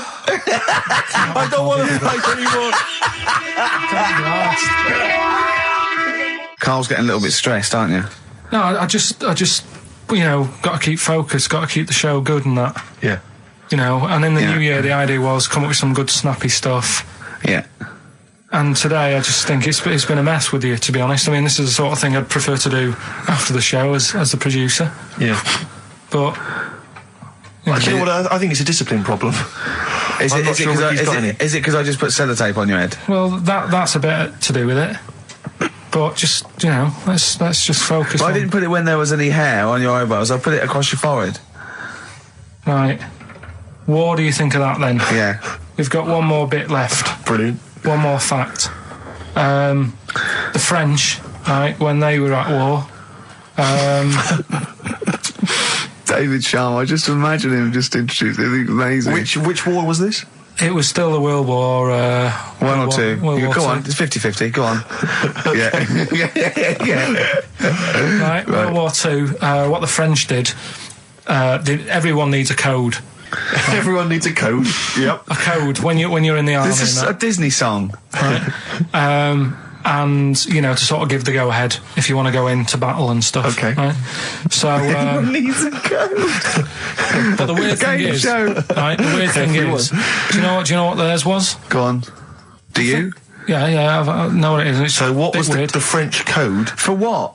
To sort of say, right, yeah, go on. But they had more than one. on this day. But I don't know what day it is. On this day. It's like saying, what am I thinking of? What was the battle? What was the... Okay, so, all right. What... Look at him, he's genuinely confused that I've asked this question. Right. It was... No. If you ask me a question, ask me the question correctly. What was the code for battle during what battle? World War II. No, that's not a battle. That's a war. Yeah, it was in a war, yeah. I don't know what to do. He confuses people. Oh. All right, okay, what was it, Carl? What was the Yeah, code? what was are the you French thinking code? of? Right. John's got a moustache. What are you talking My about? lungs are gonna burst. That was a code that the French used. You know, like... I mean, I just think it's a bit daft, right? Because you could come up with that by mistake. yeah. Two French blokes talking in the trenches, and they see a major walk past, and they go, "Oh, look, John's got a moustache," and they all go and go, "No, I was just talking." What are you talking about? Well, the way... I don't think that's a good code. I'm not... I don't believe it is the code. No, it is, seriously. And what? It's just like would it have been said in French? Yeah. Okay. Yeah. But Guess in. Yeah. No, but... What? You see, I can't even be bothered. What are you saying, Carl? Because it's not a very good code. Do you know, like, we've talked in the past about, things you don't see, and I said, an old man eating a Twix. Yeah. If they use that's safe. Because no one is ever going to see a man having an old man having a Twix. What do you mean? Well, use that as a code. Don't use a saying, John's got a moustache, that could crop up. It's like the war's kicked off. How did that happen? Well, I said John had a moustache. Oh. Two French folks would never be saying, John's got a moustache. Why would they? Because back then they were fashionable. He nearly makes sense, doesn't he? I assume it would have been Jean. Yeah. No, probably John. And how would this code have been? I mean, who would have announced this? I just read it. I read it like that, Steve. That's what was on the internet. This is a code that was used. John's got a moustache. Don't be angry with me. I know, but you're always asking questions. That's because I'm interested in history. Yeah. No, you're genuinely interesting bloke, Carl. We like to know. I'd like to film you secretly. You know, like they do, like Nature Watch, when they put it in a a Badgers sort of thing. What, yeah. And they just watch it. I'd like to see what you do, pop around and go, I wish I could download the music in your head. Because it'd be and you see something weird, you go and then you read that and you go and you write it down and that's what comes out. John's got a moustache. I'd like to see next Christmas. Imagine the French, right, for their battle cry, for their battle code to know it's going ahead, they're going over the top, is you never see an old bloke eating a Twix. Imagine that. Yeah, but all these things are things that I think in my head. Right? Keep them in there. Do you know, Please. like before when I was talking about going out on, Christmas Day, having a meal on the way back, seeing a homeless person. Yeah. And then I think, God, that wouldn't be good. I know, TV show, right? You can think of things like that. When I saw the homeless fella, then I got talking to Suzanne about when I had to sleep in my car. What do you mean? Go on. Let's play a record and come back to any sleeping in the car. God, I can't wait. Play a song for the lovers. I was watching last night on cable TV 1987's amazing Sign of the Times Prince in concert film. It was dynamite. I thought to myself, how brilliant he is. It reminded me of the gig I went to see last year. He played this tune. It's from the album Parade. Okay, I don't want to discuss whether or not Prince is acceptable on XFM or whether he's a genius. He is a genius. That's the end. That's the end of the discussion. Play the tune. He's dynamite. It's a song for the ladies. I remember, I'm going to tell you, I was on the way here. You know, do you remember John? He's got a moustache now. I can't believe it. Lads, no! It's not on. It was... The battle's not on. Look at your face, Carl. The elephant did die. Yeah, no, I believe that. Yeah. Last week, we sort of changed educating Ricky a bit. Just a little bit. Don't say we. I don't want to be incriminated in it. Well, changed it in the sense that rather than giving you too much information about different things, it's hard to sort of keep it all in. Yeah. I'm giving you sort of information on one thing. So last week... because some of your stuff was a little bit too intense. My favourite story was there was a blind girl, she hit her head and got better, and I couldn't take all that in at once. So you should really ration some of the education. We sort of started Wasn't last week war-related stories? Yeah, it was war. Do you think of that then? What do you think was of that? Sure. 3 things. And it was the French battle. Going over the top was John's got a moustache, which you think was ambiguous because someone might have said that anyway. Well, look, you've remembered it, so it's working. So we're doing that, and last week loads of French people have just gone to war who were listening to this. Yeah. You said you wanted to learn some science this week. Yeah. So the title this week for that is I Said I Would Sort You Some Science Out. Acid, because that's... How long did that take you to call? Listen, well, you know, people love Karl. There's comedians come to me and go, Karl's the funniest man. They absolutely love him, right? But I think we're only seeing half of it, right? If we can get him on television, his face then, when he's told me that title, was like a child at Christmas. Yeah. He was so proud of it. He was excited what I was it was brilliant. It's a bit like when a child's drawn a picture in art class. You know you've got to stick it on the fridge, but you basically think it's crap. Yeah. It's very much like that. All right, Karl? Is that good? Yes. So we'll be doing that. Well, I'll teach you some stuff now.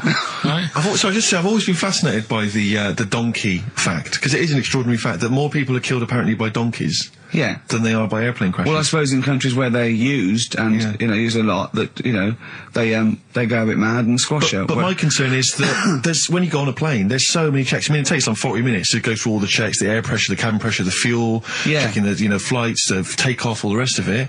Our checks for donkeys. Nothing. Did someone close the gate? I think so. Exactly. That's how is he annoyed? Checks. Is he annoyed or not? Yeah. You're not working him too hard, are you? Yeah. He's got his hand. Is there two holes for the ears? Yes. Well, I think that's what's happening. I don't think it's accident. I think they're picking us off. I think they're so annoyed that a nickname for them is ass. Yeah. And they've got to wear the little hat. You know, they've got to ride give kids rides on the beach now. I think they're just sort of annoyed.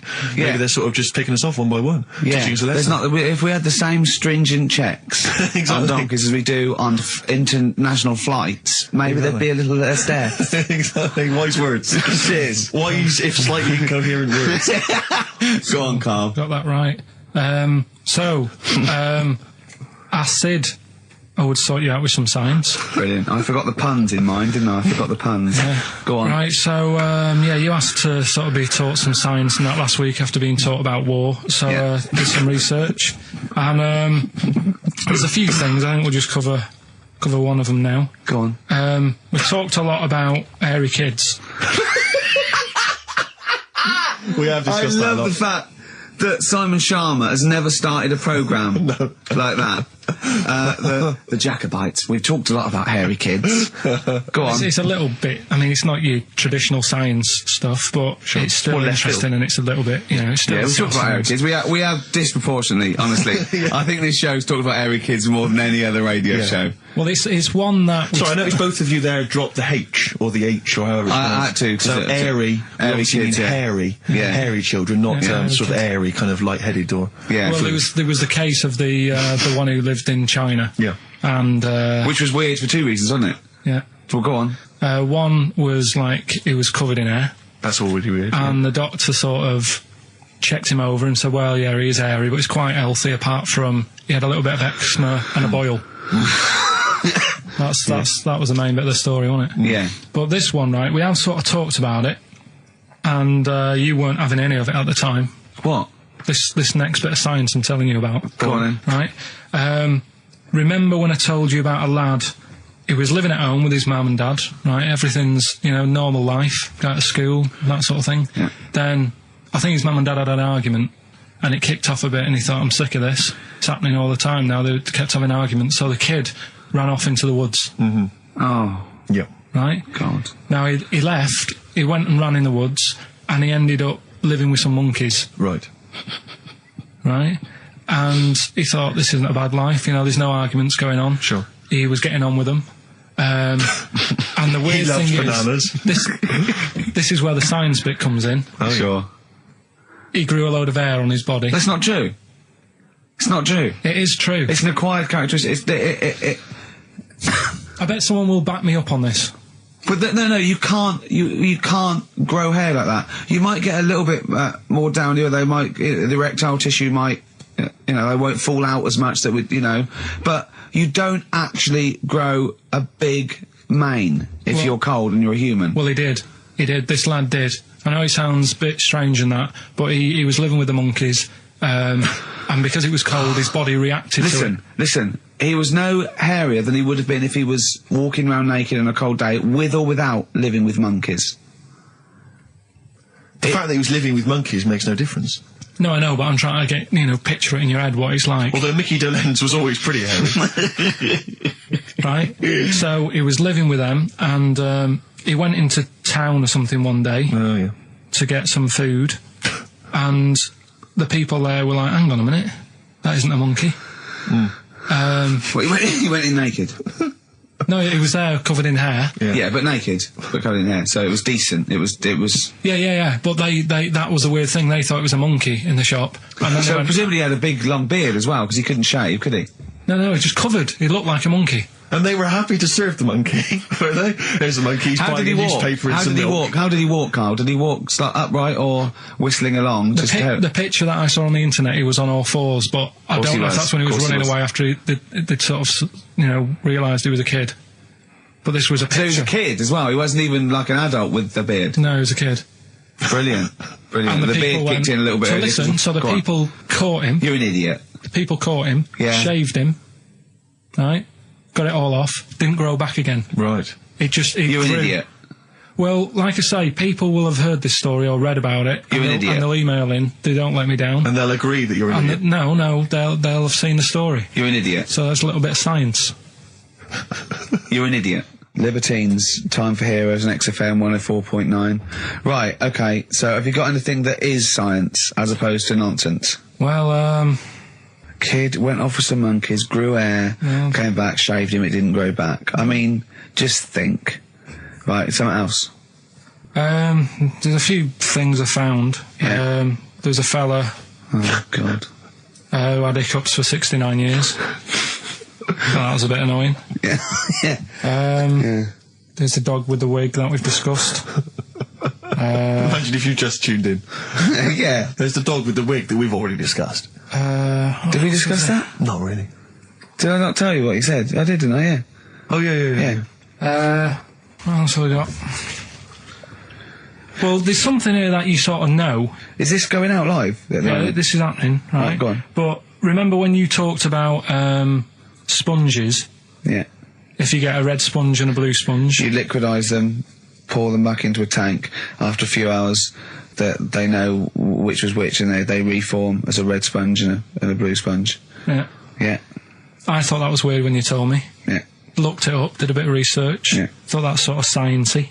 Yeah. You can do the same thing with a mouse's brain. Okay. Explain a bit more. No, you can't. If you get a dead mouse, put its brain into a blender, blend it up, leave it standing for a bit. Making that up, aren't you? You're confusing this. You've watched Nigella Lawson make some sort of pudding. No. What do you mean? It won't work with the brain. Well, it does with them. I mean, not human brain. Don't be trying that. Although... No, a mouse one. A mouse one. And what happens? It sort of reforms. Goes back together again. No, because apparently it's made up of the same stuff as... But it doesn't, does it? Because if it's dead... If it's a dead brain, the cells can't act anyway. The fact the sponge is that it doesn't kill the cells, it liquidises them, it doesn't kill the cells. Yeah. So it couldn't be a dead brain anyway. It would have to be a live brain taken out from a live mouse for the cells to be getting oxygen and working and being sensitive to each other. And that, I don't see how that could work like it does in sponges. I mean, do you know what I mean? You're not a scientist. I've just sort of read it and gone, oh, that's interesting, I'll tell Ricky and Steve about it. Yeah. You're quizzing me as if I've come up with it. If someone else has done it and said it works. Sure. So I'm not... Do you think ghosts are behind it, or do you think there's a scientific explanation for it? No, it's just one of them weird things, isn't it? Yeah. So that's what you sort of science covered for this week. Well, that was another barnstorming feature from Karl Pilkington. Is that it? Is that the two things you got this week? Thanks very much for that. Well, I mean, there's nothing behind them. Do you know what I mean by this? There's not like a weight of intellect behind these facts. Why don't you make that your science project for this week? Find a dead mouse somewhere, Carl, and a blender. We'll bring that in next week. We'll do it live on air. See what happens. Oh. Well. Do you feel sort of let down a little bit sometimes with our reactions? Well, what are you expecting us to do? What are you expecting us to just look at you, open-mouthed, staring at you in awe? Just like, oh God, yeah, where did you find that out? And like, but we know. Tell us. We know where you found it out. You looked on the internet and a strange homemade website by a maniac somewhere, who puts on stupid things that he heard through Chinese whispers. That's where you get your information from. I doubt that anything you've ever come up with is verified. If it is, it's luck. But what do you expect me to do for you? Do you know what I mean? I'm just... You know, I'd like to know what the source of the information is. I'd like it to be, you know, a research study by the University of Columbia, rather than, you know, a guy who calls himself Mr. Pickles. On a website somewhere, www.lunatics.com. I mean, oh God. Some kind of evidence, do you know what I mean? I must warn you know that Steven Spielberg thing's coming, Taken? Yeah? About alien abduction. When you watch it, just remember this, it's not a documentary. Okay? Alright. Alright? You remember E.T.? We were discussing that earlier. You know that's not fact. It's actual fact. Brilliant. Black Star Radiohead from the Bends on XFM 104.9. Rick John has emailed in. It looks here like he's maybe trawled the web himself. I mean, I don't know if people just immediately leap onto the web every time Carl says something in his defence. I think our listeners are always on the web. Yeah. Anyway, he seems like he's reprinted here a news story, which seems to confirm Carl's Monkey Boy story. Yeah, what was the news Doctors story? baffled by boy 6 covered in ape-like hair. Doctors in Kazakhstan are baffled after finding a 6-year-old boy covered in ape-like hair. Yeah. The boy, called Ablay, was found in a remote mountain village close to the Chinese border. He's covered in thick hair from head to toe and has an oval-shaped skull. Doctors suspect nuclear radiation or a genetic disorder may be responsible. Fine. But this is an interesting bit here. But sorry, it's not that you could have genetic defects. I've seen lots of people born with long noses, 5 feet, etc. I'm saying that he wasn't normal. he wasn't normal, and then went to live with monkeys and grew the hair. Well, that's my point. But it says his mother and father are distant relatives. Such marriages are common in the Kazakhstan mountain hamlets. Now, the village elders were consulted as to what to do with him, right? Now, these are the village elders. These are the wise men of the village. These are people, presumably, that all year long are telling the village how to live, how to survive. Yeah, you're in charge because you've lived longest. Yeah, exactly. You presumably are solving any kind of moral conundrums, any sort of awkward things. Do you know what they suggested that they do with their hairy son? Go on. Send him to the circus. The Carl's nodding. Put him in the circus. That was what they suggested, and the mother actually wanted him to go to school. Instead, I don't know, school or circus, I don't know. We don't know what's better for him. Exactly. I'm not sure. We must consult the elders. What do you think, Carl? It's not a bad life, is it? What, the circus? Yeah. Well, you ran away from it. Yeah. Love it. But remember that thing that I saw by that fella who, I don't know if you should talk about it really, it's a bit... Go on. Tell us now. You've hooked me. Come on. You can say it. It's okay. What, are you worried that it might be insulting to someone? Well, it's not nice, but... Well, you're not taking the mickey out of it, you're telling us... Go on. It's just, it was in that book again that you got me. You know, the book full of weird people. Go on. And things that are wrong with them, and hairy people, and... Yeah. Lad with 3 legs and that. There's a fella... basically just a head and a little body on a skateboard. Yeah. Right? Picture of him having a shave. And he was shaving with his mouth bit. With his tongue. Like that on the radio. Yeah. Just like Carl is now doing an impression of a man shaving with his mouth. Yeah. Well, it's just a head, bear in mind. He's doing an impression. Imagine a head with a very tiny body on a skateboard shaving with its tongue. That's what Carl was doing. And he was depressed because he kept getting hats for Christmas. but if you were him, you would just grow a beard, wouldn't you, rather than... Oh, well, rather than go through all that hassle. Get caught in the wheels of his skateboard. The what's the name, though? Do you remember last week how we were talking about the hairy kid? And, I think that's every week, Carl. That doesn't narrow it down. Alright, well, we were talking about that hairy kid in the woods, and, did a bit more research this week. Okay. Found a good story out about a monkey. Right. Which I'll, tell Ricky a little bit about it. Tell me, come on, tell it now. No, tease me with it. We should keep this. It sounds exciting stuff. That's got 'em, right? So we'll be doing that. We've got the audience. We've got Rockbusters again this week. Yeah. We've got Do We Need 'Em?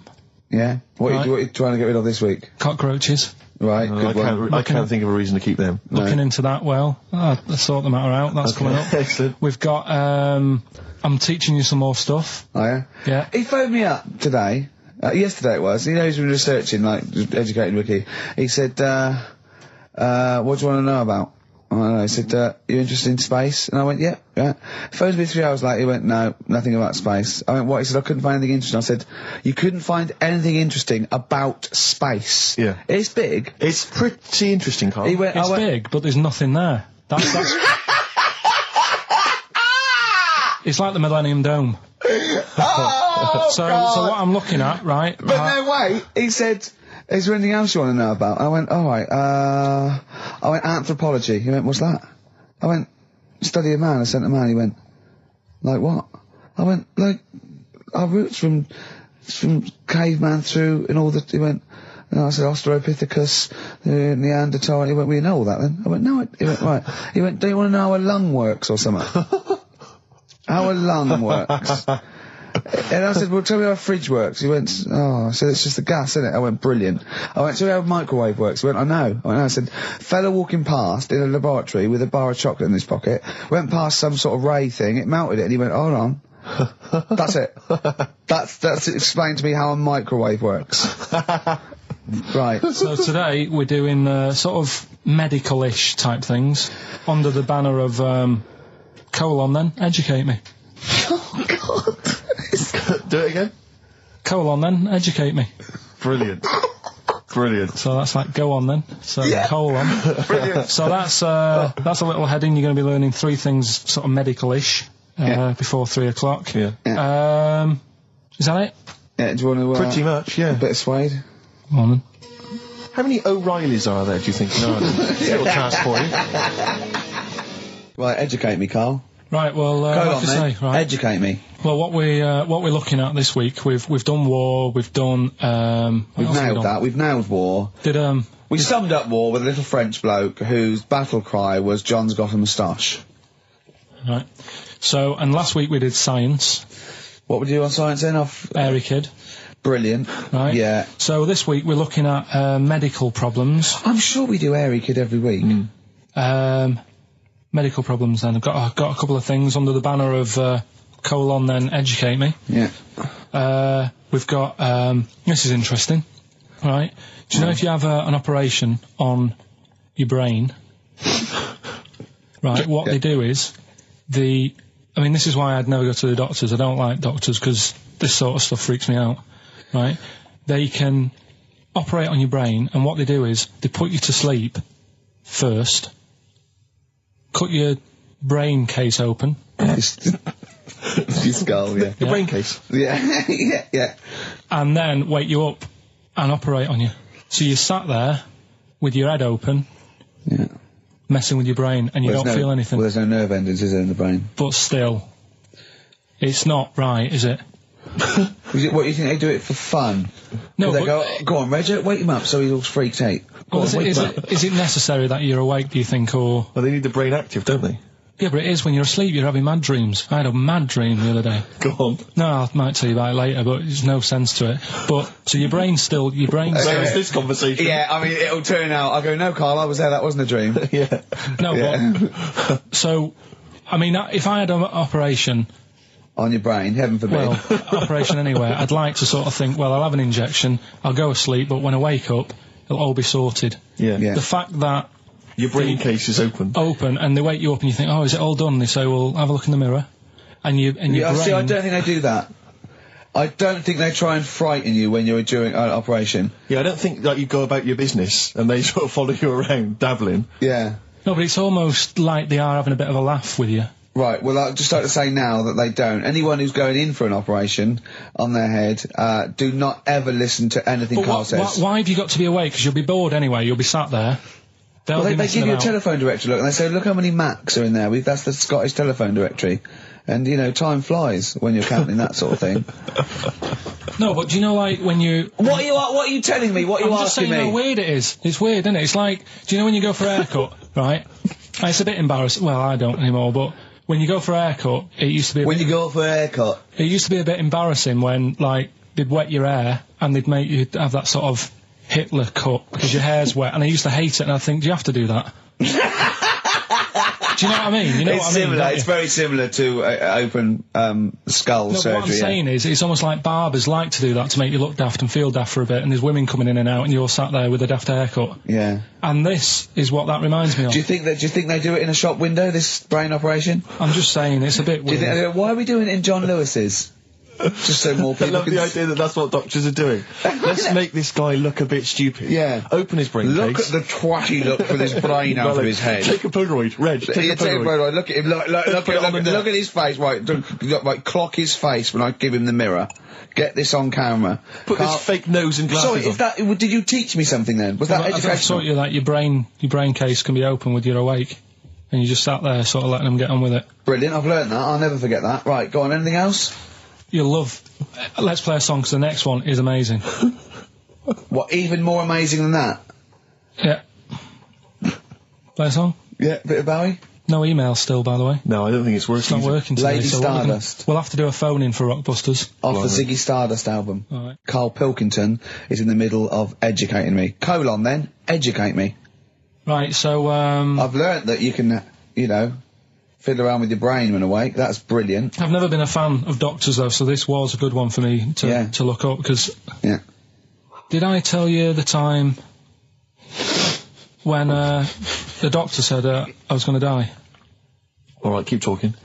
Right, ages ago, must have been about 15, right?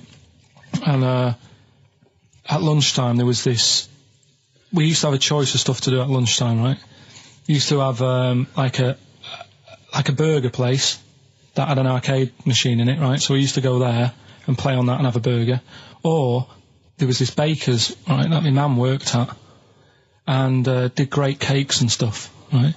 So she used to like bring some home and that, but she couldn't always bring them home every night because, they'd cost money, and she used to get them for free. And they used to say they'd rather chuck them away than give them to the staff because there's a chance that the cream might be off. Right. Right, so they used to chuck them round the back.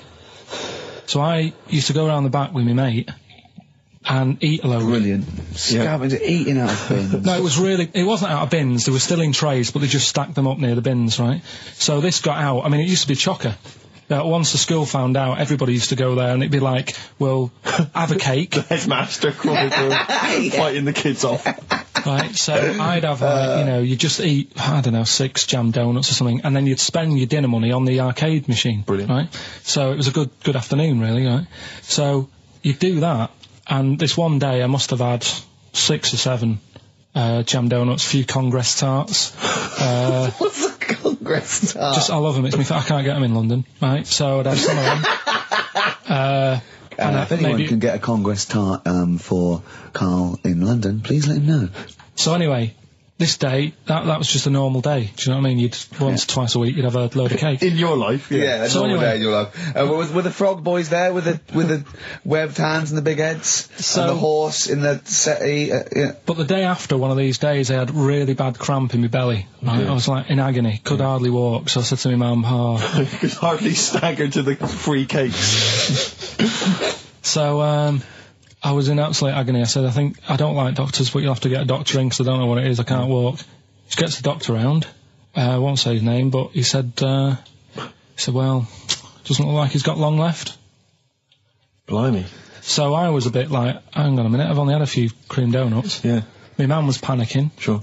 He went, my dad came in from work, she said, something's really bad with Karl, I think it's serious, the doctor said he ain't got long left. So he said, what, he said that and just left? So she said, yeah. He said, I'll have to call him then. So he called him up, said, what's all this about? Karl hasn't got long left, how long's he got?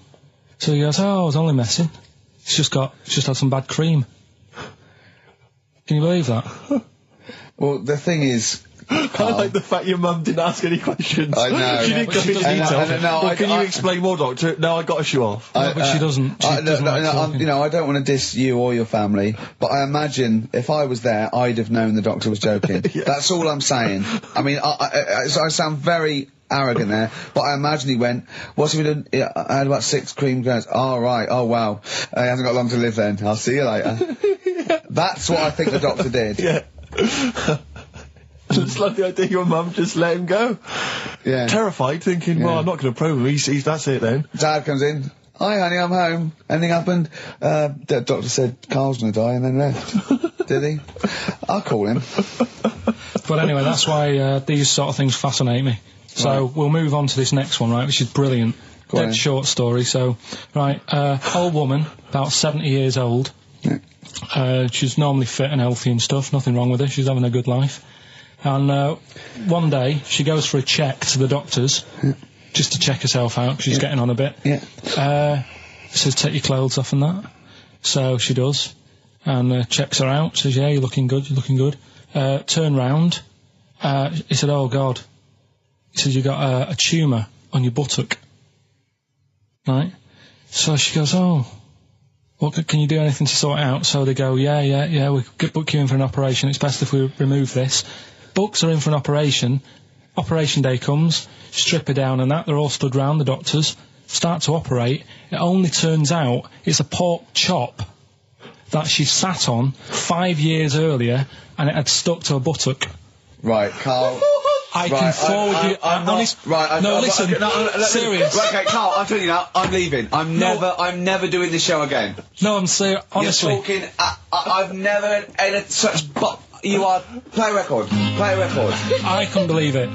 What do you mean you can't believe it? Stop the record. Stop the record. Stop the record. Right, okay. Right, what do you mean you couldn't believe it? No, when I read it, I said, I've got to tell Ricky that. This woman had a pork chop stuck to her arse for 5 years, you mental case. Of course she didn't. Doves, caught by the river. People are going to think you're thick, Karl. Well, they can think what they want, because if they do their own research, they'll probably find the story. Because it won't have happened that many times. But Karl, think about it. I mean, how could an old woman have a pork chop stuck to her arse for 5 years? She said she couldn't remember even making one, so she was as surprised as the doctors were. But hold on though, she presumably must have sat on it naked. Yeah. Didn't that bring back any memories? Oh, it's weird, but... Karl. But why would it stay there? Why wouldn't it fall off when she had a bath or a shower? Grease. What about a bath? But why didn't the doctor realise that when he first looked at it? Yeah. Was he not paying attention when he said, I think it's a tumour? Karl, listen, think about it. A pork chop stuck to your arse for 5 years. You're naked, you sit on a pork chop, you go, nothing. Yeah, no, there's nothing weird about that. I can't feel anything. Even if you had a dead leg, the time you that pork chopped it. What else you got dressed? Well, she might have not done that much. She's old, she probably just sat down and didn't move for a bit, and over time it stuck, and then... What do you mean over time it stuck? Do you think the longer something there, the more it stays there? Look, I know that's why the pork chop goes, well, we've been here a year, we're not going to move now. I don't think we're going to move now. I'm quite, attached to this buttock. I think I'll stay here for another 4 years until some doctor works it out. I love the idea they got her into hospital, they gave her the bed baths, they got her ready for the operation, they laid her out. They were just right to take get the scissors or the knife, make the incision. Hang on a minute. This is a pork. This is a Bring pork me a frying pan. This is a pork chop.